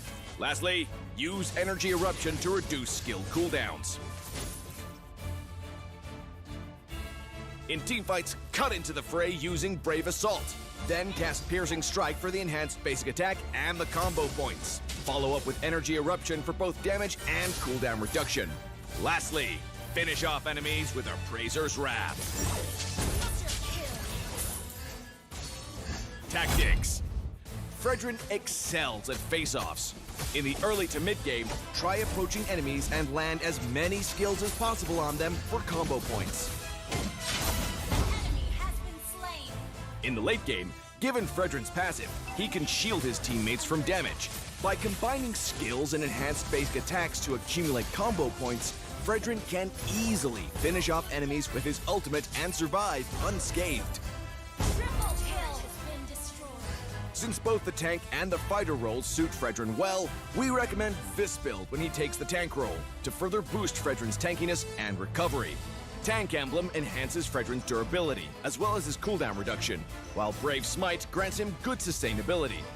As for the fighter role, we recommend this build to improve his survivability and cooldown reduction. The Fighter Emblem boosts Fredrin's attack and HP, while Unbending Will grants him superb damage output when he's in bad shape. In terms of battle spell, we recommend Vengeance to max out Fredrin's durability. Our new hero, Fredrin, will join us in battle on August 12th. Don't miss out on a 30% discount in the first week of his arrival. Also, make sure you grab his skin at 51 diamonds in the first 2 weeks. Hope you all love this new hero as much as we do. And until next time, we'll be seeing you in the Land of Dawn. Rogue Appraiser Fredrin, coming August 12th. Hyperblend. Apa benda Hyperblend tu? Menyeronokkan seperti Brawl, strategik seperti Magic Chess, tiada hard seperti Overdrive, dan versatile seperti Camp Penciptaan. Hyperblend, satu lagi mod permainan hebat dari MLBB. 50% teknik, 50% nasib, 100% keseronokan. Teknik dan kelengkapan, strategi tambahan. Wira, teknik, kombinasi terpulang kepada anda untuk membuat keputusan.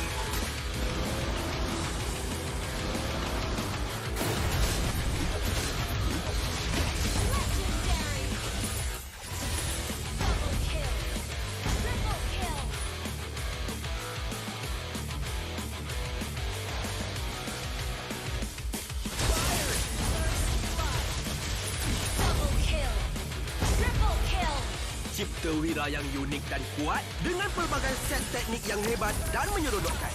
Mod baru yang hebat, Hyperblend.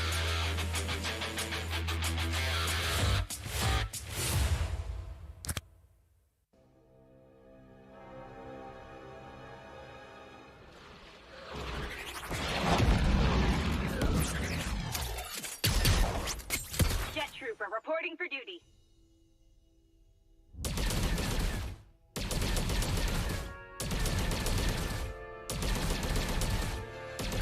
Orders received. Prepare to be faced with.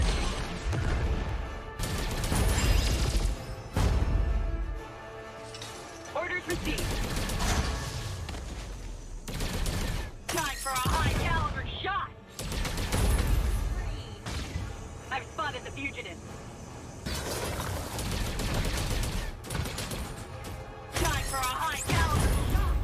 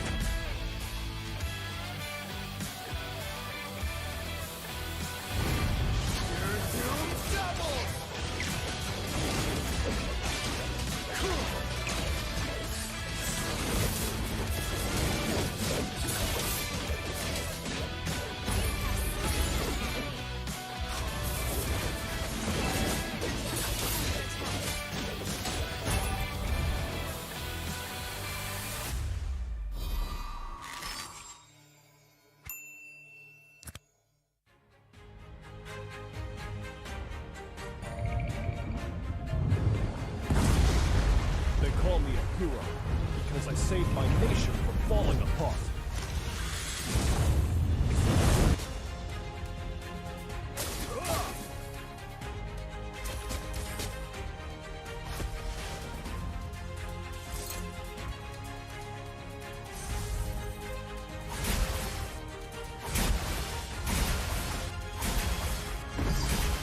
Stay loyal. Stay humble.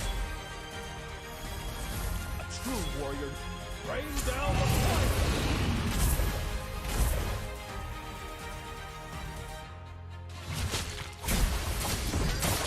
Rain down the fire!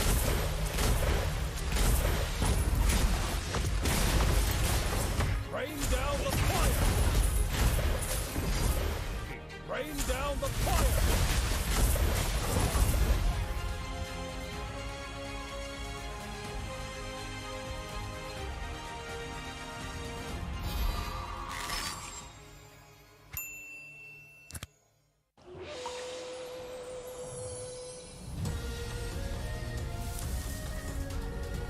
I'm the Dragon Warrior, facing maniacs!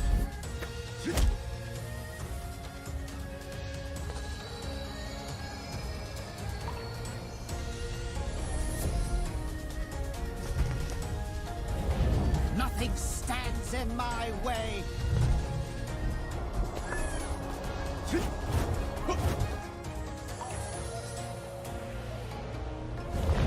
No one can send me back to the spirit realm.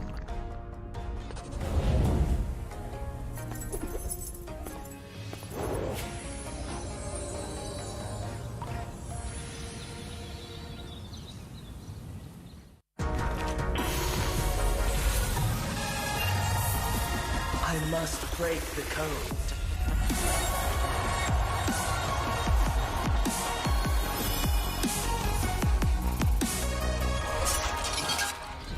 I am the chosen one. Bathed in the holy light, I am only a shepherd. And others love the sun. Only a shepherd.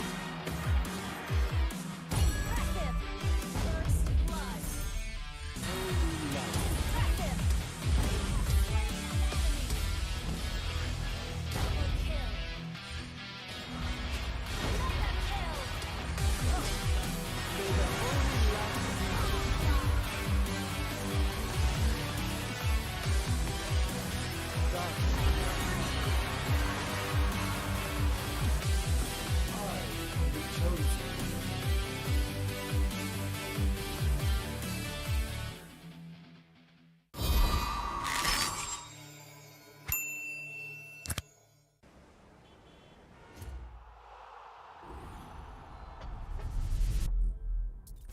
Sepuluh adalah satu angka yang istimewa. Ia sentiasa dianggap sebagai representasi kesempurnaan. Ya, MPL Malaysia sudah sampai musim ke-10.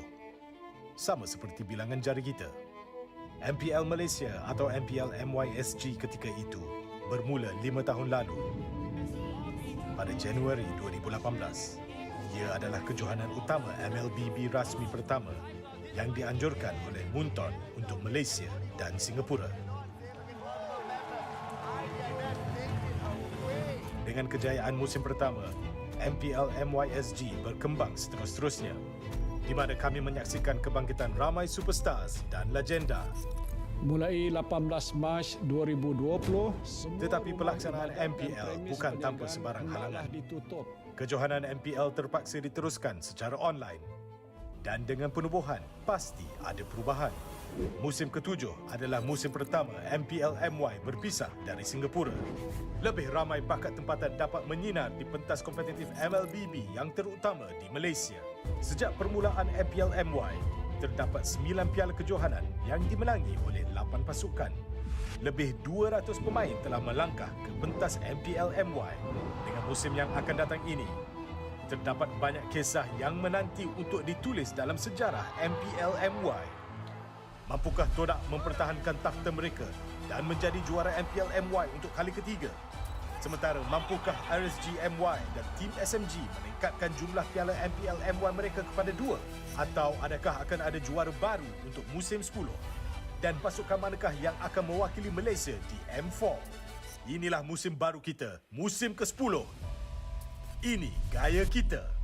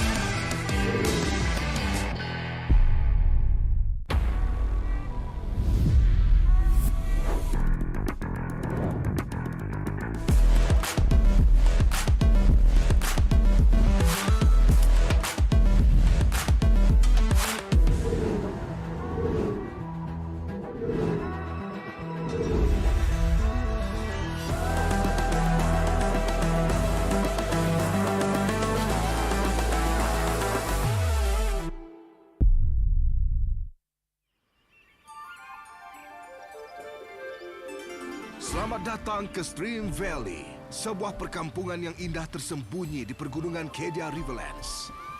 Suasana di perkampungan ini bagaikan syurga. Kehidupan di sini sederhana tetapi memuaskan. Di kalangan penduduk kampung ada seekor panda bernama Akai. Dia bermimpi untuk menjadi pahlawan yang melindungi orang lain seperti idolanya Ling dan panda warrior dari buku komik kegemarannya. Walaupun rakan gempal kita tahu ia mungkin memerlukan latihan selama bertahun-tahun. Dia fikir orang-orang akan bercerita tentang kisahnya. Atas sebab ini, dia mengamalkan kungfu setiap hari dan percaya bahawa ketekunannya satu hari nanti akan betulkan kejuayaannya. Tapi, bagaimana ceritanya harus bermula? Mungkin...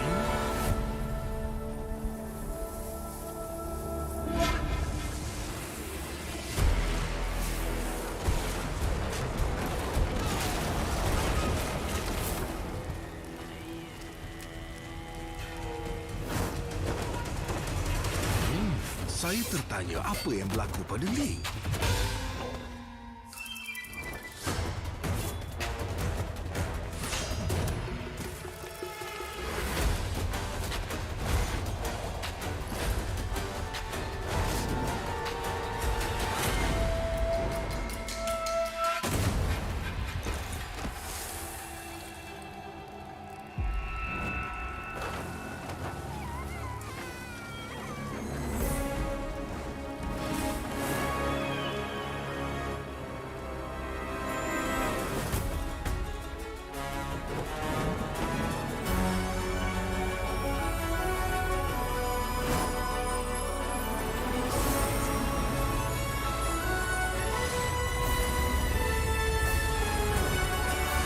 Sayalah Dragon Warrior.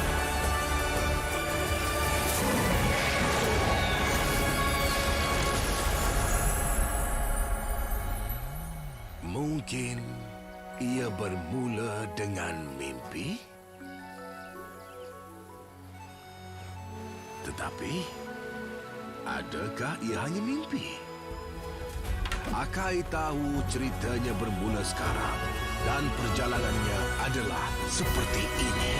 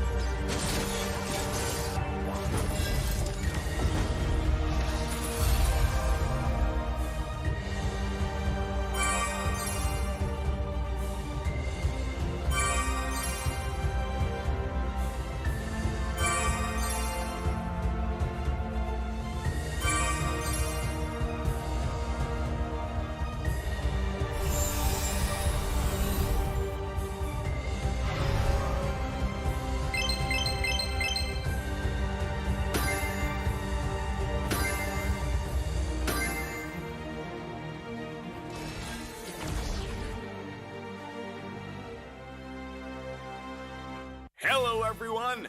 Welcome to the latest episode of Hero Spotlight, featuring Fredrin, the Rogue Appraiser. Fredrin is a tanky fighter who not only possesses a lethal skill set, but also the ability to offset the damage he takes. Now, let's take a closer look. Hero skills. First skill, Piercing Strike. Fredrin thrusts his sword in the target direction, dealing damage to enemies hit and enhancing his next basic attack. Hitting enemy heroes with Piercing Strike grants Fredrin combo points. Second skill, Brave Assault. Fredrin dashes in the target direction, inflicting damage and a slow on enemies on contact, and enhancing his next basic attack. Hitting enemy heroes with Brave Assault also grants Fredrin combo points. Third skill, Energy Eruption. After a short delay, Fredrin deals damage to nearby enemies and immobilizes them. Hitting enemy heroes reduces the cooldown of the first and second skills. It costs combo points to cast this skill. Ultimate Appraiser's Wrath. Fredrin slams his sword in the target direction, dealing damage to enemies in a cone and extra damage to enemies in the center. This skill costs 3 combo points. Passive Crystalline Armor.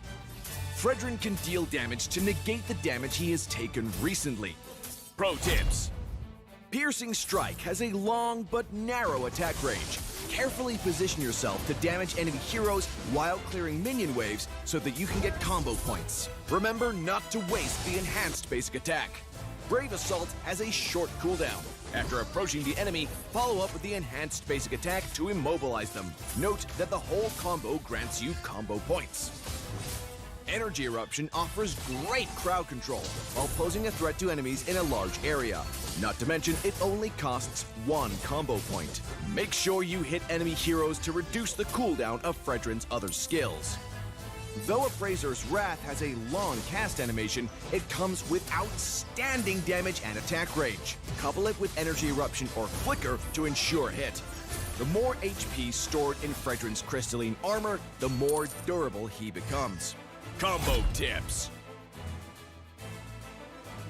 In the laning phase, approach the enemy with Brave Assault. Follow up with the enhanced basic attack to inflict control, then cast Piercing Strike for damage. Lastly, use Energy Eruption to reduce skill cooldowns.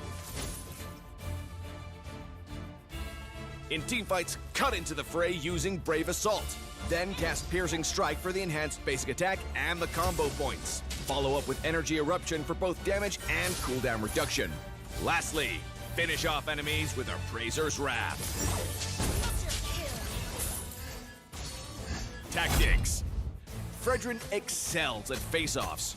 In the early to mid-game, try approaching enemies and land as many skills as possible on them for combo points. In the late game, given Fredrin's passive, he can shield his teammates from damage. By combining skills and enhanced basic attacks to accumulate combo points, Fredrin can easily finish off enemies with his ultimate and survive unscathed. Since both the tank and the fighter roles suit Fredrin well, we recommend this build when he takes the tank role to further boost Fredrin's tankiness and recovery. Tank Emblem enhances Fredrin's durability, as well as his cooldown reduction, while Brave Smite grants him good sustainability. As for the fighter role, we recommend this build to improve his survivability and cooldown reduction. The fighter emblem boosts Fredrin's attack and HP, while Unbending Will grants him superb damage output when he's in bad shape. In terms of battle spell, we recommend Vengeance to max out Fredrin's durability. Our new hero, Fredrin, will join us in battle on August 12th. Don't miss out on a 30% discount in the first week of his arrival. Also, make sure you grab his skin at 51 diamonds in the first 2 weeks. Hope you all love this new hero as much as we do. And until next time, we'll be seeing you in the Land of Dawn. Rogue Appraiser Fredrin, coming August 12th. Hyperblend. Apa benda Hyperblend tu?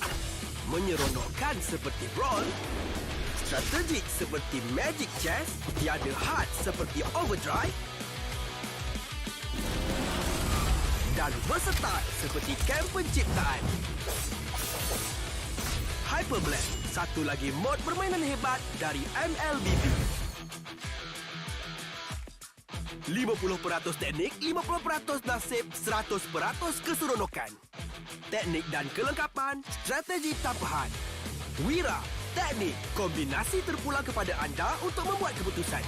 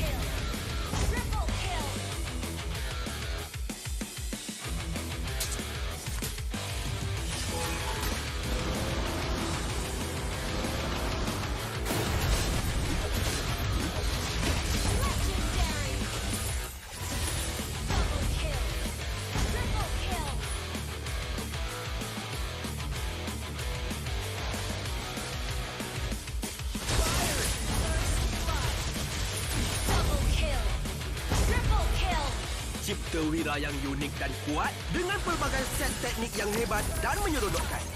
Mod baru yang hebat, Hyperblast.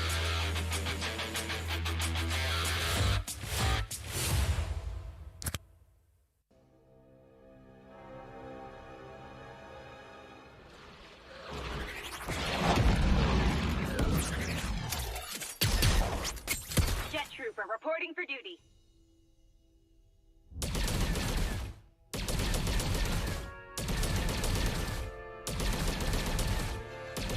Orders received. Prepare to be faced with.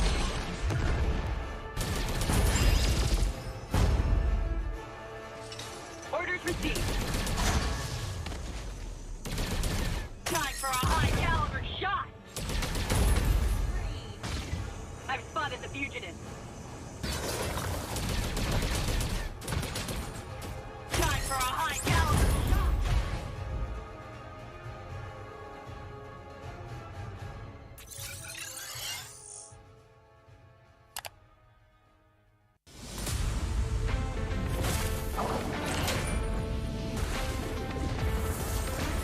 There is no more Monkey King. No good deeds goes unpunished.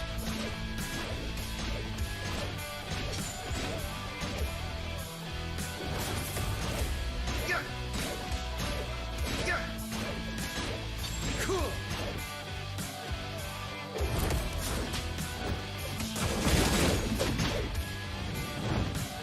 Your doom doubles. Cool.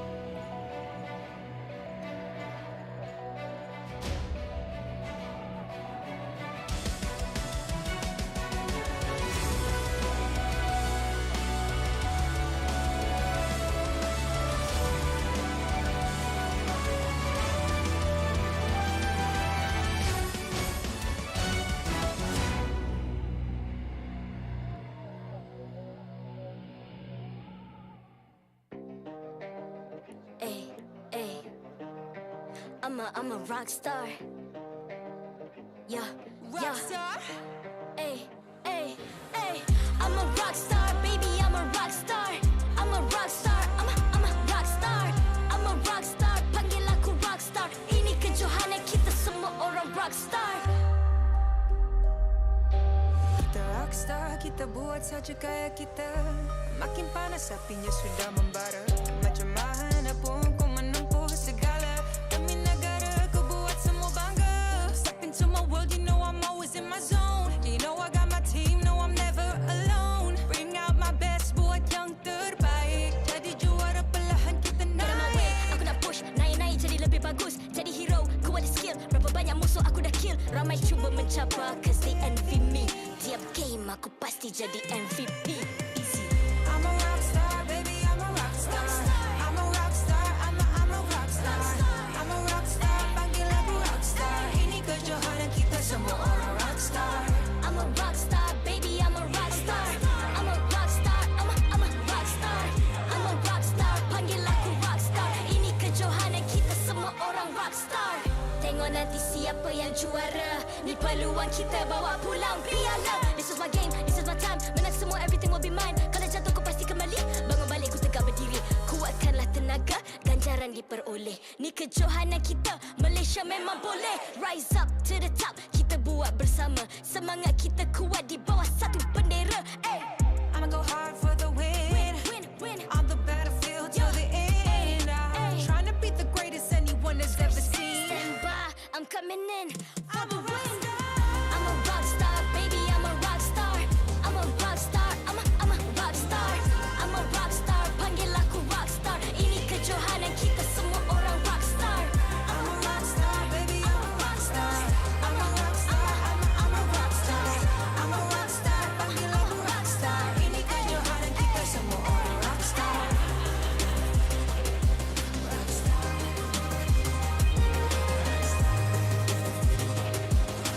Ini kejohanan kita semua orang rock star. I'm a rock star, baby, I'm a rock star. I'm a rock star, I'm a rock star. I'm a rock star, panggil aku rock star. Ini kejohanan kita semua orang rock star.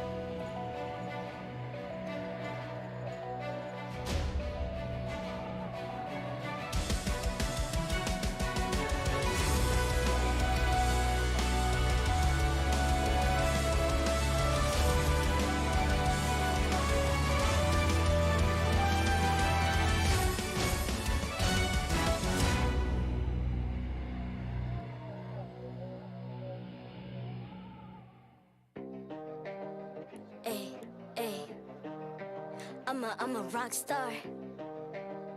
Yeah, Rock star. I'm a rock star, baby, I'm a rock star. I'm a rock star, I'm a rock star. I'm a rock star, panggil aku rock star. Ini kejohanan kita semua orang rock star. Kita rock star, kita buat saja gaya kita. Makin panas apinya sudah membara. Macam mana pun kau menempuh segala. Demi negara kau buat semua bangga. Step into my world, you know I'm always in my zone. You know I got my team, no I'm never alone. Bring out my best, buat yang terbaik. Jadi juara perlahan kita naik. Aku nak push, naik jadi lebih bagus. Jadi hero, ku ada skill. Berapa banyak Ramai cuba mencabar cause they envy me. Tiap game aku pasti jadi MVP. Easy. I'm a rockstar, baby, I'm a rockstar. I'm a rockstar, I'm a rockstar. I'm a rockstar, panggil aku rockstar. Ini kejohanan kita semua orang rockstar. I'm a rockstar, baby, I'm a rockstar. I'm a rockstar, I'm a rockstar. I'm a rockstar, panggil aku rockstar. Ini kejohanan kita semua orang rockstar. Tengok nanti siapa yang juara. Ni peluang kita bawa pulang piala. This is my game, this is my time. Menang semua, everything will be mine. Kalau jatuh kau pasti kembali. Bangun balik ku tegak berdiri. Kuatkanlah tenaga, ganjaran diperoleh. Ni kejohanan kita, Malaysia memang boleh. Rise up to the top, kita buat bersama. Semangat kita kuat di bawah satu bendera. Ay. I'ma go hard for the win. Win. On the battlefield till the end. I'm trying to beat the greatest anyone has ever seen. Stand by, I'm coming in for the win. I'm a rockstar, baby, I'm a rockstar. I'm a rockstar, I'm a rockstar. I'm a rockstar, panggil aku rockstar. Ini kejohanan kita semua orang rockstar. I'm a rockstar, baby, I'm a rockstar. I'm a rockstar, I'm a rockstar. I'm a rockstar, panggil aku rockstar. Ini kejohanan kita semua orang rockstar.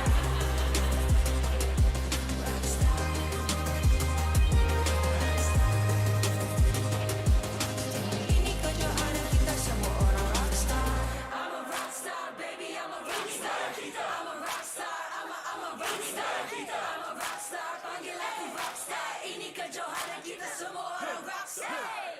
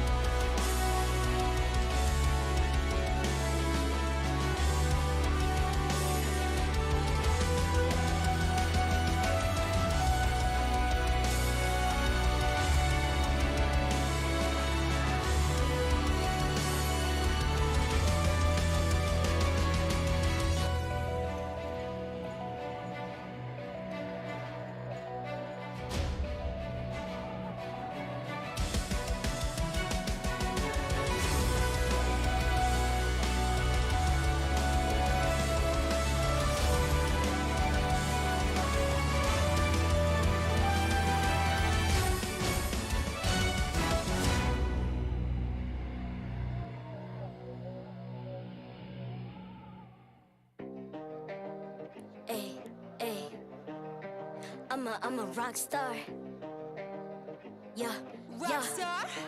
Ay. I'm a rock star, baby, I'm a rock star. I'm a rock star, I'm a rock star. I'm a rock star, panggil aku rock star. Ini kejohanan.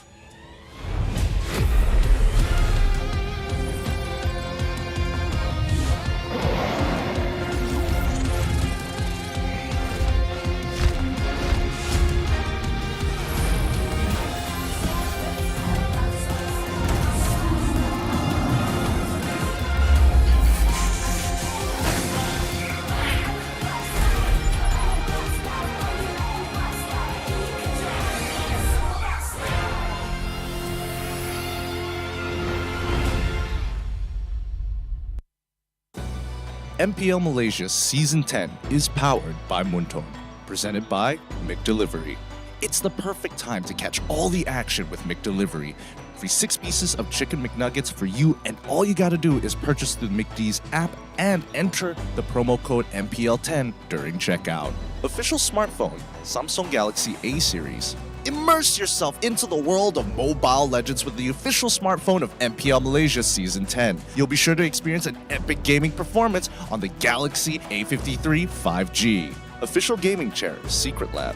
Partners in esports, Joe's Barber, EGG Network, TikTok Live, Esports Charts, and ESI. Welcome back, everybody, to the MPL MY Season 10. Once again, we are on our final game of today. My name is Getting Q. This is going to be Adin here at the English broadcast. Hello to everybody who's just tuning in for this upcoming matchup. This is going to be quite a game. Homeboys versus Team CARACAL. Very quite a game, to be honest. With the new lineup, new addition of players, I'm excited to see. I'm not sure we will be able to see them or not. We have to look at the lineups, but if they do perform today, it's gonna be a roller coaster of a ride. Honestly, it's been interesting because we've seen some pretty cool things coming in from CARACAL and as well as Homeboys, mostly on Sundays, which I didn't get to cast. So finally, I'm hoping this time they show up with something cool and not wait until the very end. Imagine if they don't, then they have something against you. Not sure why. I'm casting the rest of this week, so something cool is going to happen, and it's bound to be real. Now, let's have a look at the team so far as they set up for that ping check. I'm excited for the Homeboys because, again, they did struggle in their first few matches until they, I don't know, they let Saiful really take over the team again. I mean, is it that bad up until Saiful have to go into the lineup, fix all the things that, you know, are wrong? But I'm pretty sure it worked out well for them. But why don't we introduce both teams, both players up onto the MPL stage to face one and another. Team CARACAL. Kicking things off, it's going to be Team CARACAL. We have yet to see any changes to their roster this week, but what can they do to claim their very first victory? Correct me if I'm wrong. Is that a new jersey? Oh, is that a yes, new it jersey? is. Oh, looking fresh, looking hot on the stage of MPL. And looking at the lineup, I'm seeing Minzal right now, most probably replacing Sino. All in all, they've already went through 3 matches, and it's time for them to touch up their gameplay, work on their weaknesses, and not be overwhelmed.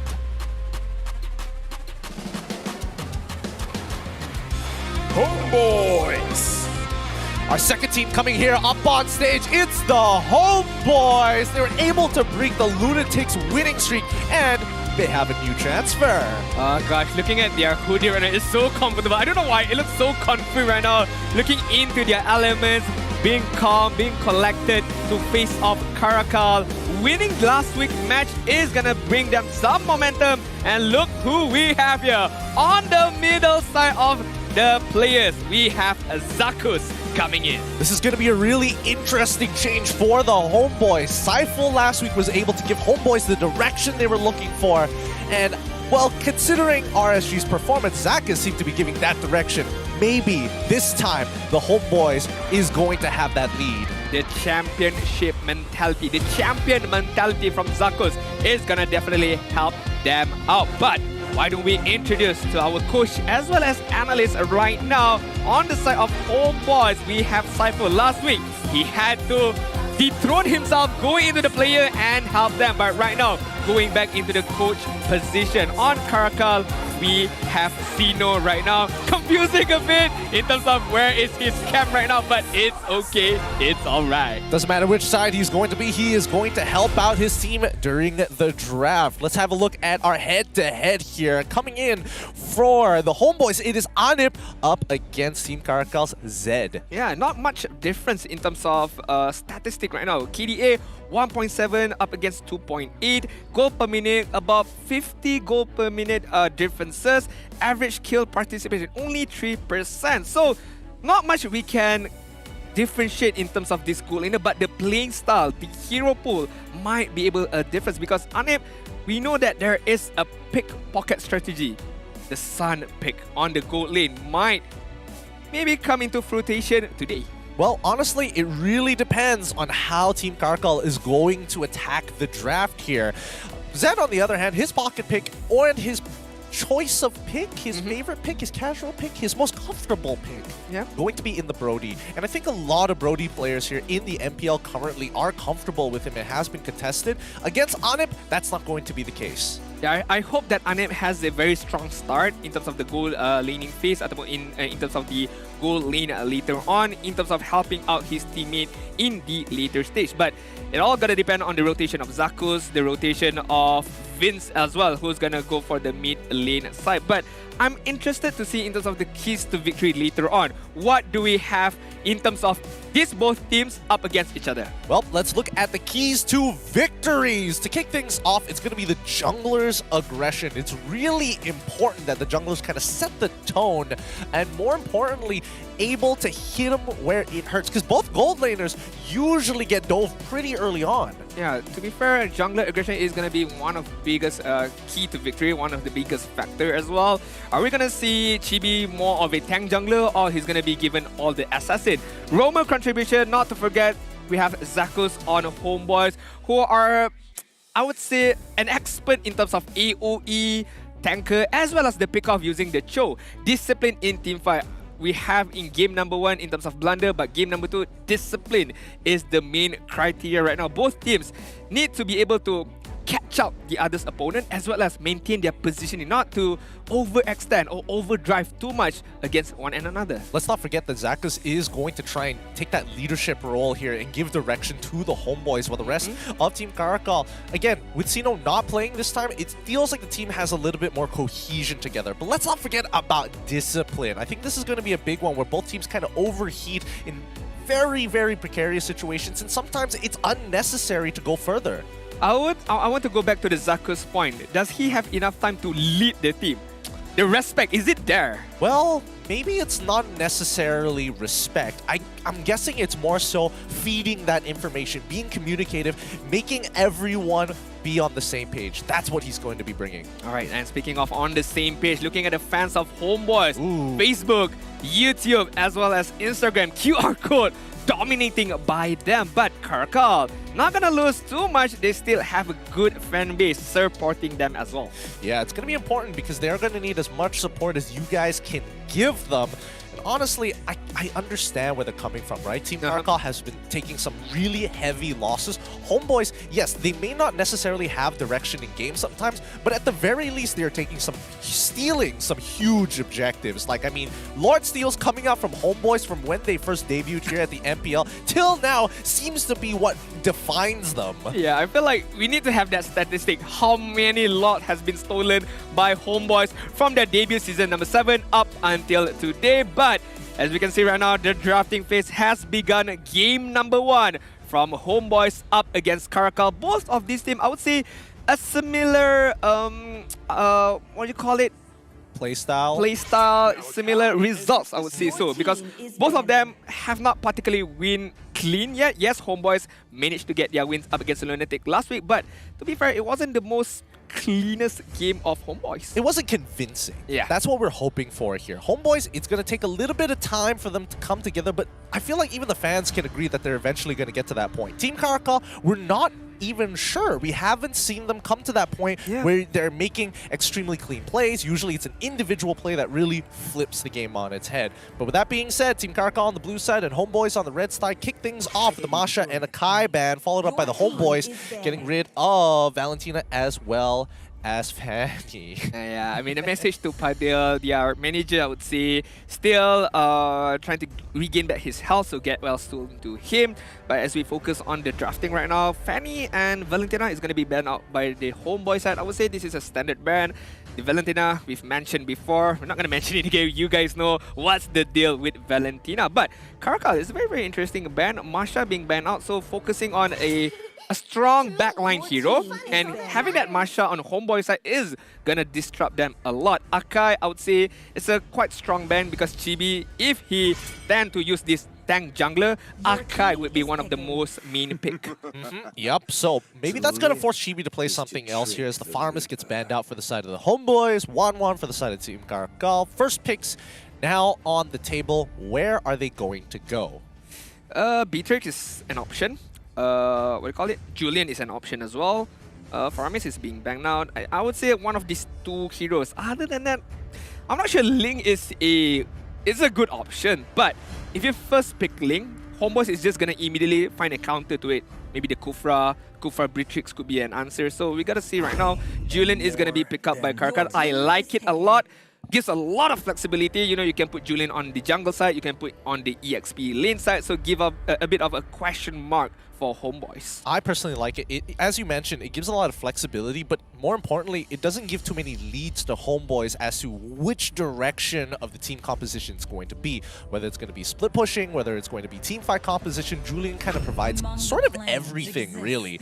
But now HOMEBOIS, wow, knowing that there's Julian on the opposite side, confidently take the Eve extremely fast here on the draft. They haven't even locked in their second option. Wow, a bit curious from my end right now, picking up the Give as one of the first to pick up, knowing, as you said, there's the Julian over there, and there's still a lot of counter to this Give. You know, CARACAL can still pick up the Link to be able to go on the back end using the Tempest of Blade to cancel out their real world manipulation. But right now, another pickup from them is gonna be a safe pickup. Beatrix is gonna be given to Anip later on, but this is the most important part. Anip needs to win his lane. He has this tendency of building up expensive item for his first two items. Most probably it's going to be the Blade of Despair, Hunter Strike. So if he doesn't have a good leaning phase, it's going to be hard for him to catch up again. Yeah, I absolutely agree here. I feel like Team CARACAL, at this point of time, now that they've seen the Beatrix, it feels a little bit like a no-brainer for Zed to go on the Brody, most likely. But let's see. Ling is getting hovered over here. It's going to be the easy lock-in, but it looks like instead of Brody, he's going to go for a Claude. He still wants that backline damage to maybe look to one-shot some of these squishier targets, knowing that Vince, he likes to play Lilia, for example, or even when it comes down to Chibi, if he does go on to Assassin, they want to make sure he doesn't get away that easily. I'm sorry, I got carried away from the fence right there off the voice side, not gonna lie. Giving some support to them, but right now... Where do they get all these banners? Yeah, I mean, like... Where do these scarves come from? Can we get one on our side? Like, we can show some love over here. Or is it two buyers? I'm not so sure about that. Let's see if somebody throws it up on stage. Let's get it on. Okay, HOMEBOIS right now. Picking up the Franco for their Roman side. I really like this pickup in terms of, you know, again, as I always mentioned before, Franco, you don't need to hit 1,000 of hooks. You just need to land one good hook. Doesn't matter if it hits anyone right now, especially if it hits the Link, the Cloud, and there's the Bloody Hunt, as well as the shotgun from the Beatrix. They're gonna get a very easy kill if the Franco lands one Iron Hook. That's a big if as well. I think as of right now, HOMEBOIS, good idea. Get rid of the Atlas for Team CARACAL. Do they want to target junglers here, or do they just want to like minimize supply? Yep, it looks like they're going to do a little bit of both here. Wait. Only Fanny, guys. Only Fanny. Only Fanny. Nothing else.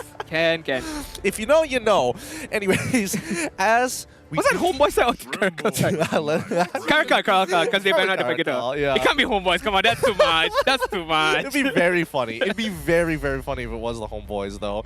So Paquito gets banned out here. Okay. Oh, actually, HOMEBOIS decide to get rid of the Phobius this time. Hayabusa pick up? Question mark? Indication for Hayabusa, indication for Lancelot, any type of dashing assassins, Cho even. You really want that Lancelot, huh? I'm really hoping for it. You really want that Lancelot. Yeah. Could be. It could be a good Lancelot game if Team CARACAL doesn't have a good crowd control in terms of stopping the mobility of Lancelot. But right now, CARACAL on the banning phase right now. Jungler might be the main priority right now, but then again, Benedetta, if it's going to be banned out, still focusing on jungler / EXP lane side as well. Okay.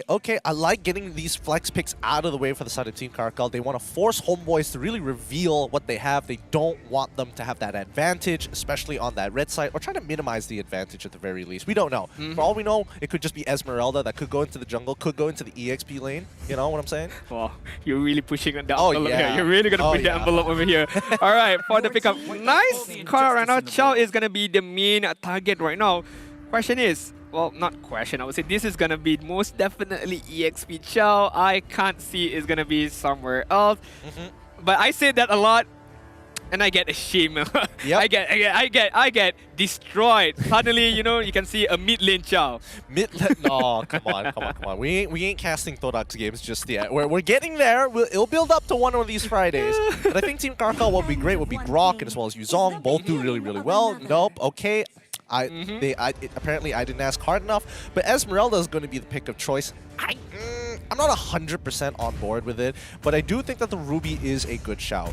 I feel like Esmeralda pickup is just like, there's nothing, not to say there's nothing there, but it's just a safe pickup. You know, Esmeralda can dish out a good amount of damage, but what she shines the most in terms of absorbing the damage and setting up with the Falling Star Moon. So I feel like it's a good pickup for CARACAL, I'm not gonna lie. And the Ruby, this is a very, very good counter pickup if HOMEBOIS wants to use the Lancelot. I'm sorry, Gideon, there might not be Lancelot today. Yeah, maybe not, maybe not. Hayabusa most likely. Is that what we're going to see from Chibi? No. Yishin, I lied. Okay, Natalia gets picked up here. This is interesting. Who's playing it?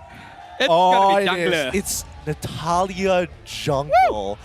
Wow! This is exciting, my friend. Looks like HOMEBOIS has been doing some scouting in some other regions. It has been brought up before. Did it work out? Not 100%, but maybe HOMEBOIS have perfected the recipe. I would love to see, out of all the teams using this particular strategy, HOMEBOIS is my best bet gonna win right now. But again, too early to say, too early to predict. Because on the side of Team CARACAL, there's a lot of crowd control coming up from the Ruby, coming up from Esmeralda as well. So we have to see the execution part. The discipline in teamfight is one of the main keys to victory. Who is the most disciplined team is gonna take game number 1. Yep, I mean, looking at both lineups, selecting where the fights are going to be on the map is going to be extremely key. But as we've seen before, roamers play a huge part in this side as we jump into our second best of 3 of today. HOMEBOIS up against CARACAL. Let's go, ladies and gentlemen. Game number 1, a debut match for Zakus on HOMEBOIS using, could be one of most favorite hero right there, Franco, the long-range hook. Was it necessary to flicker? I don't think it was necessary. Style points? If he wins, that will be the MVP. No, I'm gonna, that'll be the highlight if he wins. But then again, yep, he gets another hook. Once again, Zach is 2 for 2 so far. He's looking good with his hook accuracy as he continues to control this side of the map. Subbot, however, rotating across. He can dash over. He's level 2. He's totally fine, but this Lethal Wanderer is not going to fall into the hands of the HOMEBOIS. I feel like that's a interesting rotation from Subbot. I'm not sure what can he do right there. It's just more of a opening the map, just looking where everyone is. But CARACAL winning the little team fight, little advantage that they gotten in terms of Lethal Wanderer is gonna increase their good lead a bit. But Zakus right now is being chased down by 4 members. Okay, it's not gonna be easy for him to get out the enhanced chains, and instantly Bad Boy is able to get the first blood of the game. A good start for Team CARACAL, but I'm curious to see because Chibi is actually farming pretty well. He hit level 4 earlier, but now they attack Bad Boy as he tries to escape Chibi. Oh, unfortunately Vin's got it, but Chibi, oh my goodness, that's a lot of damage. Chibi put that Bad Boy down really, really quick after getting the first blood in terms of equalizing the total number of kills right now. And the rotation is going to come out from Chibi and Zakus. I want to explain about the emblem, but I feel like there's going to be a scrimmage. I feel like if Zakus hits his hook, but never mind. Looking at the emblem right now, most likely focusing on the movement speed, but hold that thought, Zakus. Yep, Tempest of Blades already coming up. Zakus, unfortunately, he has to use his flicker on 1 second cooldown. He ends up dying. Chibi unable to get the return kill as Bad Boy is coming in. Enhanced chains have landed. He doesn't have the base HP to survive, and that's going to be a kill. Coming in from Mean Zhao, pulling in Anip into the middle of the fray. Blazing Duet doesn't connect, but so far so good for Team CARACAL. CARACAL showing some swag right now, but no. Ken. Oh, no! That's not what you wanted to see. Ken couldn't get out, but Supat takes a kill. Bro, that was too easy for Supat. I'm not gonna lie. Too easy for him. Ken didn't have the Temples of Blade. Even Supat doesn't have the Way of the Dragon. I'm not sure where he used it or who did he use it upon to, but an easy kill for Supat, denying the total advantage for Team CARACAL. 3 up to 2. Again and again, we've mentioned discipline. I feel like both teams are making small mistakes, but could impact so big in the later stage. Yeah, but right now, who's going to pull the trigger? Is Supat already, baiting out the enhanced chains coming in from Julian. Up on top side, it doesn't look like he is losing much EXP, so he is abusing the fact that Cho naturally has a lot of mobility. Yeah, with Zakus hugging Anip on the bottom side right now, I don't feel good about Zed not being able to farm up. He needs those two items really quick, the Demon Hunter Sword as well as the Golden Staff. Without those two items, it's hard for him to join any particular team fights right now. Do they want to actually run in on this one? It's a 3v3 situation as Chibi slowly walking up, creeping his way. Sapat looking for the engagement, baiting it out. Real world manipulation already down, but it's Chibi who takes away the turtle. Why? How? Unfair. Bro doesn't even need to show himself. Bro have to distance away from the turtle bot right now, giving out the damage to Ken. Gotta run away from that danger. But man, I mean, homeboys, gotta stop with these steals, man. They're so good at doing it. They're so good at winning these retribution fights. But now invading the enemy jungle here. Chibi looking for an opportunity to shut down Ken. Oh, they don't land the Iron Hook. That's 6 for 3 coming in from Zakus so far. In terms of number of hooks he has landed compared to the number of hooks he's thrown throughout the game. Or what we've seen so far. Bottom side, we see that Minzal helping to cover. Ooh, that should have connected. I'm not gonna lie, that should have connected. But Minzal making sure that he can protect Zed as much as he can. If he used the flicker, it might land it, but you know, the distance was a bit too short, not gonna lie. Anip right now is just gonna farm up as much as he can. I want to see in terms of goal lead between these two goal leaders, because I feel Anip having the better time of farming right now. I mean, for sure, he's level 7 to level 6, so he's doing something right here. Vince does purchase the Ice Queen's wand pretty early on. He's not looking to try and go for anything too crazy here, but his real-world manipulation is going to help the rest of the team, especially that combination with Beatrix as well as the real-world manipulation. Oh, it's just not fun. Yeah, normally you would see Enchanted Talisman as the first item, but hold that thought again. Rush, now gonna get caught. Oh, the flicker. Oh, Sapat, is he going to use his kick? Yes, he does. Delays it, but now, unfortunately, Chibi, can he finish off this kill? He doesn't have the execution like most Natalias, but the smoke screen buying just enough time. But Rash gets away, but now bottom side getting attacked by the side of Team CARACAL, and they make it out a 1-for-2 trade in favor of Team CARACAL. And CARACAL would take that trade any given day, any given time. And to be honest, the kick from Sapat, I felt like wasn't unnecessary. It made Chibi a lot harder to catch and kill the Esmeralda. I felt like the Jikundo was enough for him to pull off that kill, but I feel like the kick was helping Rush out. Well, to be fair, I would say that when you delay it... Wait, hold on. Are they going to dive him again for a second time? Yes, they got on top of Vince. He uses real manipulation to try and get out. The shield is enough, but Minzal will die to the turret, and Anip picks up the kill. Do they see Ken? No, they don't. Ken is still around. They use the enhanced sword to get out of there as the Blazing Duet comes out of Zed, taking a bit of damage, but Chibi already finding one, getting a second. No, the second one doesn't connect. Sapat on the chase. Zakus wants to keep vision, checks the brush. Don't find him, but Zed gets on out of there. Emotes, sayonara, I'm out of here. Bro, if there's one more basic attack coming from Chibi, if he uses execute, no, I'm kidding. He would have been able to get the kill. But then again, it was a very good flank from Chibi, being able to catch out one of Team CARACAL's member right there. The dive was a bit too aggressive for me because Vince still had his sprint and he used it at the right exact time to be able to run away from that particular danger. Yeah, no, the fact that he used the real-world manipulation to absorb the damage with the passive shield that you get from it as soon as you activate, and then running off into the sunset as soon as you have the opportunity, as soon as it finishes, I think that's some really good moves coming in from Vince. Alright, right now we see the itemization comparing between Anip and Zed Meow. Anip going for the Blade of Despair as the first item, and as we mentioned, the Hunter Strike is going to be the second item. So there's damage, there's movement speed, as well as penetration. Looking at Cloud or Zed right now, have the Demon Hunter Sword, have the almost half anti-crest almost complete to be able to withstand some damage right now. Yeah, I mean, Bad Boy, he's sustaining a good amount so far. But let's keep in mind that I don't think Sapat is going to double down on that a full damage build just yet. It's still early, so his base damage side, but Zacha's looking to suppress, finds Zed as he drops down the real world manipulation, lands his hook to secure the kill. Minzal now in trouble as Anip can easily just gun him down with Wesker. Doesn't stand a chance. 2-for-1 trade. Zacha's sacrificing his life for the greater good. That is a true execution of a roamer. A true sacrifice of a roamer. I give my life in order to get kills right at there.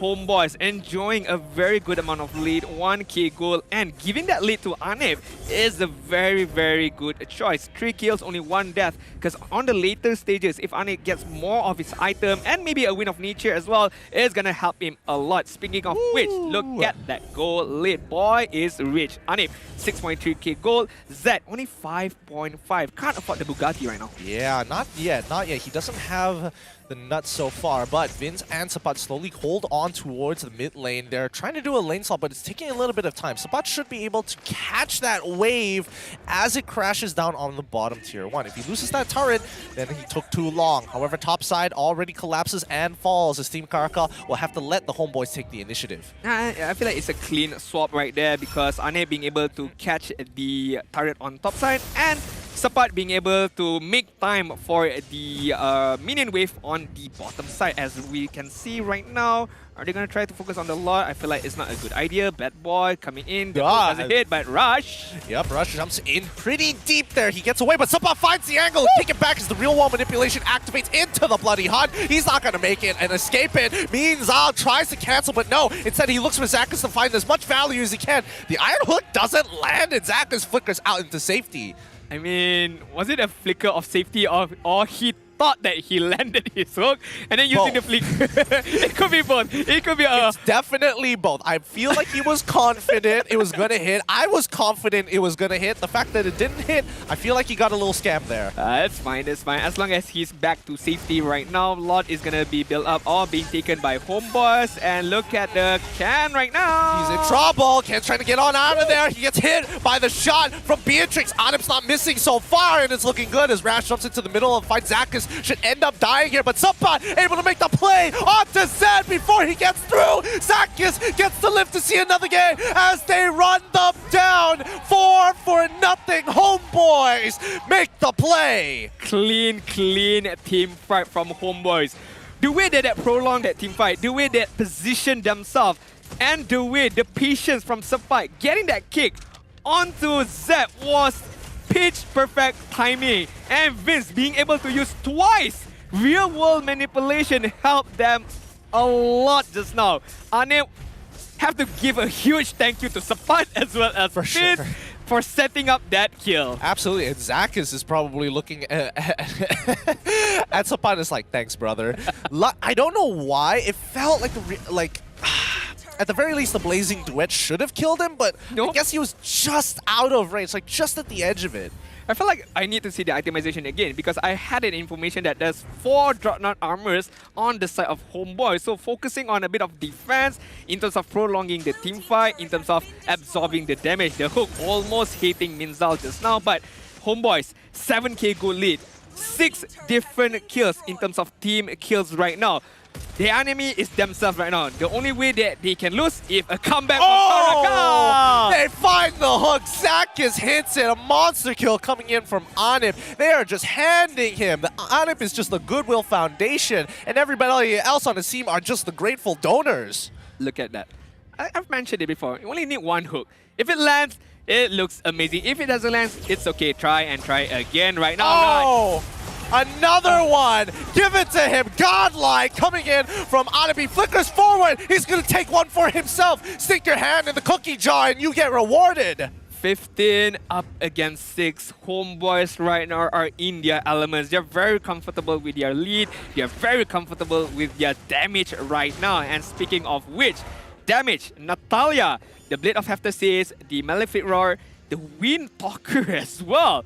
How much movement speed do you need? He's got to go fast, man. How much more? Even the Swift Boots as well. Yeah, he is looking to make an impact on the map as soon as possible, as quickly as possible. And right now, it's working out because as soon as somebody gets hit by either the Way of the Dragon or the Iron Hook, the smoke screen almost guarantees that they cannot escape. And that's something that Team CARACAL have to be aware of. Right now, Anip is looking phenomenal, right? Yep. He's huge. He's got the Weapon Master. He's scaled to the late game. And now they're going to continue to look for picks before ending it against Team CARACAL. This is the high reward for HOMEBOIS. If you take good care of Anip in the laning stages, he's gonna reward you with the damage, with the output, most massive damage right now. Having the Blade of Despair, having the bit of survivability, sorry, with the Wind of Nature as well if he gets caught out with the Blazing Duet. Look at that damage right now. Even the Lord cannot withstand the damage of Anip right now. Doesn't stand a single chance. The Homeboys full control over this game, 11k ahead of Team CARACAL. It feels like they have checkmate at this point of time. Team CARACAL just waiting for a mistake from the Homeboys. If they try and bait it out, if they're able to get win a 50-50 at the cost of an inhibitor tower, that might just be worth it. 40,000. Only Anip alone right now. Following closely behind on his team side is Vince and Chibi. But with the Lord right now, can CARACAL do anything about it? Nope. I mean, this is a Luminous Lord. The first one crashes in through that inhibitor, and now they're synchronizing the waves as they start breaking them down. They're trying to get rid of this Lord. It's a lot tougher because they're underpowered and underleveled. But now, this is where Homeboys look to strike. Means out finds the opportunity as the Blazing Duet is already coming out. It gets cancelled as now the real world manipulation pushes them back. Rash, unfortunately, cannot do much. A double for Anip as they end the game. That is GG. Well played for the Homeboys. Good game, well played. Clean team fight, clean hooks, clean execution from the Homeboys side. And I feel at the end right there, Minsal uses the flicker as well as the I'm offended. Was really nice, but the communication wasn't there because there was no follow-up. Or, to be honest, Zed couldn't go in front because Sapat went on him. Anip went on him. As the thing was going on, Zed was immediately shut down. Even if he could do anything, there was nothing much could have been done from CARACAL. Truly, honestly, truly nothing much could have been done there. There's just so much CC and so much pickoff potential coming in for the side of the Homeboys that made it tough to recover from that sort of damage. I mean, great game coming in from the Homeboys, extremely clean. I think the mid game could have been cleaned up a little bit more, but once that lead was there, there's no stopping them. I mean, again, in game number 1, we talk about who is going to stop the real world manipulation. This particular game, Vince, I felt like he had the full range of full period of real world manipulation, helping Anip a lot. Not in terms of damage, but in terms of slowing down the enemies and giving Anip the amount or the opportunity to kill them off. 11 1-1 KDA. Oh my goodness. 12k gold. Looking at the item, it's a standard item for him, not focusing on fully damage, but having the Wind of Nature is gonna help him out. To be honest, he doesn't even need it. He could go for a Heart's Claw, give a lot of more damage and a bit of lifesteal. Whereas CARACAL, yes, there are 4 Dreadnought armor, but bro, I mean, the lead was too far away. Nothing much could be done. That's the problem. I mean, like, there is the combo of pulling in with the I'm Offended, and you get Julian with the Enhanced Chains, Claw comes in, same goes for Link, but they have to go at the same time to make it work. The main issue here so far is that Homeboys, they developed such a clean lead for themselves that it became difficult, and Team CARACAL just not in sync with each other right now. I feel like the execution, the idea is there for CARACAL. The execution wasn't there. In terms of pulling them in with I'm Offender, using the Enhanced Chain as well as Tempest of Blade should have been the main objective or the main signature move from CARACAL, but not being able to execute it cost them a lot. And Homeboys, as you mentioned, early game, very strong. Mid game, a bit iffy, but they pull it back together again. And okay, to be honest, on the MVP right now, I don't know. Yes, Anip in terms of damage, but gotta give credits to Sapat, man. The catches that he get, the pickup that he get was undeniably very good. Yeah, it was game-breaking almost. Honestly, it really put Homeboys ahead to guarantee those kills and snowballing just out of control. Oh, let's have a look at the MVP of this game. Coming in from the Homeboys, our most valuable player, falls into the hands of Anip once again. 11-1-1. He's got the patterns on his KDA. The man's at 912 GPM. Nothing was stopping this guy. I feel like if the game prolonged a bit, he could break that 4k damage per minute. It's almost there, not gonna lie. But hey, it's a very impressive resume from game number 1 from Anip. Using his signature hero, having a very good early game phase. What more could you want? What more could you give to Anip right now? I mean, he was being spoon-fed a lot of these. Like, look, no assist, he's just getting handed these kills time and time again. Whether it's the Way of the Dragon, the Iron Hulk, or just stuck in the Bloody Hunt, just no choices. And Anip just ate it all, gobbled it all up. Now, this is great coming in from Anip, right?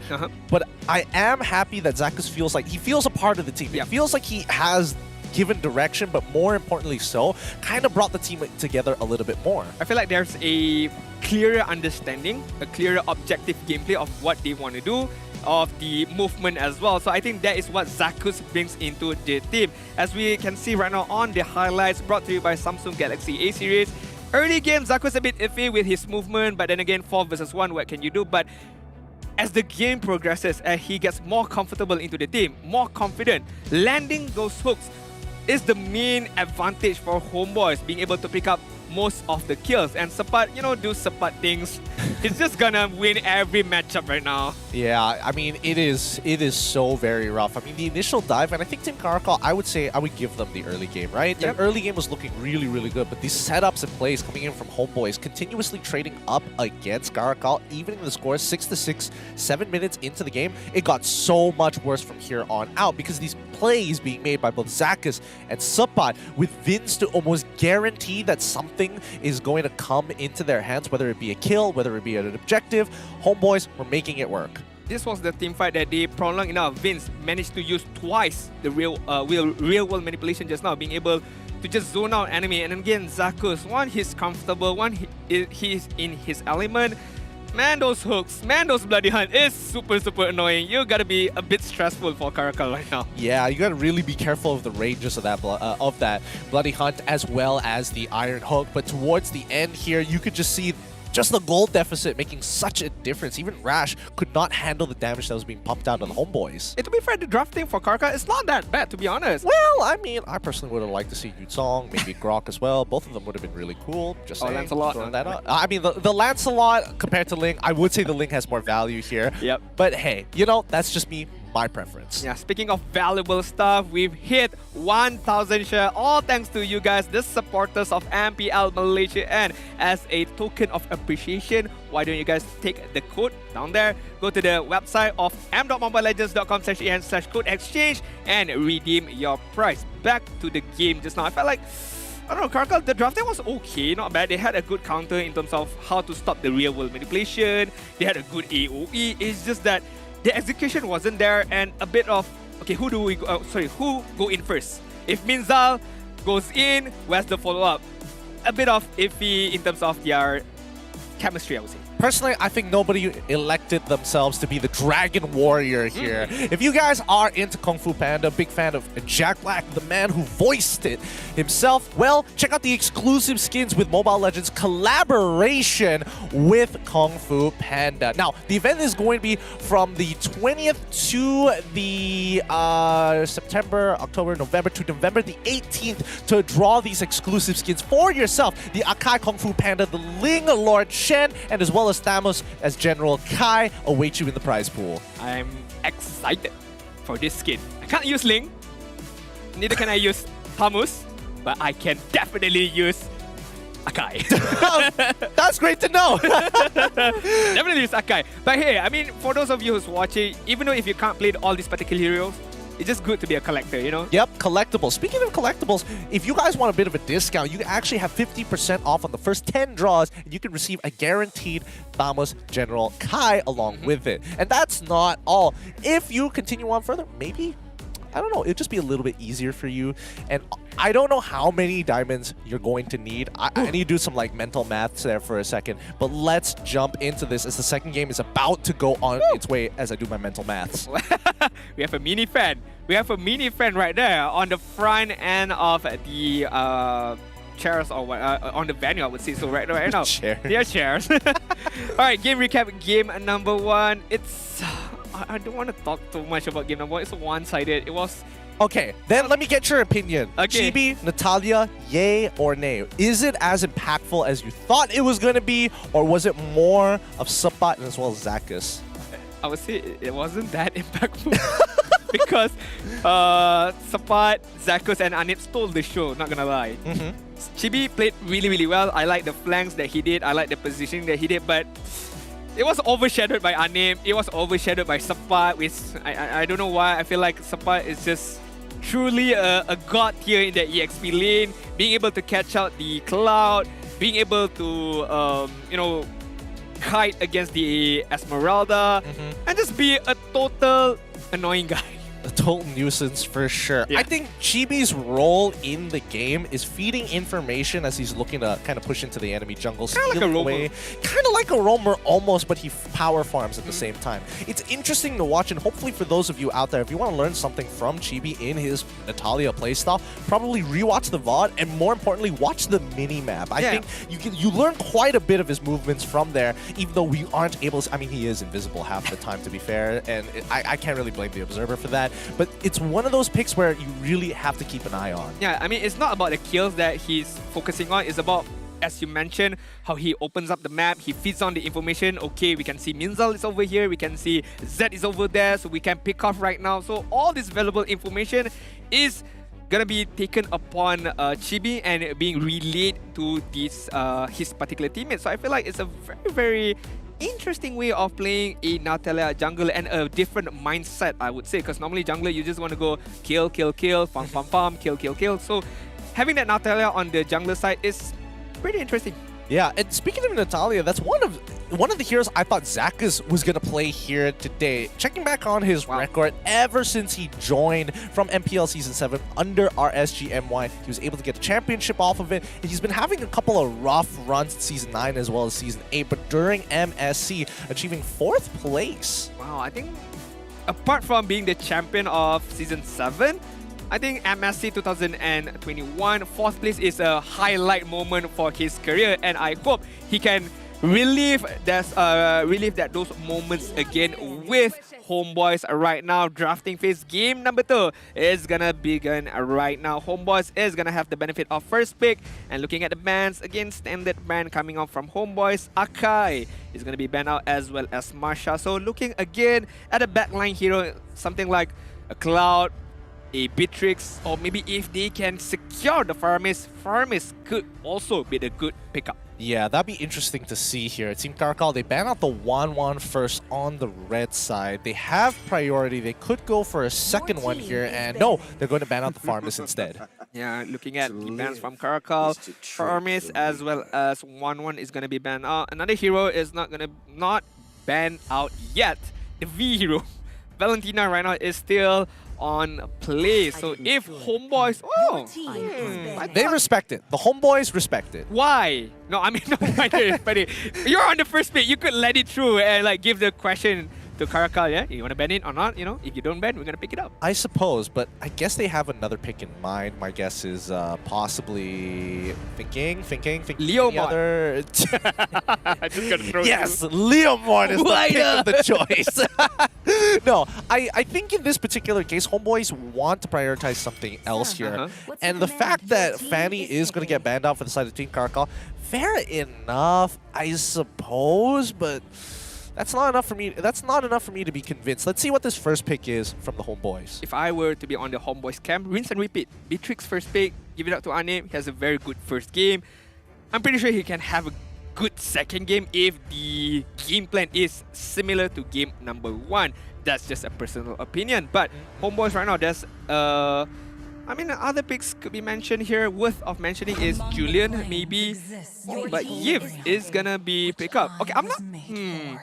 I'm seeing some pattern from Vince right now. Can he only play Yiv right now? I mean, he does this. He has comfort heroes. He likes to play it multiple times, and it hasn't been punished on it just yet. I mean, last game, there were a number of ways his real-world manipulation could have been cancelled, yet it didn't happen. So I think they want to abuse that once more. Team CARACAL, I'm guessing Beatrix Ling.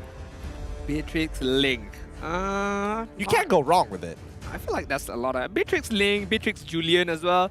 Because I feel like Ling, the first game, did not manage to do too well, so might be able to change up a bit in terms of the picking phase. So Beatrix is gonna be picked up as well as Julian. Best talent last year. Okay, cool. Gotta rub that into me real quick. Got you, got you. I see how it is. I do think Julian is not bad as a flex option, but I guess they want to kind of hold it up. Is it going to go into the jungle? Is it going to go into the mid lane? Or even the EXP lane here? All of which I think is personally okay. Homeboys, on the other hand, does Chibi want to pick it up for himself? Good question. Another question I want to pose right now, I mean, to throw to CARACAL. The enhanced chain need to be used against real-world manipulation. Other than that, I feel like yes, you can use to pick up any kills, to pick off opponent, but if you're letting the real world manipulation, the full duration of it, it's not going to be good in terms of the overall team fight. I would agree, but Team CARACAL get their hands on the perfect match as well as the fatal links in Atlas. Surprisingly enough, it's only a 43% win rate, even though it's only been shown 7 times. So it does kind of show you the balance of power of this particular hero in the meta. However, I do like the fact that Homeboys do opt to go for the Paquito. Natalia gets banned out for the side of Team CARACAL. Alright, not having this invisible hero where we don't know where this Natalia is, and suddenly the backline is going to be shred by Natalia right now. Homeboys, who are they going to ban out? CARACAL? I mean, it's a safe ban, I would say. Not giving Ken that particular hero. But then again, if they let the link through and Ken still picks it up, there's still Franco to, annoy him. Yeah, that's a good point. That's a good point. It looks like Homeboys are going to make sure that the mid lane matchup is, they're trying to force Julian into it. And I think that's totally fine for a Yve. It's very manageable. The Sicilian, however, they don't want Team CARACAL to scale that well into the late game. And I understand the sentiment that's coming here for the Homeboys. Team CARACAL, on the other hand, what do they ban out? I mean, I wanted to say Digi, but then again, Homeboys already have their particular roamer, so Digi shouldn't be an issue for them. Maybe looking to ban the jungler side. Yumi thought Link would be banned by Homeboys, but CARACAL said, no, we're not going to give it to Homeboys side. Don't worry, we'll give you a freebie here. We'll help you out. We'll help you out. I think banning out the Ling, at the very least, you can protect Zed down on the bot side of the map, but it's still a little worrisome. Homeboys, they ban out the Phobius. Okay, they want to play Esmeralda Cho. Maybe, possibly. I mean, they have a Paquito on their side already. So it's flexible. Paquito is flexible, though. True. Very, very much true. But right now, CARACAL, I'm looking at jungler right now. What else can play? What else can play? Assassin, there's still Hayabusa. Lancelot, one of your signature or likable heroes right now. Tank jungle, there's still Baxia, I would say. Fighters, Paquito has been taken up. What else is there? Botamus, Balmon. Dyroth. Ooh. Oh, Dyroth would be kind of bad here, though, wouldn't it? I mean, you're already up against the Paquito. You try to get in on the damage. You just pray to God that you don't die. But it's going to be the Lunox. Jungle. Your team is taking. Lunox jungle. Lunox jungle. Is it possible? I know it's doable, but is it good in this particular game? I mean, if you want to put a mage jungler, I mean, Julian would be better at that, I would say. Yeah, that's the thing. That's what I was thinking along that lines as well. I do think that the Lunox jungle can jungle. Don't get me wrong here. Don't stop fighting me in chat just yet. But I do think that Lunox in the mid lane, they're going to lose so much pressure here, right? They're banking on Zed, but there's no way to kind of control the map enough to keep him alive. All right. Zed needs farm. Lunox needs farm. I would say Julian as well needs at least 2 items in terms of power spiking his damage. So it's a heavy farming heroes right now from the CARACAL side. Homeboys, if they read this well, they can pick up very, very early hero that can just outscale them in terms of the early stages and I would say kite them with the Benedetta right now and carry. If things doesn't go well in the early stages, it's okay, we'll fight the late game. We still have a carry right now. Okay, interesting. The Homeboys locking the carry as well as the Benedetta. Okay, thinking about it. Yutong. That's my pitch here. Yuzong looks kind of fun, but Esmeralda is going to be the choice. Man, that's so disappointing. But what can Yuzong do, to be honest? Honestly, just stop the real world manipulation. That's about it. You know, make Ken's job simple. Focus on picking up those kills. Use that enhanced sword. Look cool, look flashy as possible. You let me deal with the real world manipulation. Fair enough. I did mention that the RWM is a problem for Team CARACAL, so Yuzong could be a good matchup. But then again, they're more confident of this Esmeralda pickup on the EXP side. So I'm guessing it's gonna be a Julian jungle, Lunox mid lane. I am not a fan of much of the drafting because it's heavy in terms of the itemization. They need to get the item, they need to get the power spike, then only the damage is gonna be able to scale. Kill. But with a very, very unorthodox, uneasy early stages. Yeah. It's gonna be hard for CARACAL, but we shall see on game number 2. Yep, I totally agree with you here. As we jump into game number 2, is this going to be Homeboys taking it away 2-0 to roll over Team CARACAL, or will Team CARACAL hit their win conditions? Alright, game number 2 right now. On the drafting side, I would say I'm on the fan of HOMEBOIS, but CARACAL do have some surprises up their sleeve. Are they be able to push us into game number 3? We shall see now. Chibi looking at no problem, gonna get the purple buff. Is gonna be, taken good care by Zakus right there. As we can see, Minzal just roaming around in the bush. Zakus as well, saying hi, hello. Chibi is not gonna say hello, it's just gonna punch away Minzal, trying to hook Minzal in the perfect match form. Yeah, I do like this. I like how HOMEBOIS is playing it. They're forcing out abilities as the Lethal Wanderer who falls into the hands of the HOMEBOIS here. Benedetta just getting absolutely destroyed here in lane. But Sapat doesn't care, right? He goes down, makes an impact down by Lethal Wanderer, shoves away Julian, then goes back to proxy the wave. So he's done more than enough here, and he still has Regenerate to top himself off. Yeah, go onto the top lane, touch. Wait, what's happening bottom? Away. Enhanced chains onto Zakus so far. The Iron Hook lands on towards Minzal, but Anip doesn't have the damage just yet. Ooh, that could have been bad for Team CARACAL, but it's only a level 2 Franco. There's no bloody hunt. But I was mentioning about, who did I want to mention? Sapat. Yeah, I feel like it's just a touch and go on that lane, on the top side. Clear out the wave and then rotate. Well, I mean, for now. I mean, that's what we should expect. Zed, he should be winning this early game a lot harder. Anip's taking some really good trades, and Anip, he knows he's won this trade so far until Nibiru starts showing up. They're trying to bait this up, but Anip has spent too much time. Zed flickers away, but Chibi can't finish him off. Good movement from Zed. Meow, I'll give it to him. All right, nice move. Nice dancing shoes right there from Zed. Being able to get a freebie of a kill and using the flicker to juke out the knockout strike from Chibi and giving an ample of time to Ken being able to secure the turtle right there. So 600 gold lead, early stage, early phase is going to be won by them a little bit right now. Yep, a bit of a mechanical mistake coming in from HOMEBOIS. I was expecting the double jab to come out of Chibi, but no, that's a little unfortunate, but hey, it's not the end of the world just yet. Let's look at the subs. Oh, hold on mid lane, as we do see Lunox go into Brilliance form. Vince gets sucked in, but Zach is here to try and look to punish. He's not level 4 just yet, as the real wall manipulation comes in, helps to secure the kill for Chibi, making it so easy to cut through Minzal. The hook right there, almost hitting a bad boy. If it hits, my god, that would be a very, very good scrimmage from HOMEBOIS. I've seen the emblem right there, just nothing worthy enough to mention. It's just a standard pickup from both of them. Hook did not hit, but Minzal gonna look for the counter initiation right now. Zakus. Oh, he almost finding it. Didn't want to do it early, but Zakus makes it out of there at the cost of his flicker. Chibi, he doesn't steal it this time. No Lethal Wanderer for him. No, I mean, the only power he has is to steal Lord and Turtle.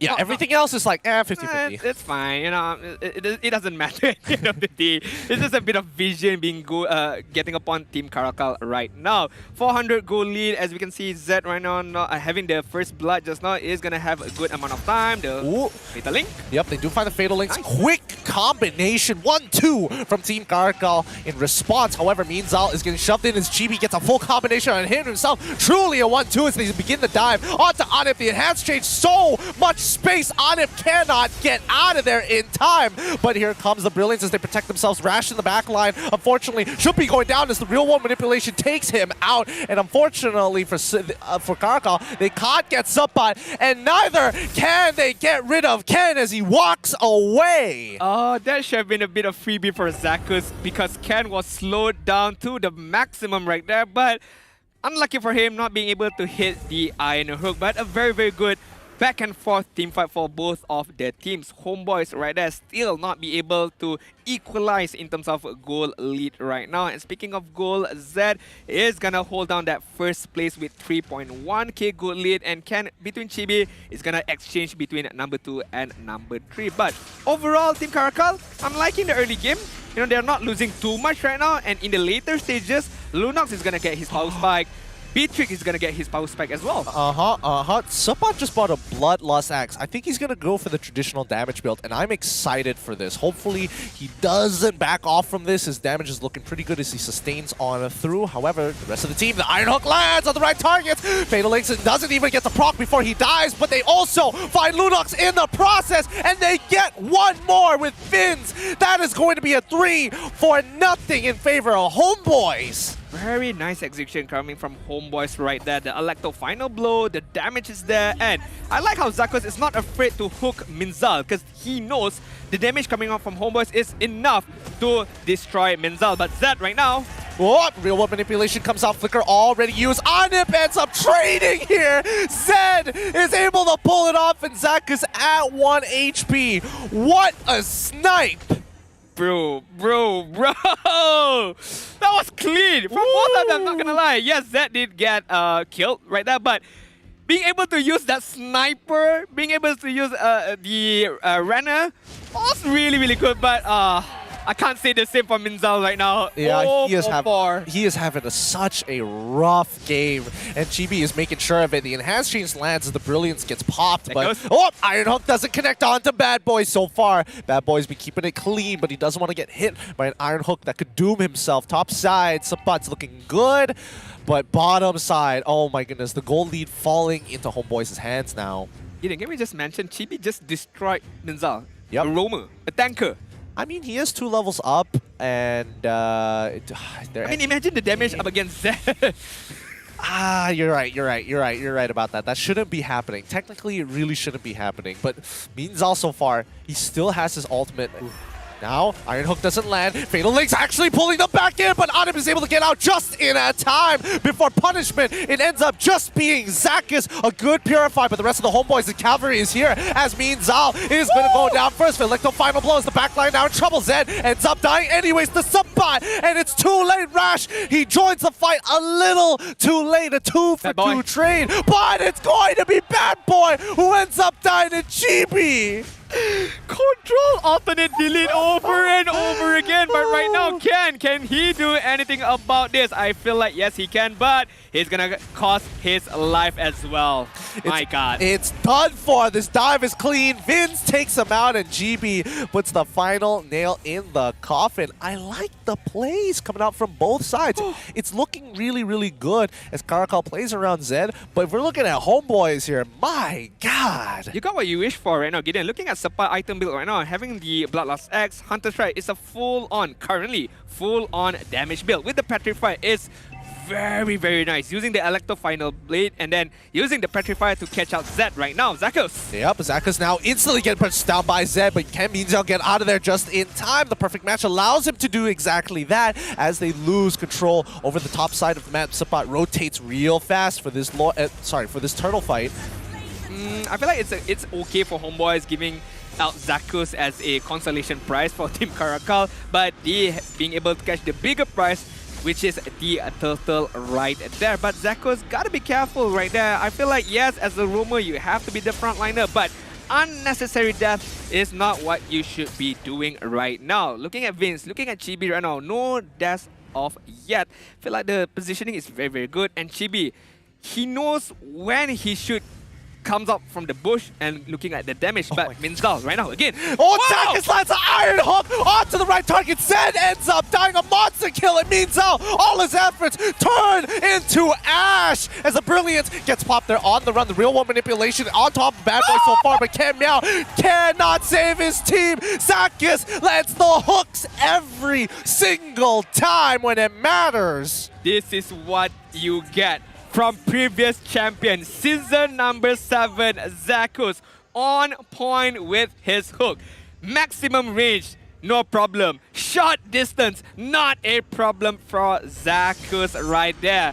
I'm really liking this transfer window for Homeboys right now. It's a great transfer window, and right now the AI predicts 72% for the Homeboys compared to CARACAL at 28. And once again, they find another pick with a bloody Hunt. Minzal he can't deal with this. The mental damage coming into him. He can't face check. He doesn't have the items, but the Petrify onto Zed Meow, almost kicking it out as the real world manipulation does to try and slow them down. The Brilliant's gonna buy some time, but Rash makes it out alive. Bad Boy unfortunately does not. Rash runs away with a Frost Moon Shield, but it's too late as the damage has been done. Mid-tier 1 falls. Looking at Homeboys, their playstyle, it's like, to be fair, it's like a bunch of monkeys in a good way. It's like very chaotic, but it's a organized chaotic. One team fight on top, one team fight on bottom side, and the zoning and everything right now is just going on for them. HOMEBOIS wreaking havoc in terms of how they play up against CARACAL, who just need to slow down a bit, slow down the tempo.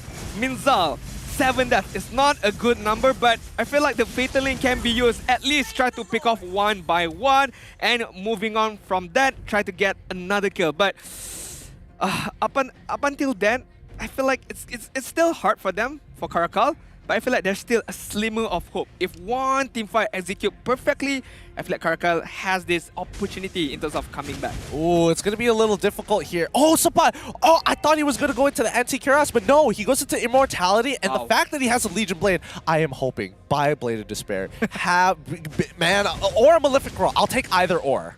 Claw. No, I'm kidding. I'm kidding. But right now, the hook is that is not kidding. That is not a joke. No, it's not. Ken goes down, but Minzal tries to redeem himself as he tries to get on out of there with the... Oh, does he make it out? Yes, he does. He makes it out with the perfect match. The Iron Hook. Oh, the pucker factor. It's... Oh, my butt. My butthole. Oh, I'm puckering so much right now. My heart, bro. It's not good. Malefic Roar gets purchased on Sapat as he goes for the Electro Final Blow. The Petrify on to Zed, loses 50% of his HP. He still trades him out. Oh my goodness, Sapat! He doesn't! Able to take one out, the main carry, as they press in their advantage against the inhibitor turrets. No Iron Hooks land just yet, but 50% of the way down on 2 inhibitors is more than enough. My heart can't take it longer. HOMEBOIS, calm down. Calm down right now with the tempo, but it's hard for them to calm down because the lead, the EXP, the damage, the execution is on point for HOMEBOIS right now. CARACAL can't string anything together right now, Gideon. I feel like it's hard for them to do anything because the Petrify, the Electro Final Blow, the real world manipulation right now, what can they do? But I feel like there's an initiation gonna be done upon Anip right now. Okay, thanks, bye, brother. He's gonna get caught as he gets yoinked back on him, but Anip has the Purify, but instantly Bad Boy doesn't have the chance to go into Brilliance form, and it's too late. Team CARACAL get pressed for their...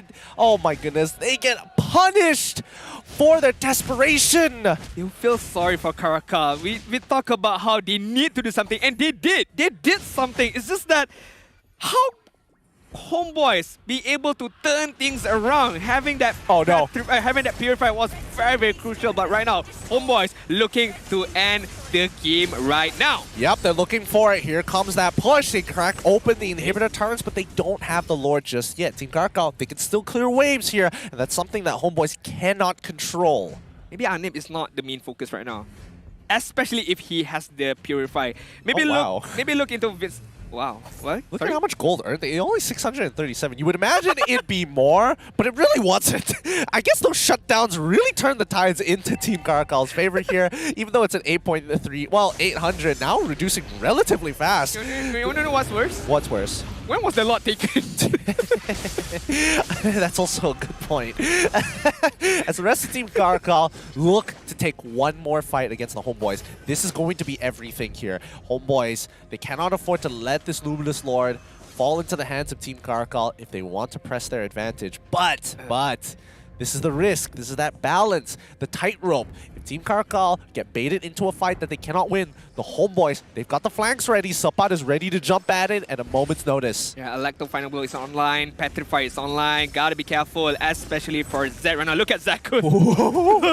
Going on the back line. He wants it. The Fatal Links gets pulled in. That's the real one manipulation, but the back line getting attacked by Chibi and Sapat. Electro Final Blow. What a Petrify up to 2. He gets them both. Mia Ken Meow and Bad Boys down. Means Zal has no backup as Vince takes him out, and that's also going to be Rash. Zed, the only one alive. Nibiru's passion already comes out, but Zakus almost hits the Iron Hook of a lifetime. But Zed very carefully has to play. Bennett's rage is already out. He will not afford another death, and that's going to be a clean 2-0 for the HOMEBOIS. GGWP. GG Sapat. My MVP, my hero, my highlighted player of the day right now. Props to CARACAL. They tried their best. They tried their very best with their drafting, but I feel like support was just too much for them. And that's only mentioning one hero. That's another player, Zakus. All those Iron Hook was on freaking point. Being able to get that 2-0 victory. What a debut. what a game from HOMEBOIS. I haven't seen Benedetta do that much damage in a long, long time. But respects must be paid here, CARACAL. They know HOMEBOIS were just a better team this time round. They're looking mighty fine. Well done. Well done. A+ transfer window right now. Zakus coming in with the swag. And what a game to back that statement up right there. I can't wait for this particular interview. I do hope Zakus is the player, but right now, let's pass to our host for the interview. Wow. Kemenangan 2-0 yang cukup berharga buat pasukan HOMEBOIS. Kemenangan bersih yang pertama, boleh kita katakan. Jadi, ingin kita berikan sedikit temu bola kepada mereka. Jadi, Zakus Baik. Alright. Oh, nampak cukup bersemangat. Jadi, terlebih dahulu, persoalan dia, dari mana datang Zakus ni? Idea siapa? Adakah ni memang dalam plan ataupun macam mana dari pasukan HOMEBOIS? Daripada Daddy. Daripada? Daddy. Oh, memang import jauh Baik, jadi nampak seperti kemenangan yang kemas cukup baik untuk pasukan HOMEBOIS kali ini. Dah lawan semua daripada pasukan kumpulan B. Jadi saya nak tanya, untuk grup A, dalam minggu-minggu yang depan, rasa-rasa nak lawan dengan pasukan siapa? Team HAQ. Team HAQ. Oh, nak lawan dengan Team HAQ. Jadi, ada beberapa perkara yang ingin berikan kepada penyokong-penyokong pasukan HOMEBOIS. Okay, untuk penyokong-penyokong HOMEBOIS dan juga yang siapa yang datang semua yang menyokong kami. Terima kasih. Keep support. Walaupun hari ini hari Jumaat, tetap Sunday boys. Wow. Baik, jadi itulah dia kemenangan yang cukup mantap daripada pasukan HOMEBOIS. Kemenangan pertama 2-0. Cukup berharga buat mereka. Jadi untuk kita lihat apa yang berlaku dalam perlawanan sebentar tadi, ayolah sama-sama kita saksikan mic check daripada kedua-dua pasukan. Gas. Boleh. Backup. Jauh. Ni backup. Tunggu. Nice. Hati-hati Ruby hook flick Hati-hati. Nice. Dapat lagi. Nice. Aku jaga link spring kau. Jangan bagi link main makro. Kalau ada minion clear dulu. Okey. Bunuh. Datang. Dapat link. Datang. Diorang datang bawah, ramai. Okey, angkat 3 bawah. Ramai tu. Aku datang. Nice. Nice. Makan belakang. Nice. Tetap. Hai, tak dapat gigit. Go. Habis, Pak. Nice. Mati tu seorang. Ni. Mantap aku. Ni, gas. Tak apa, julikan. Gas balik. Gas. Tenang. RSJ. Kasih batu. Enak.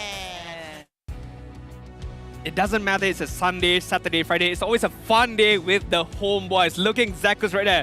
Very calm. He lets his hook. He's like, here you go. Like, no expression. Hook. Okay, here you go. All right, here you go. Man's done it time and time again, but honestly, really well done to the HOMEBOIS here. And it feels like Zakus is a pretty good fit. And based on the mic check alone, he's quite vocal about what's going on and how to kind of handle certain situations, or better yet, as long as he's communicating and making sure that everybody is talking, they're on the same page in these fights. Yeah, I feel like one highlighted moment right there is when he won the macro gameplay from Ling. So I feel like that's a very, very good communication. I feel like that is what is needed on the HOMEBOIS side, especially when Saiful left. So Zakus can replace Saiful's shoes very, very well. But why don't we dive into the itemization? Gideon, I'm going to give you the opportunity to talk about Sapat. This is your moment to shine right now. Benedetta damage right now. Gosh, it's been so long since we've played or seen Benedetta in a very long time in the meta, especially with this particular build. Opting instead of going for that execution, he wants that bigger impact. And we saw previously, and hopefully we see in the highlights again, when you use that Electro Final Blow, don't forget that you can drop down the Petrify in the middle of that animation. You cover so much ground, and with the damage on top of it all, with the 7k lead, you start chunking out that backline. So again, it's really incredible that we're seeing Sapat actually execute these high-level tactics and, more importantly, high-level mechanics with the Petrify, with a full damage Benedetta build. Yeah, looking at Minza right now, I was questioning why does he take a lot of damage right now? He has the Antikyras, he has the Radiant armor, but looking at Chibi, I understand why. Penetration is the main idea right now. Malefic Raw, Hunter Strike, Blade of Despair, yes, using the Killing Spray as the emblem, but I'm pretty sure the talent side is going to be focusing more on the physical penetration, and that is why Atlas or Minzal could not withstand the damage that is coming from Homeboy side. We've only mentioned about Chibi, not to be mentioned about Vince. No, doesn't it even need to focus on the magical penetration or magical burst? Just gotta focus on the utility. Genius Wand, Glowing Wand, as well as the Ice Queen Wand. Truly a good game coming out from the side of Homeboys. Let's look at the post-game stats here as they top the charts. Chibi, especially, honestly, I think Chibi's most likely going to get the MVP. As much as I love Sapat doing the second most amount of damage on his team, Chibi was making some really good plays. Like, again, it's one of those micro decision-making aspects which you don't consider sometimes. You would expect, oh, the jungler is chunked out. He's not going to show his face anymore. He's in the brush, he's going to recall, and then all of a sudden Chibi just pops back out. It's like, no, I didn't recall, I'm going to hit you in the face. Yeah, I mean, talking about Chibi, looking at the damage there, to put into context right now, CARACAL damage is equivalent to Chibi plus Sapat. It's kind of like 80k plus 40k, you will get 120k, so that is the amount of damage that CARACAL dishes out to Homeboys. It's not that CARACAL doesn't have the damage, it's the opportunity to dish out those damage. Yes, Minzal with a very good Fatal Link, but what more could be done right there for CARACAL? Because Homeboys is just gonna go from the front line, from the back line, Sapat with the Petrify. My god. Yeah. My god. Using the Electro Final Blow as well. On top of that, Petrify is just adding salt into the wound. Truly some good plays coming in from Homeboys, and I think CARACAL, they really started to crumble when they started developing the habit of attacking Anip. True. And every single time you see that perfect match in Fatal Links, instantly, Purify, I'm out, real world manipulation. But our MVP of this game going over to Chibi once again with 84% of kill participation and a KDA of 10, 1, and 11. He was very close to 11, 1, 11 though. Yeah, but looking at that damage per minute, bro, 5.5 key damage per minute. My god, he can just eliminate Minzal just like that. What if he goes up against Zed? I feel like Zed couldn't be able to do anything, not even flicker. I feel like the damage is just too much right now. Luckily, he's using the Killing Spree emblem. If he used a Weapon Master, it would be much more. It definitely would have been much more here, but yeah, I mean, that extra bit of movement speed is always helpful after finishing off those kills. Chibi played this really, really well. Good punishments all across the board and just refuses to give CARACAL a moment to breathe. Every play that they played instantly got punished. Yeah, I feel like even though Zakos got killed in terms of certain team fights, but how they counter-initiate in terms of the front line, Chibi is going to go on the front using the jab, using the knockout strike, and Sapat just covering the back line using the Electro Final Blow. Just the mobility as well as the Petrify as well as the damage that coming up from the Benedetta is just too much right now. And CARACAL just didn't have a moment to rest, a moment to breathe as well. Yep, let's have a look at the highlights one more time and relive this experience, because like in the early game, like Zed making some really good plays, looked to try and hard carry this team. But immediately you see the responses coming up from the side of the Homeboys, right? CARACAL continuously making plays on that bottom side, but the retaliation is what really set the pace. Yeah, I feel like again and again right now, it doesn't matter if the kill is gonna start from Zakos using the Iron Hole or Sapat using his Electro Final Blow on the back line. You would bank on Homeboys at least getting some initiative kills or counter kills. And as we can see, man just want to walk through the bush, bro. Yep, man just want to rotate. The problem is that they don't have some safe ways. The only people who have safe ways of checking brushes is Ken, but that costs big cooldown, or even Zed only when he's using Renner. But these catches, time and time again, Minzal unfortunately had a really rough early game, but once he kind of found his footing towards the mid game, the damage has already been done. Yeah, CARACAL right now just banking on the Fatal Link plus combo from maybe Falling Star Moon, maybe from Enhanced Chain, but again and again and again, even if Minzal get the catch of his life, Homeboys is always there to counter-initiate, regardless using Purify, regardless of position. Then this is the most, I would say, desperation attempt in terms of catching Anip. I feel like, isn't there any info of the Purify cooldown right there? I feel like a bit of misinitiation as well. Yeah, definitely an unnecessary play to be made by the side of Team CARACAL. And going so deep, I think that was the biggest giveaway. The fact that they have to cross halfway through their map to make it happen, it was rough. But let's have a look at the standings currently that have been updated here for both Group A and Group B. Look at HOMEBOIS jumping up number 1. Bam! That's what you want. See, the 2 O's. Those 3 points matter. Bro, they were number 4 back then. But jumping up until number 1 is because of the differentiation of aggregate points. Look at HOMEBOIS, 7 points, sitting quite comfortable. But number 2, number 3, number 4, all on 6 points right now. And Orange Esports, I will say, is the most hardest team right now on Group B. Not losing a match yet. In terms of game win-loss, yes, they have dropped a few games, but still holding that lead quite strong. Yep, this is going to set up pretty well for the rest of this week. Let's keep in mind that right now Team HAQ very solely in the lead in Group A, but Group B slowly taking their time. It's going to take a bit before they start catching up here, but I'm excited to see because, again, Lunatics Orange Esports 1 point away from taking that top spot. Group B, is the story is done for Group B, or is it there's more, I would say, surprise coming along the way? Well, I do think that Group B most likely has more in store for us for the rest of this particular week, because as soon as we get into week 4, the intergroups are going to begin, and that's going to be quite scary here. But with that being said, in this particular game, you guys need to remember about the key objectives here achieved by the HOMEBOIS that really set the pace. Alright, looking at the orange buff taken, they took 17. And taken as well. Wow, that's quite a lot, not gonna lie. They're still, again, focusing on their own objective, on their own resources. If they have the opportunity to steal others' camp, they would.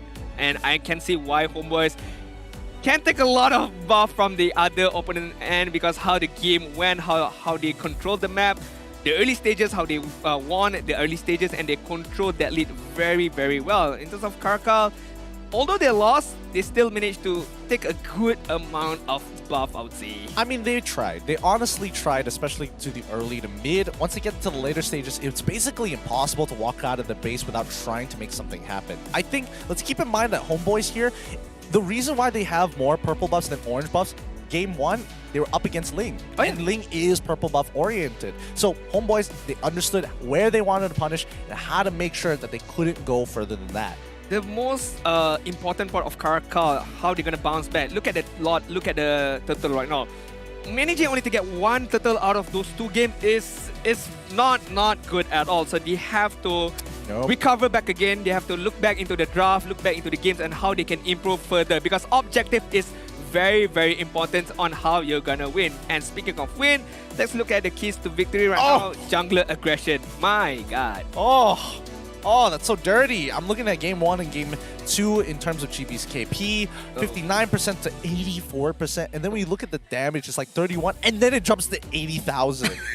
Just from 0 to 100 real quick right there. Looking at the Romo contribution, I mean, come on, Zakos, what a debut. I'm not gonna lie, what a debut. Not just the amount of assists that he got, but how he gets those assists. With the hooks that he managed to pull off was incredible. Like, truly, some good plays coming in from both junglers. The Roman's contribution makes a difference, but disciplined team fights. And I think that's where Team CARACAL lost a lot, because if we're talking about the number of team fights that had occurred, full 5v5s, 6 wins, 1 draw, 2 losses, and then in Game 2, another 6 wins, 4 draws, and 1 loss. I felt like the discipline was really, really highlighted when Game number 2, and CARACAL was desperate trying to make something happen for them, using the Fataling up against Carry with a online Purifier. That was not a good initiation. If they change the target, maybe get Vince when he doesn't have the sprint, I felt like it was much more better, because there's no way if Yiv is gonna be carried and then like being taken with the Fataling, there's no way that Yiv is gonna survive. But Carry with the Purifier, she's just gonna walk away just like that, no problem at all. Yeah, no, I think, again, desperate times come for desperate measures. And I think, especially for Team CARACAL, they do tunnel vision a lot on certain plans. That's something I noticed for both Game number 1 as well as Game number 2. Yeah, it was a tough game for CARACAL. I'm not gonna lie, really, really tough. Is it a panic button for them right now? I do think it's getting close. It's getting close to the panic button. Because the difference of points, like 4 points right now. 4 points is big, not gonna lie. Yes, 1 clean win you can really close the point, but it's gonna be tough because as we can see on CARACAL's calendar right now, next match is up against Red Esports, following Team Lunatics as well as Orange Esports. To be honest, to be really honest, out of these 3 matches, I can only see them giving up a good fight against Team Lunatics. Ooh, I mean, yes, Team Lunatics is that sort of chaos style of play, something that they're probably used to. Red, it's going to be difficult. Orange Esports, even more difficult. Again, these are the experienced teams. Both Red and as well as Orange Esports are experienced MPL players in their lineups through and through. It's tough to kind of break that mentality of like playing in ranked pubs where it's a little bit more chaotic compared to very cold, organized play here in professionals. You have to pick up a lot of points here. Maybe steal 1 point from each teams before the intra-group phase. I feel like that's true. I feel like that is the main go-to strategy. If they can win 2-0, that is very much good. But if not, try at least to get 1 point. That 1 point is gonna mean a lot in the later stages. Yep, it's gonna make all the difference here, and hopefully that's going to be just enough for them. With that being said, let's have a quick shout out to our winners for those who support, because they need you. Here, listed down below are all the comments as well as the winners who maybe one of them has already won an epic skin already. Might be their second time. It could have been you. Should have kept an eye out for it. Hey, never mind. You still have tomorrow as well as Sunday to join this They Need You segment where just leave out positive comments in terms of your favorite teams, and don't forget to hashtag Tan Bersama. Put in your game ID, put in your server ID, and who knows, you might be the lucky winner. It's so easy. Look at Austin Race on Facebook. Homeboys for the win. Win.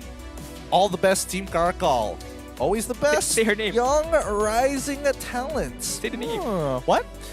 Never mind. Never mind. Oh, never mind. I didn't hear you there. It's okay. And Fritz, all the best, Team Homeboys. Oh, this is wait, is this the same comment? We're detecting a glitch in the matrix right now. Basically, it could be you. But with that being said, thank you to all your contributions, and we want to reward you guys because you helped us hit Tier S right at the end of Friday, which is our shortest day, and only 2 best of 3s. Where tomorrow and the day after, it's going to be 3 best of 3. So thank you so much for helping us hit our share milestones. Please take the codes while they're still up on screen. Guys, you guys are the best because I feel like we have to continue this winning streak. We have to continue this share streak right now. We've achieved 1,200. Make sure you come back tomorrow on Saturday at 12 p.m. and continue to share, continue to win prizes. I'm a bit sad because we only have 2 best of 3. I feel like we should have more matches, but it's okay. It's fine. You can't get everything in your life, but you can win a lot of prizes if you can guess who is this hero right now. Welcome back to our favorite segment of the MPL here. It's really zoomed in. I recognize the color, gender male, role assassin, fighting style kendo, relationships, a man in pursuit of invincibility used by Laboratory 1718. Laboratory. I'm feeling like a machine right now. Machine, a cyborg, but there's no cyborg here. There's no Xborg. It could be a skin. Ah, fair enough. I know who it is already. I have a very good idea of who it is. Leomont, lock in. You're the worst at who's going to be a millionaire MLBB edition. I have confidence though. You have confidence that the Leomont's not even listed as one of the options. I feel like okay, the skin it gives out a bit. It's a bit of a hint right there. Okay. It's a what do you call that? A squad skin. I'm not gonna say it. A squad skin. A squad skin. By the way, did you know that Fanny's male? Oh! Secretly a dude? For real? Yeah. Man, my check the lore. Check the lore before you start talking mad smack about me. Check it. Just quick check. It fits. It could possibly fit. But then what would be your pick here? If he's wrong, I'm not a part of this team. I'm just with Gideon. I'm just curious to see how many people would bother to check it. Like, how many people is just like, oh, really?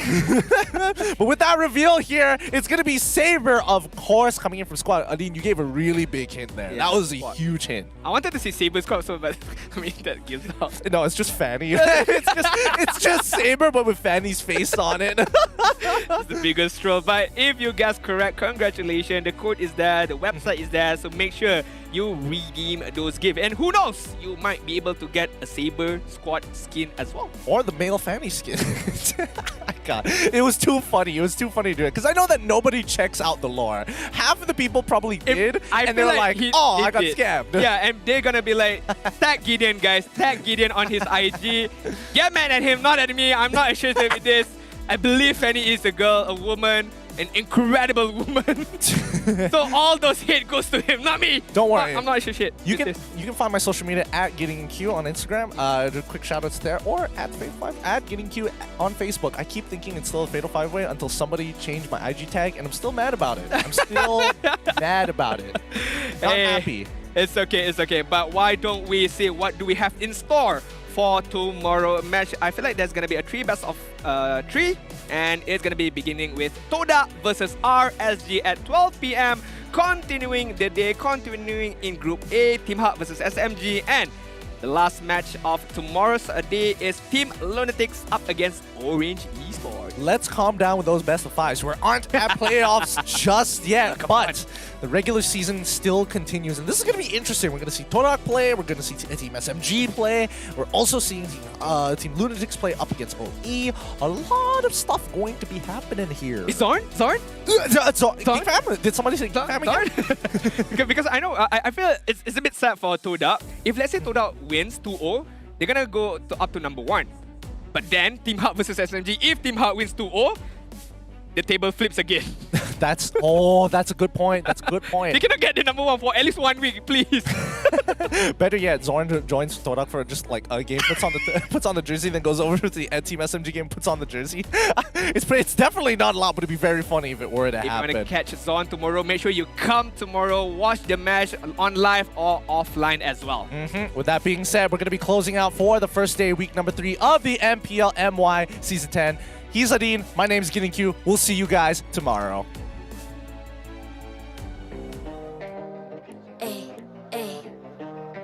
I'm a rock star.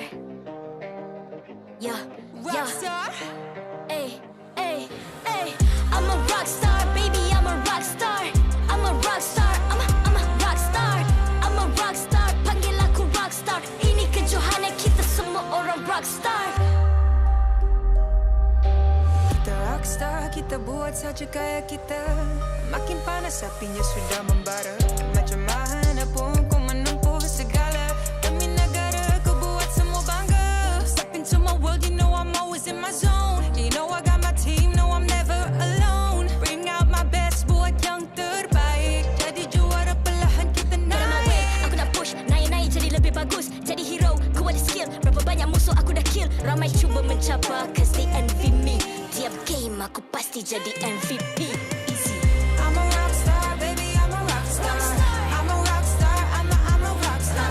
I'm a rock star, panggil aku rock star. Ini kejohanan kita semua orang rock star. I'm a rock star, baby, I'm a rock star. I'm a rock star, I'm a rock star. I'm a rock star, panggil aku rock star. Ini kejohanan kita semua orang rock star. Tengok nanti siapa yang juara. Ni peluang kita bawa pulang piala. This is my game, this is my time. Menang semua, everything will be mine. Kalau jatuh kau pasti kembali. Bangun balik ku tegak berdiri. Kuatkanlah tenaga, ganjaran diperoleh. Ni kejohanan kita, Malaysia memang boleh. Rise up to the top, kita buat bersama. Semangat kita kuat di bawah satu bendera. I'ma go hard for the win. Win.